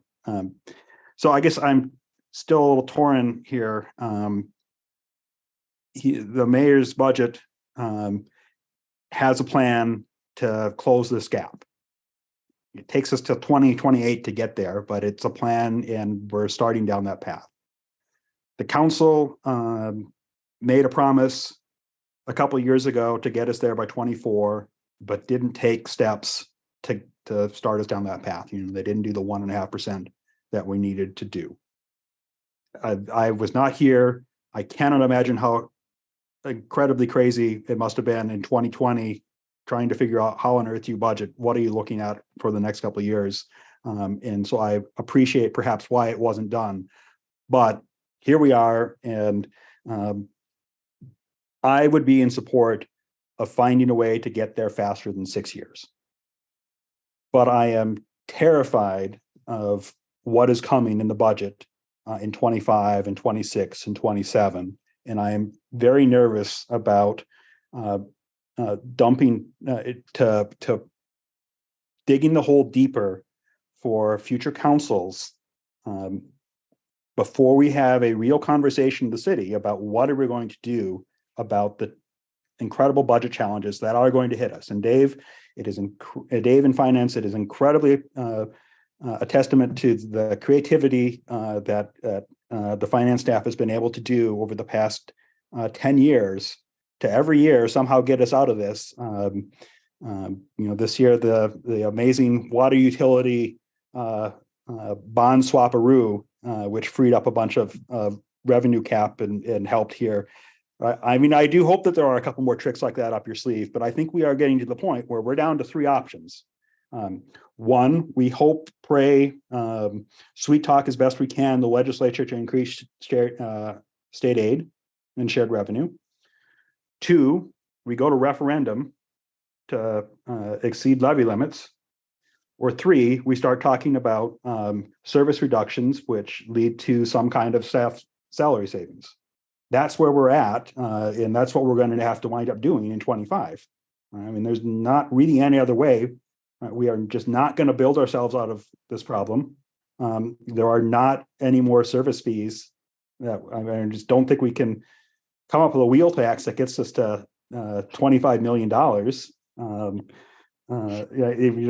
We are at a real challenge, and we're going to have a discussion as a community. How on earth do we close this gap? And there are not a lot of options there. And I just am really hesitant to dig ourselves into an even deeper hole until we start having that conversation. But I would be willing to take a step this year to make an even better faith effort to close the gap that we promised in 22. So I think I'm recommending to my finance committee colleagues to maybe put this on hold. Let's bring it back in 2 weeks. Let's try and do a little faster than the 1% raise. So we are better positioned in the future to close the gap a little faster, but we have not. We still have time to figure out how we're going to solve it in 24 and 25. So thank you for indulging my long ass set of thoughts. Thank you, Alder Paulson. Alder Carter. Call the question. Alder Carter, we only have one other Alder in the queue at this point in time. Okay, I'll start praying. Thank you, Alder. President Furman. Mayor, I'd like to move a substitute amendment and instead have a 2% increase And so cut out that increase that goes to 3% in October, which is cutting those positions. So starting out in 2024, will reflect a 2% increase and not a 3 as proposed by the amendment. So the Alder moves 2% in July, removing the 1% later in the year and the salary savings. Is there a second? Second. It's moved and seconded. Do we need to go back to questions for staff? Seeing none, is there discussion on the substitute? Seeing none, then on the substitute, sorry, let me just get my notes in order here. On the substitute that was just moved, and President Furman, if you would just put that in writing to Dave and Christine, so they have it. Oh, all of a sudden, Alder Figueroa Cole, discussion or questions? So what is the final number for that for 2024 on the general fund? So the general fund, the general levy number in 2024 was 912,000. And the all-in cost was, I think, approximately 1.6 million, all funds. And how long is this torture going to be prolonged? How many years before we get anywhere at this rate? Alder, all we can do is this budget. All we can do is 2023. Right. So I have told you what my intention would be, but again, that is subject to next spring and to future councils. You know, I don't think there's any way to answer that question, Alder. It would put us 1% ahead of where we are now in the executive operating. Okay, so 1% ahead, and their other amendment puts us 2% ahead. 2% ahead. Well, there was a way to answer the question. Thank you. Okay, thanks. Thank you, Alder. Alder Evers? Thank you, Mayor. I appreciate the sentiment here. I will not be supporting this because we do have a path forward to getting to closing this by 2024. Maybe a painful process, but it'd be one that we do, as Alder Fair said, together. We are not imposing this on our general municipal employees, the 1,700 employees who are behind. So I would encourage my colleagues to see the vision of what we voted for in 2020, which was a resolution to close this gap at 2024. Thank you. Thank you, Alder. Is there further discussion on the substitute? Alder Carter. You're muted, Alder. Roll call. You will get one, Alder. No worries. Seeing no further discussion on the substitute. All right, so just to be clear, a moved and seconded substitute, which is a 2% in July. All those in favor, aye. Those opposed, no. As your name is called, then Dave will please call the roll. Council President Furman, Aye. Alder Carter, No. Alder Revere, No. Alder Vitiver, Aye. Alder Figueroa Cole, No. Alder Evers. No. That's 4 no's, Mayor. With 4 no's, the substitute fails. That brings us back to the main motion. Seeing no further hands up, we'll go straight to the vote. So all those in favor of the Amendment 22, aye. Those opposed, no. As your name is called, and Dave will please call the roll. Council President Furman, No. Alder Carter, Aye. Alder Revere, Aye. Alder Figueroa Cole, Aye. Alder Vitiver, No. Alder Evers.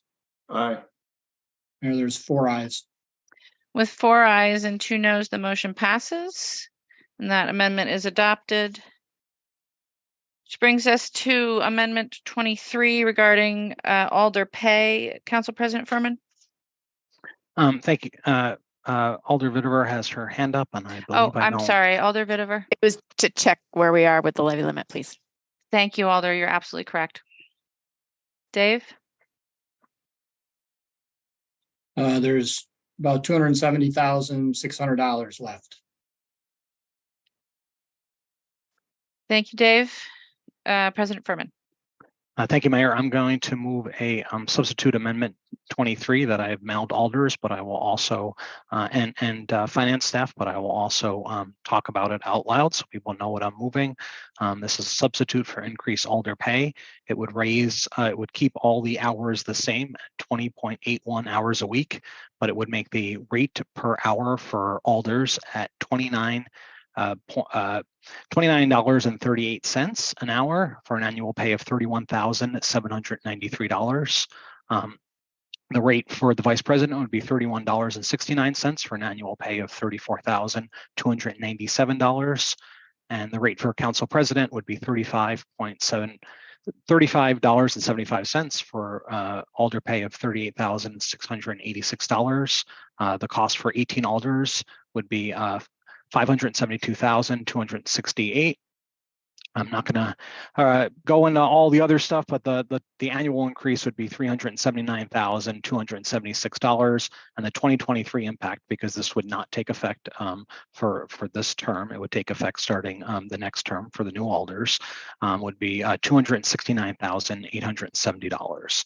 I have detailed that in my email, and Alder Foster, after, if this gets a second, will go into a little bit more detail on hourly numbers, and I'm hoping we can have a good discussion about that.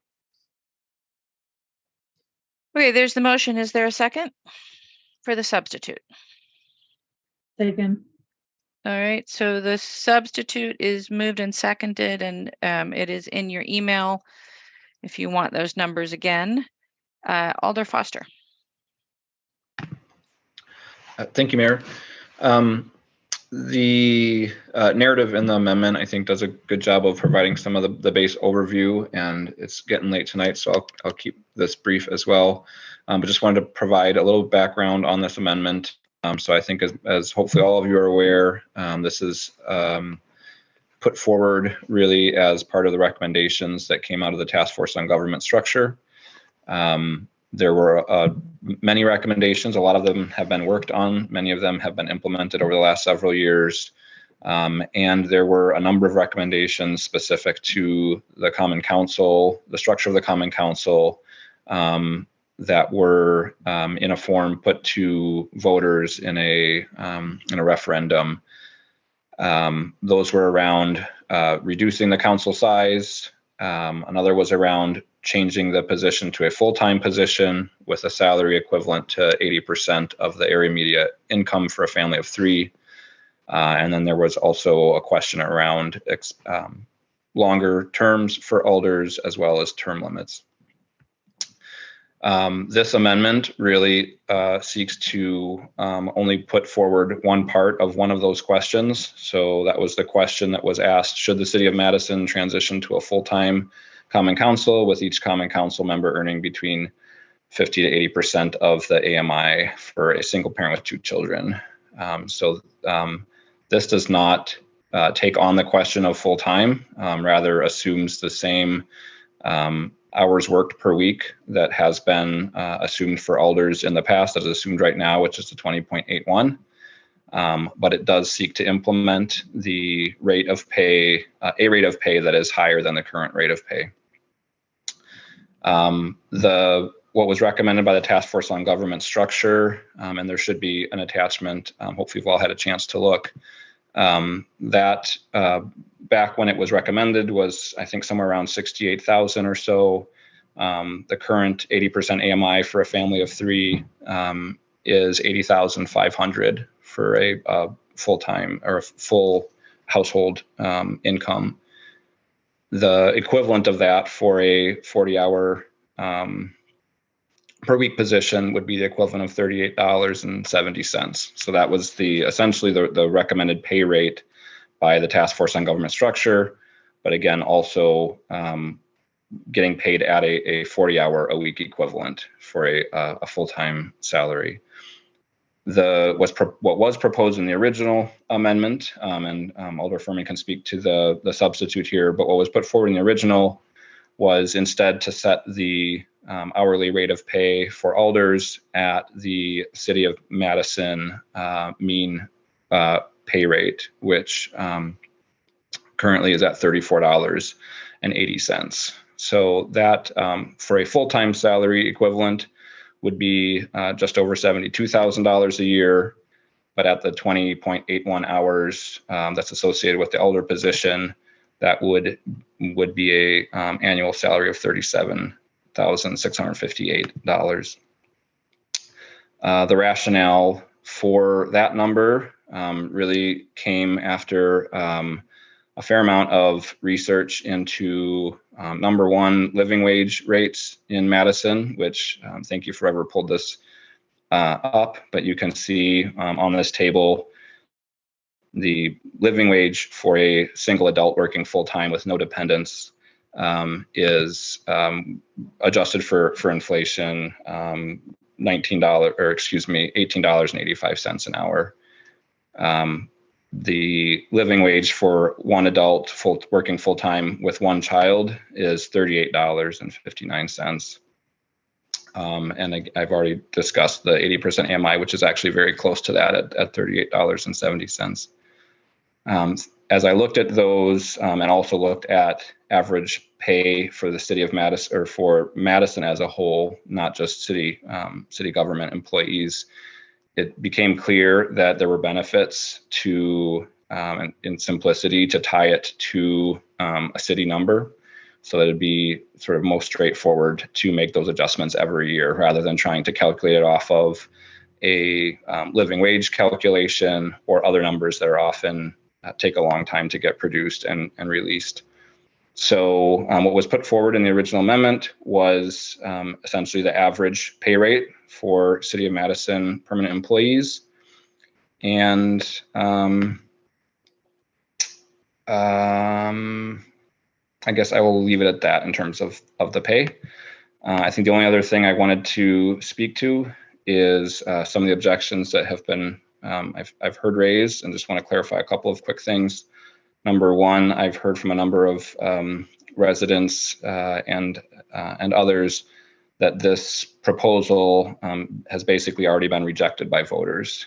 So I just want to reiterate that the referendum question that was put to voters was, should the City of Madison transition to a full-time council? And it did include a pay rate associated with that full-time, but that's the question that was put to voters, and that did not pass. 55% of voters voted no to that, with 40% voting yes.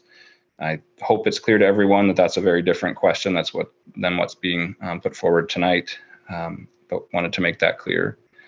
The other point that I've heard brought up is that the role of alder is a public service or a public servant, and not an employee. And I'm very interested to hear folks' perspectives on that. I certainly feel that there is a lot of benefit to compensating the work of alders in the future to a level that is at least a living wage. And I think that setting it at an average rate for the city makes a lot of sense, particularly to be able to make that position more accessible to folks that do not already bring in enough income to survive and thrive in the city. And the last point that I've heard that I would just speak to is that it's simply not needed, that we have not had an issue filling these spots. And if people don't think it's enough money, they shouldn't run, and somebody else will. And I think that's exactly the point of the Task Force on Government Structure recommendation, that with that logic, we will continue to see primarily people that are able to afford to do this work almost for nothing, and that we really are going to continue to limit access to this important role for those that are not able to put in 20 or more hours per week with minimal pay. So I will leave it at that, and happy to answer any questions I can down the road. Thanks. Thank you, Alder. Are there questions for staff on the substitute? Seeing none, Alder Figueroa Cole. Could I please see that table again, the one that just got done? Please. I believe it's coming, Alder.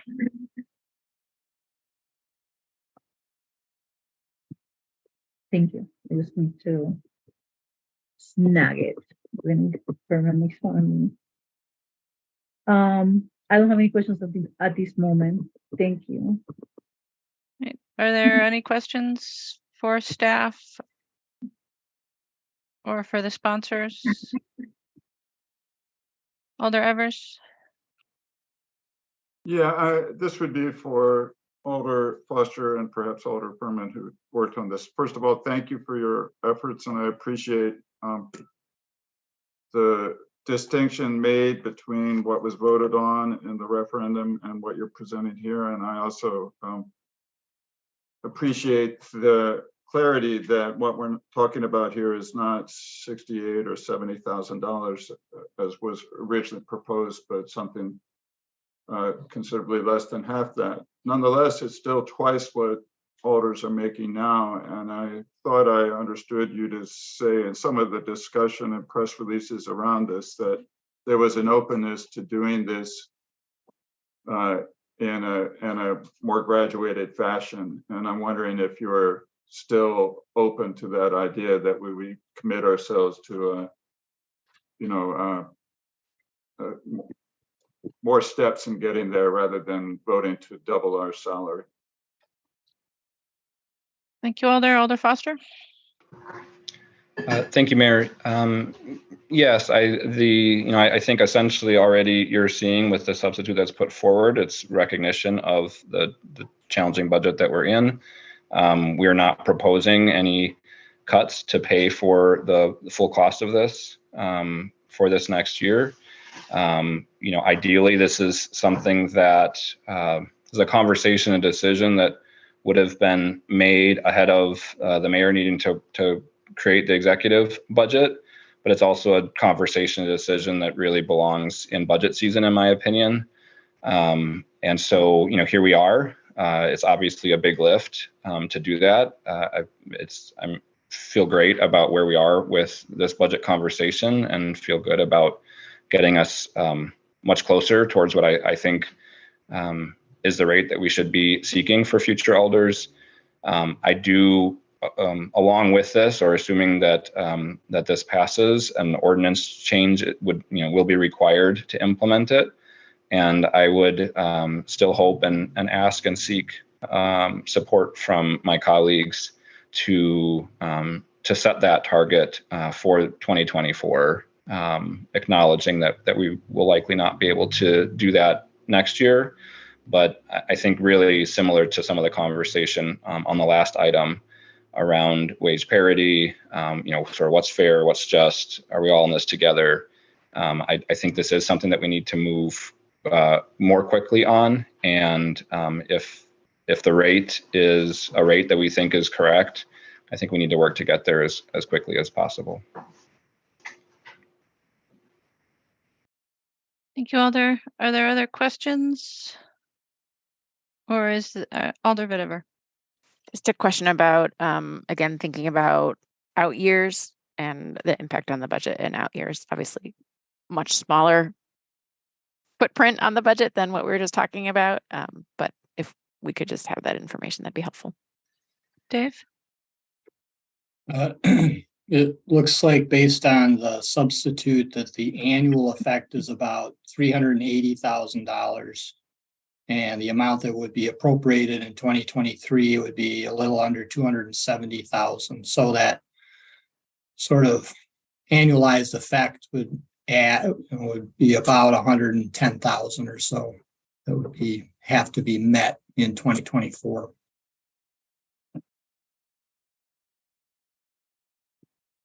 Alder In Paulson? terms of that one-time difference, I think there's also be some provision that it would increase over time, but it increases over time now. So. Thank you, Dave. Alder Paulson? Just a clarifying question. It increases, but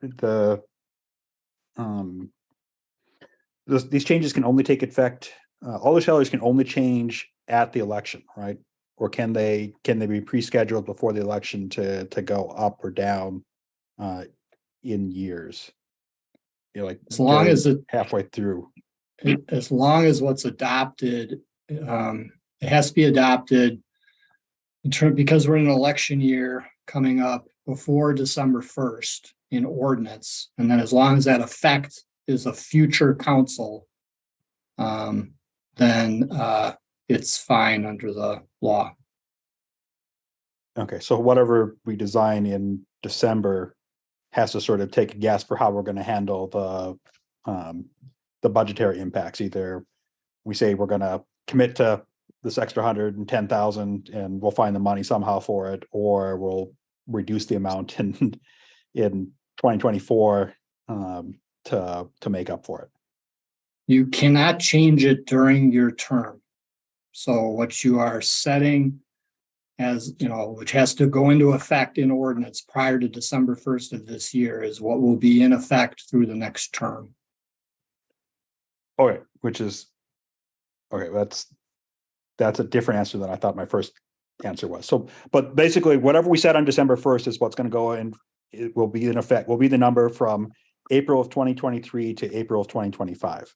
And that number shall not change, go up or down at all between There those. will be a provision probably for an annual increase, which is also allowed as long as it's in place before the next council is elected. Before that December 1st date. Okay, thank you. Thank you, Alder. Other questions? Alder Benford? Thank you, Mayor. I had a question for perhaps the sponsors, if they were willing to answer. And I really appreciate the distinction of the question, that it is different than what was on the referendum. But have you thought about putting this to referendum? Alder Foster? Yeah, I have, I guess I've considered it, and I don't think it's a good idea. The biggest issue is once you do that, anything you put to referendum, and I don't know if the city attorneys can confirm this, but my understanding is any change like that you do via referendum then requires the same kind of change to also go back to referendum after that. So that's happened with some of our structural pieces already, which then sort of ties the hands of future councils to make changes. So I don't think that would be a wise decision in this case. Thank you. Thank you, Mayor. Thank you, Alder. Any other questions? Seeing none, then a substitute has been moved and seconded. Is there discussion? President Furman. Thank you, Mayor. Thank you, Alder Foster, for answering those questions and for the explanation. I think if anybody, especially who has done this job or designing this job from scratch, there's no way they would pick $13.77 as our compensation. We've talked a lot in the last few years with Task Force Government Structure and a little bit in CCEC about trying to look at the hours alders put into this job, and it's a really hard exercise that we haven't had a ton of progress on, but obviously at some point we, that Task Force for Government Structure proposed full-time, and that went to a non-binding referendum and didn't pass. This particular amendment, as has been stated several times this evening, is not changing the assumption on hours. I think there are alders that are sitting here today that can easily tell you that they're spending a ton more hours there, and there are other alders that probably will say that's about right. But the fact of the matter is $13.77 ends up making this job an incredibly difficult job for many people in our community. We made a decision tonight when it came to wage equity, which will likely require more difficult decisions in the future about budget cuts. And to be quite frank, I would like more people at the table to help make those decisions that have had life experiences that probably can't afford to be in this job if we keep this salary at $13.77. That low salary is absolutely a gatekeeper from keeping more people in our community in this job. And I think that's a mistake. This is not us increasing our salary. This is us increasing a future term salary. If you refer to the Task Force for Government Structure report, where it does talk about full-time, some of the points definitely apply here. It talks about moving to a full council alone won't resolve the challenges Madison has had with struggling to adequately represent and serve people of color and low income, but neither will doubling down on the current situation. And not making any change is essentially doing that. I appreciate Alder Foster's work. He very much took up the whole median discussion and mean discussion and all those different numbers. I don't know what the right number is, to be quite honest, but I do know that $13.77 is not an appropriate salary for anybody. We need to raise our minimum wage as a society, and we certainly need to pay people to do this job much more than we do. It's not a hobby. This job takes a lot of effort, a lot of work. Open to suggestions on different numbers, as Alder Foster said. I'm as well open to figuring out how to step into a better number, knowing that we have budget challenges. But I'm hopeful that if we can increase the salary, we can encourage more people to strongly consider being in this job, because it's incredibly rewarding. And the more diverse voices we can get in this job, I think the better outcomes we'll have for our residents. Thank you. Thank you, Alder Madison. Thanks, Mayor. So I just want to use my own life to just be transparent and help folks think about it, or at least to get to a number. I would have not been able to apply to serve in this role had I not had a part-time executive assistant and now full-time staff in my day job. And so if you think about what is the value proposition to pay folks a little bit more to spend some time to serve the city, you would just end up with people who are not financially strapped in order to give back and serve the city. And it is my guess, if you polled alders on, what folks' income is outside of serving as alder, it's going to probably be all over the place, but you're going to likely have a few folks who might be in a place where they're trying to make it work financially and it's tough. And, so do we want folks who serve? I would love to see, for example, for folks who could serve on this council and help make decisions, who are in a place of where they are receiving some sort of benefits for their housing or groceries or food and that sort of thing, because they come from a place of being in a position to understand what their neighbors are needing a bit more than someone like myself, who, even though I get it, I've been out of needing that kind of help for quite some time. So I think a fair number would be somewhere around $20 to $25. And I'm only saying that from my experience of, it was not personally until I got to about $25 an hour when I worked at the college that I was able to have some flexibility to participate in other things across the city. And it is my experience and the people that I get to serve and work with on a regular basis, until they get to somewhere between $22 and $25 an hour, they too are not able to give of themselves like they would like to do, because they're so financially strapped that it is stressful to even volunteer at their kids' school a couple nights a week. So if you can raise it, whatever the number ends up being, it has to be a number in which more people can feel as if they are able to sort of give of themselves just a little bit more to serve the city, where they're also not so taxed financially by doing so. That's it. Thank you, Alder. Alder Benford.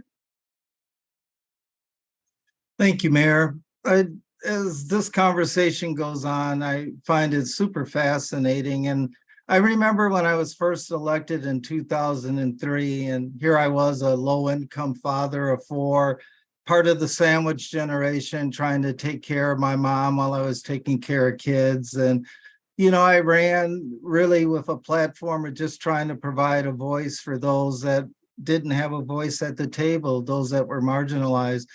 The day after I was elected, I was up at Warner Park, and a former alder at District 12, who I think you know very well, came up to me and said, "Congratulations, and what are you going to do with all the money?" And I was like, "Money? What money?" And at the time, I think we got $5,000 in 2003. It was a shock. And let me tell you, as a low-income father working, really low-wage jobs, that $5,000 did make a difference. But I wanted to just share that because I deeply appreciate the work that the TFOGS group did before I was elected. And I can't imagine the countless hours and the conversation. And I know a lot of this, the intent is good, but I wonder about the impact. Because let's be honest, we're the most diverse council in the history of the city of Madison right now, without any pay raise, without any structural changes. That's the reality. So if we talk about gatekeeping, how traditionally marginalized folks like me, how can we get their voices to the table? I would suggest that it all starts in the campaigns. If we're being really honest, that's the gatekeeping, who you align with, the cliques you come into contact with. I remember being very well supported, then you get elected, and then now what? Everybody takes off. They work hard to get you elected. So I think that there's this intrinsic value that we forget about. And we're all different. And I certainly respect that, Mayor. Each and every one of us are called to service. We're all different. But for me, it was about trying to find new leadership behind, not to stay in office forever. And I know part of the referendum question was on term limits. And I'd like to suggest that even though the question is different, people are savvy enough. I think that it was a clear indication of worry about, are we public servants, or is this about the money? Now, I suggest that there is middle ground that we haven't thought about. And I asked the question about referendum. And perhaps someone comes on the council that is low income. Perhaps they have kids. As a father of 5, I would suggest that childcare during the meetings and other accommodations are more important than the pay if you want to be involved, if you want to get out and have listening sessions and be in the community. It's childcare that's oftentimes the issue. And, as we try to throw numbers around, what's equitable, what's fair, once again, I come back as I look at all the beautiful faces on our Alder page. We are super diverse, and we do come from many different backgrounds.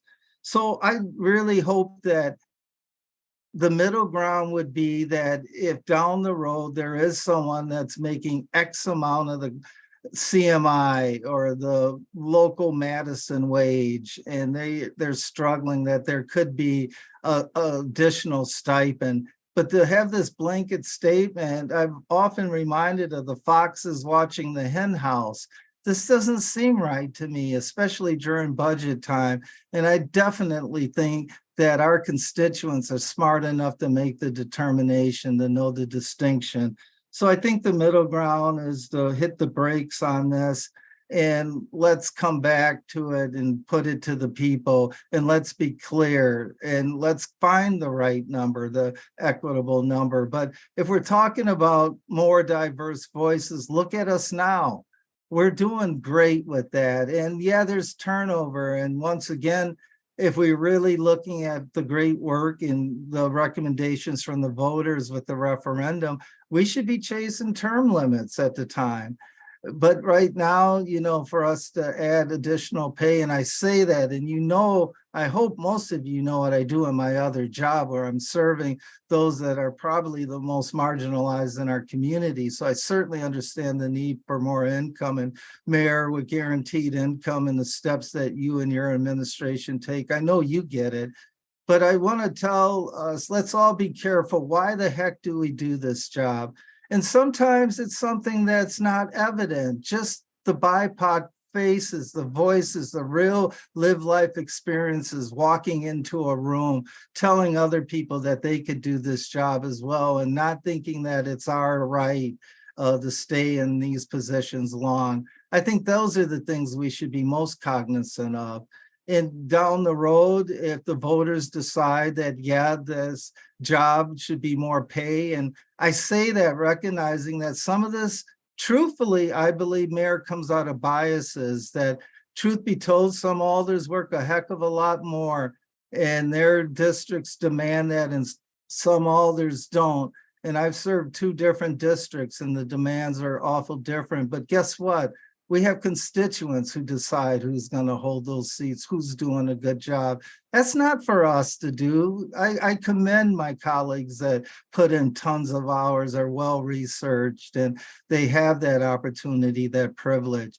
But creating more money at this time, and it seems kind of not well thought of, I don't think that's the right way to go, and it's certainly not the right way to ensure diversity. We got that going. We're doing that as people, our voters, people in the city of Madison are looking for political leaders with real live life experiences, and that comes from many different backgrounds and arrays. So let's stay focused on that. I would urge my colleagues to let's pump the brakes. Let's take the time and find the right. If we think there's a way to subsidize, ensure that someone once elected back in 2003, I would have loved this conversation perhaps, but times have changed. And I think intrinsically we serve to be public servants and we're on a slippery slope. Thank you, Mayor. Thank you, Alder. Alder Fair? Thank you. So I think maybe people know that I've been a proponent for something like this for quite a long time. In fact, I think I'm still a proponent for a full-time council. And I think you can be a public servant and still get paid for it. Paid. I mean, I'm a teacher. I'm a public servant. But I expect to be paid and paid well because it's a very hard job. And I think if we're being honest, this is a very difficult job. Now, that's not to sit and complain about this job. There's definitely privilege. There's definitely recognition that we were, although I wasn't in this case, but most of us were voted into this office by our constituents. And that's something we need to take seriously. But I've always said, and I've been honest about it, that I don't think I've done this job over the 2 different times as well as I could if I had more time to do it.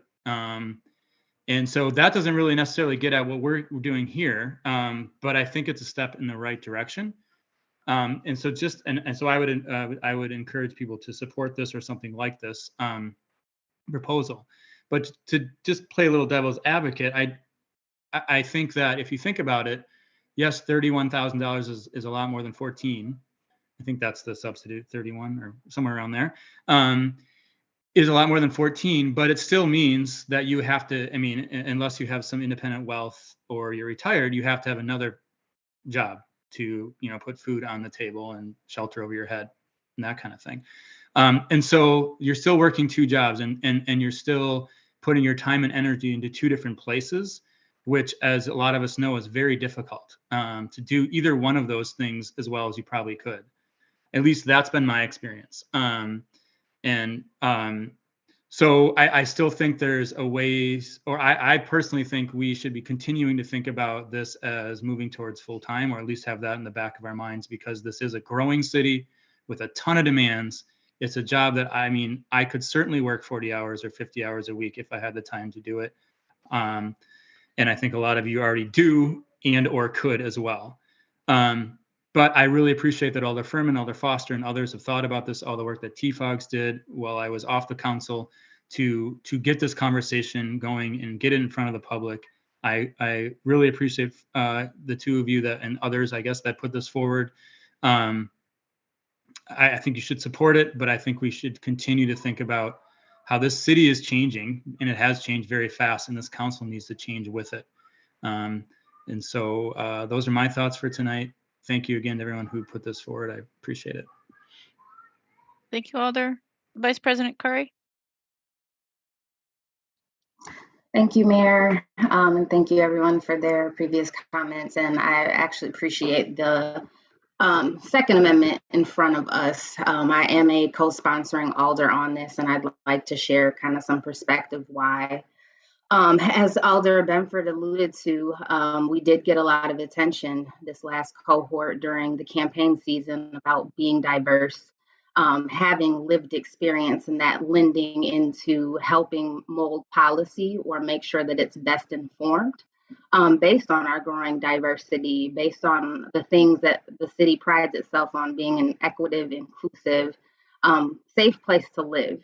And in the second hand, while I understand the difference between going through an employment process and being hired versus being elected to office, what I understood from questions I got during the campaign, questions I still got when elected into office is what makes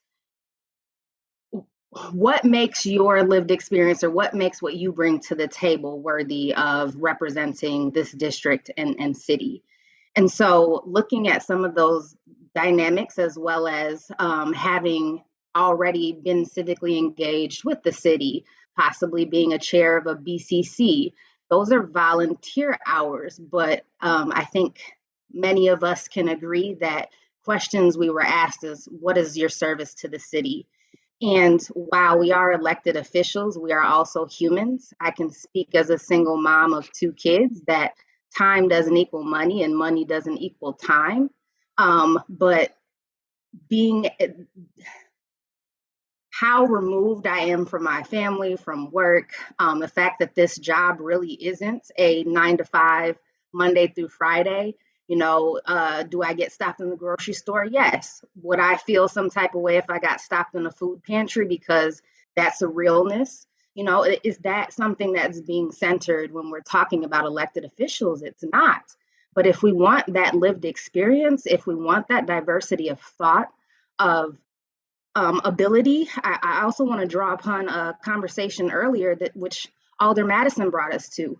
No one could answer the question about the double down dollars. I doubt that if she didn't have lived experience of being a single mom and now a nonprofit provider, providing for folks who are living on the fringes and not even surviving, trying to grasp on surviving, let alone thriving.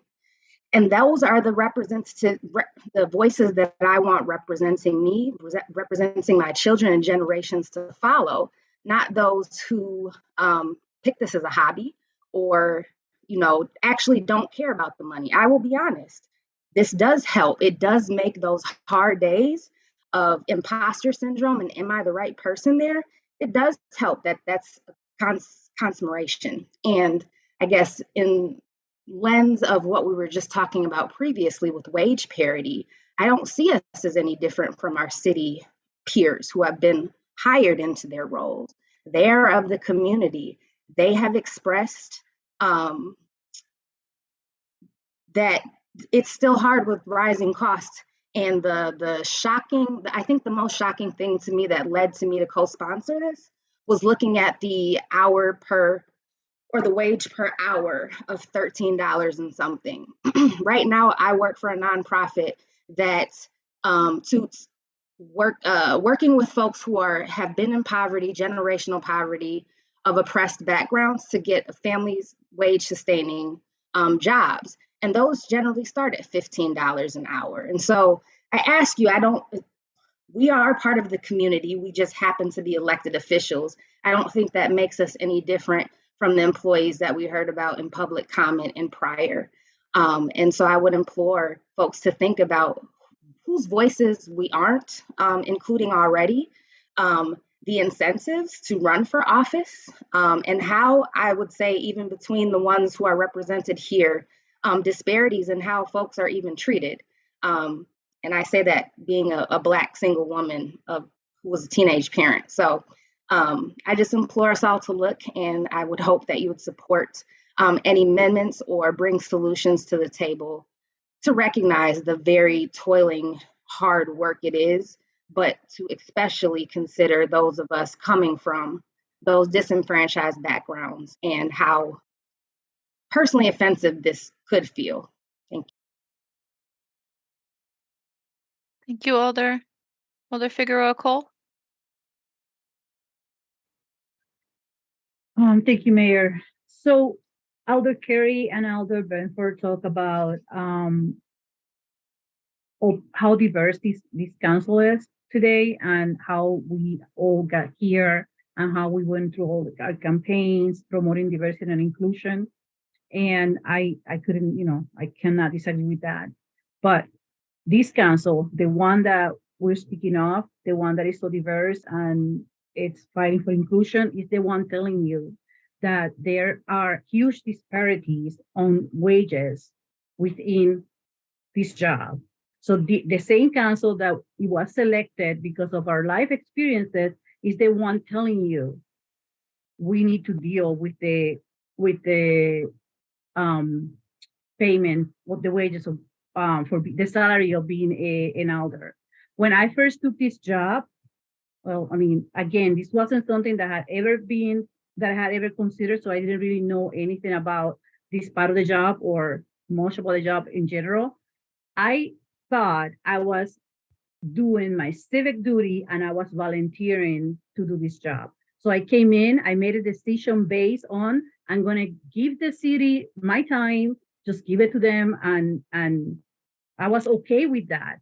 I was okay with that because I have the privilege of having a two-income family unit. I have a full-time job. My husband is retired, and if we need to pull from his retirement, we can collect money from that.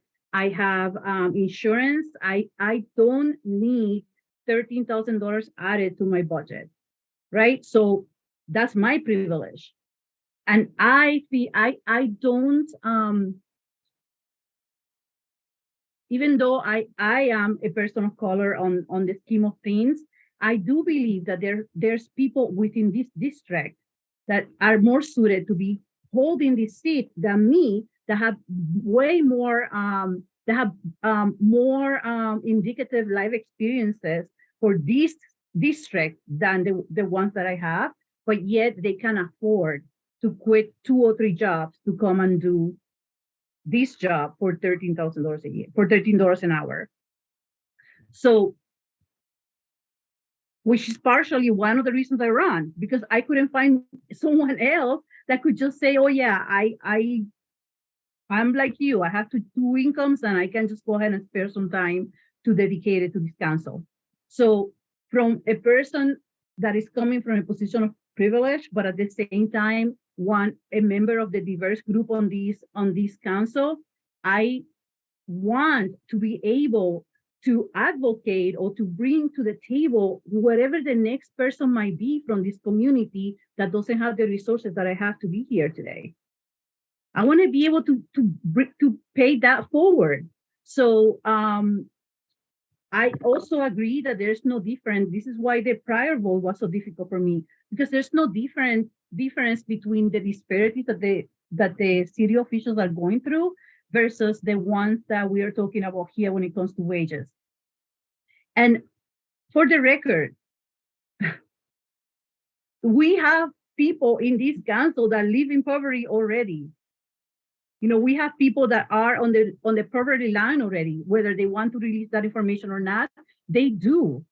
So honestly, to dismiss that because we had this twisted idea in 2022 of what civic duty means, Alder, fair to my words right out of my mouth. It is our civic duty. Teachers are public servants. Even the city staff is public service. MPD is public service. All of those people do the same thing that we do. We provide a service to the public, and they all get paid for in an equitable way. So I support this resolution. I will try to put an amendment in to just lower it to the medium of the city of Madison, the $25 rate. But I really, I'm not speaking for my needs, my personal experience, the many hours I put on this job. This is nothing to do with me. This is for putting a structure in place to be able to bring new people, fresh ideas to the table every so many years, and for them to be able to survive with 2 part-time jobs, the council and another part-time job, instead of having to have a full-time job, right? And a salary, or being married, or having a double income to be able to do this, instead of being a retired person that is already, I don't know, in their 60s or whatever, whose perspective is it's important.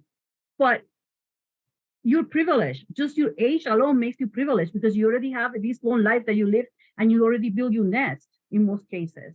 So just because you have the time to do this, that alone makes you a privileged person. And we need to be able to we need to dismantle all that thinking of what civic duty means, and what and being able to get paid for the job that we do. And let me make also another point that I because it really bothers me. So when I first started, I didn't think there was a pay for this, and I was okay being a volunteer person. But as a woman who has been on the corporate world for over 30 years, and I know the disparities between the wages between women and men all of those years, and be sitting on tables loaded with men that I know are doing perhaps as good as job as mine, and sometimes not as good, but getting paid more than me, knowing that it has taken me 30 years to value my job and ask for a raise when I know I deserve it, and be forward about it. It is insulting. It's insulting for me that the hours that I put on this job get paid at $13,000 a year. Because for me, it's not $13 an hour, because I know I put more than 20 hours a week, a week on this job. So it's an insult. It's telling me you don't value all the efforts that I'm putting forward.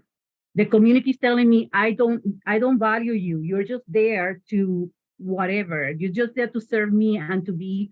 I'm entitled to your time, and that doesn't sit well with me. That's where things are disconnected, because there's nothing more valuable in my life than my time, and I respect my time a lot, and it's very limited having the situation that we're having right now. So we need to pay people for the work well done. So I'm sorry that I'm rambling, but yeah, this is not about us. And many of us right here in front of me, we have way more privilege than the people that are not here right now and the people that are to come to the table. So at some point, I would like to put an amendment together. I see that Alder Madison has her hand up, but I would like to put an amendment to lower it to the 25 mark of the medium Madison salary. Thank you. Thank you, Alder. Alder Madison. Yep. And I'll be very, very quick, but I just want to say, Alder Benford, I definitely appreciate your comments, and I definitely agree that if childcare was available, that would help folks. But I also want everyone just overall to, when you look at a group of people on any page or just anywhere, don't allow just there being a bunch of faces where there are people of color featured to sort of give you some false idea of what's really happening with those folks. Because like Jeanette is saying, I live alone. My only responsibility is myself. I go to Starbucks and Target most of the day with my money unnecessarily. And like Jeanette, I did not remember that there was pay until I was being asked to submit information to have a paycheck deposited. And so I did not transcend poverty really until somewhere around 2017 to 2018. So I just compel folks not to look at a page of folks and assume that things are merry and things are beautiful about those folks of color, because also as a person of color, you're also carrying a lot of emotional labor and just doing a job like this, where we'll never be paid enough to do that level of work. But we do it anyways because we want to use ourselves in these sort of ways. So I just compel you not to just think a bit more deeper about folks, despite them being folks of color. Just realize that folks are carrying a lot, and they're definitely not compensated to carry most of the work that they're doing. Thank you, Alder. Alder Fair. Sorry, I'll be real quick. I usually don't do 2 times, but I just want to say again, I don't know why I just had the need to feel like I need to say that I think as much as anything, time is as important as the money when we think about this job, and the time that is put into it, the mental stress that goes along with the job. So even if we have to work, people, anyone who would run for this job in the future would have to work another part-time job with this part-time job. It's still 2 things that you're putting your brain power, your energy, your time, you're finding, childcare if you need to find that. And I just don't know if that makes us or future alders as good as they could be in a city, again, that is growing and can continue to grow and continue to have these challenges. We talked about the budget tonight. I mean, huge challenges going forward. So I know that's not, full-time is not before us tonight or maybe any time in the future, but like, I just think it's as much about time as it is about the money. So that's all I got. Thank you, Alder Paulson. Yeah, I think we need to move up from the current hourly figure, but jumping to 30 something is just such a huge jump in 1 year. I can't support going that high that quick. I think a good starting point is to a living wage, and then I think we figure out where to go from there. But I think a huge jump is just more than I think the community can really get behind us on.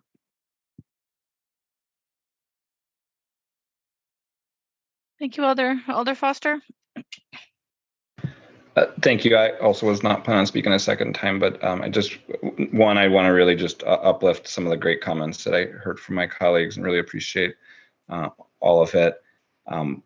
I do want everyone, particularly those who are going to vote tonight and those who will vote at council, really do interrogate your own privilege on this, and just ask yourself if you make above or below average, and ask yourself how you're able to make ends meet with the current situation.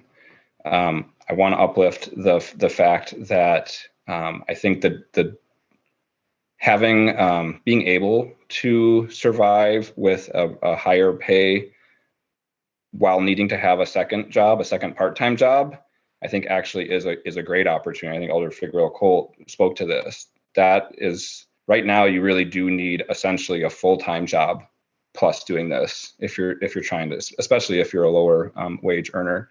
But if we did pay a more reasonable rate, I think it is very realistic for someone to have an additional job, another 20 hours, even 25 or 30 hours. Lots of people work 60 hours or more a week.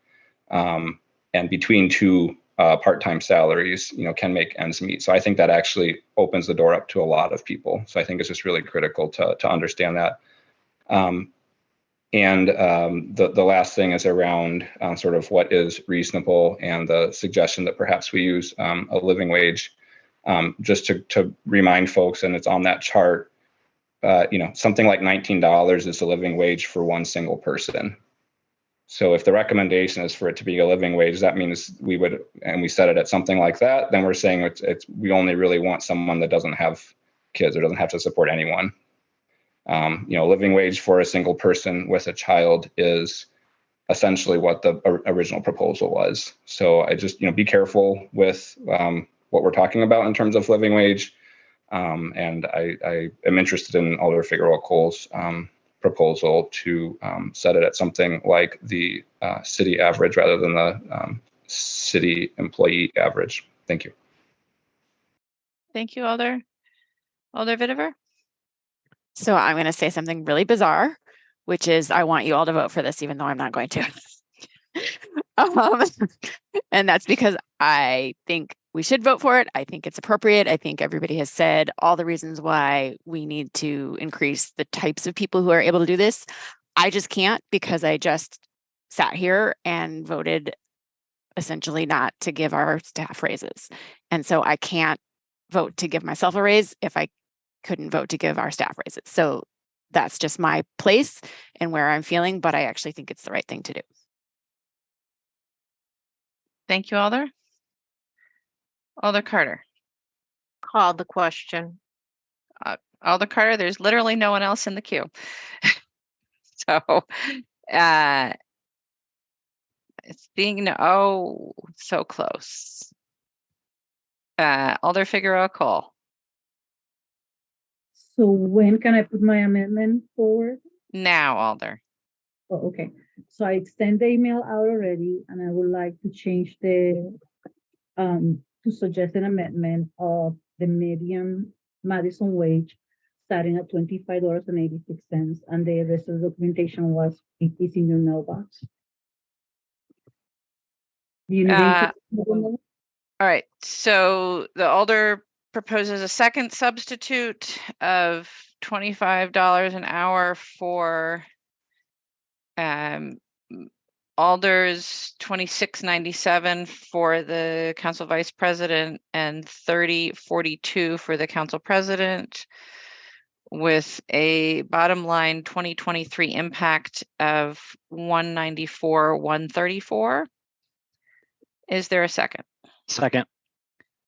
That second substitute is moved and seconded.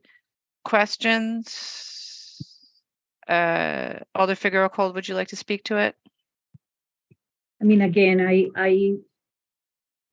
somewhat agree with Alder Paulson, but to go from the 13 to the 34, I think we can just find a middle ground and move us along as inflation goes on, and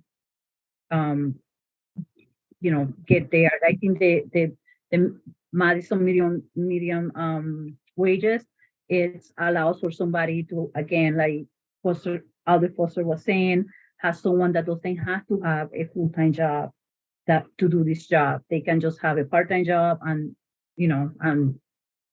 combine the two salaries. I think that's a good compromise, at least to begin to reach some parity at some level. So that's how I feel. Thank you, Alder. Is there further discussion? Okay, seeing none, then what's before us is the second substitute as sent by Alder Figueroa Cole, which in a nutshell starts by increasing the base pay to $25 an hour. Anticipating a request. All those in favor, aye. Those opposed, no, as your name is called, and I'll ask Dave to call the roll. Council President Furman. Aye. Alder Carter. No. Alder Revere. No. Alder Figueroa Cole. Aye. Alder Vitiver. No. Alder Evers. Aye. Mayor, that's 3 ayes, 3 noes. With 3 ayes and 3 noes, the second substitute fails. We're back to the main motion, which is the first substitute. The base rate is $29.38 an hour. Further discussion? Seeing none. On the first substitute, all those in favor, aye. Those opposed, no, as your name is called, and I'll ask Dave to call the roll again. Council President Furman. Aye. Alder Carter. No. Alder Revere. No. Alder Figueroa Cole. Aye. Alder Vitiver. No. Alder Evers. Aye. Mayor, that's 3 ayes, 3 noes. With 3 ayes and 3 noes, the first substitute fails as well. And that means the amendment fails. And that is the end of our list of amendments tonight.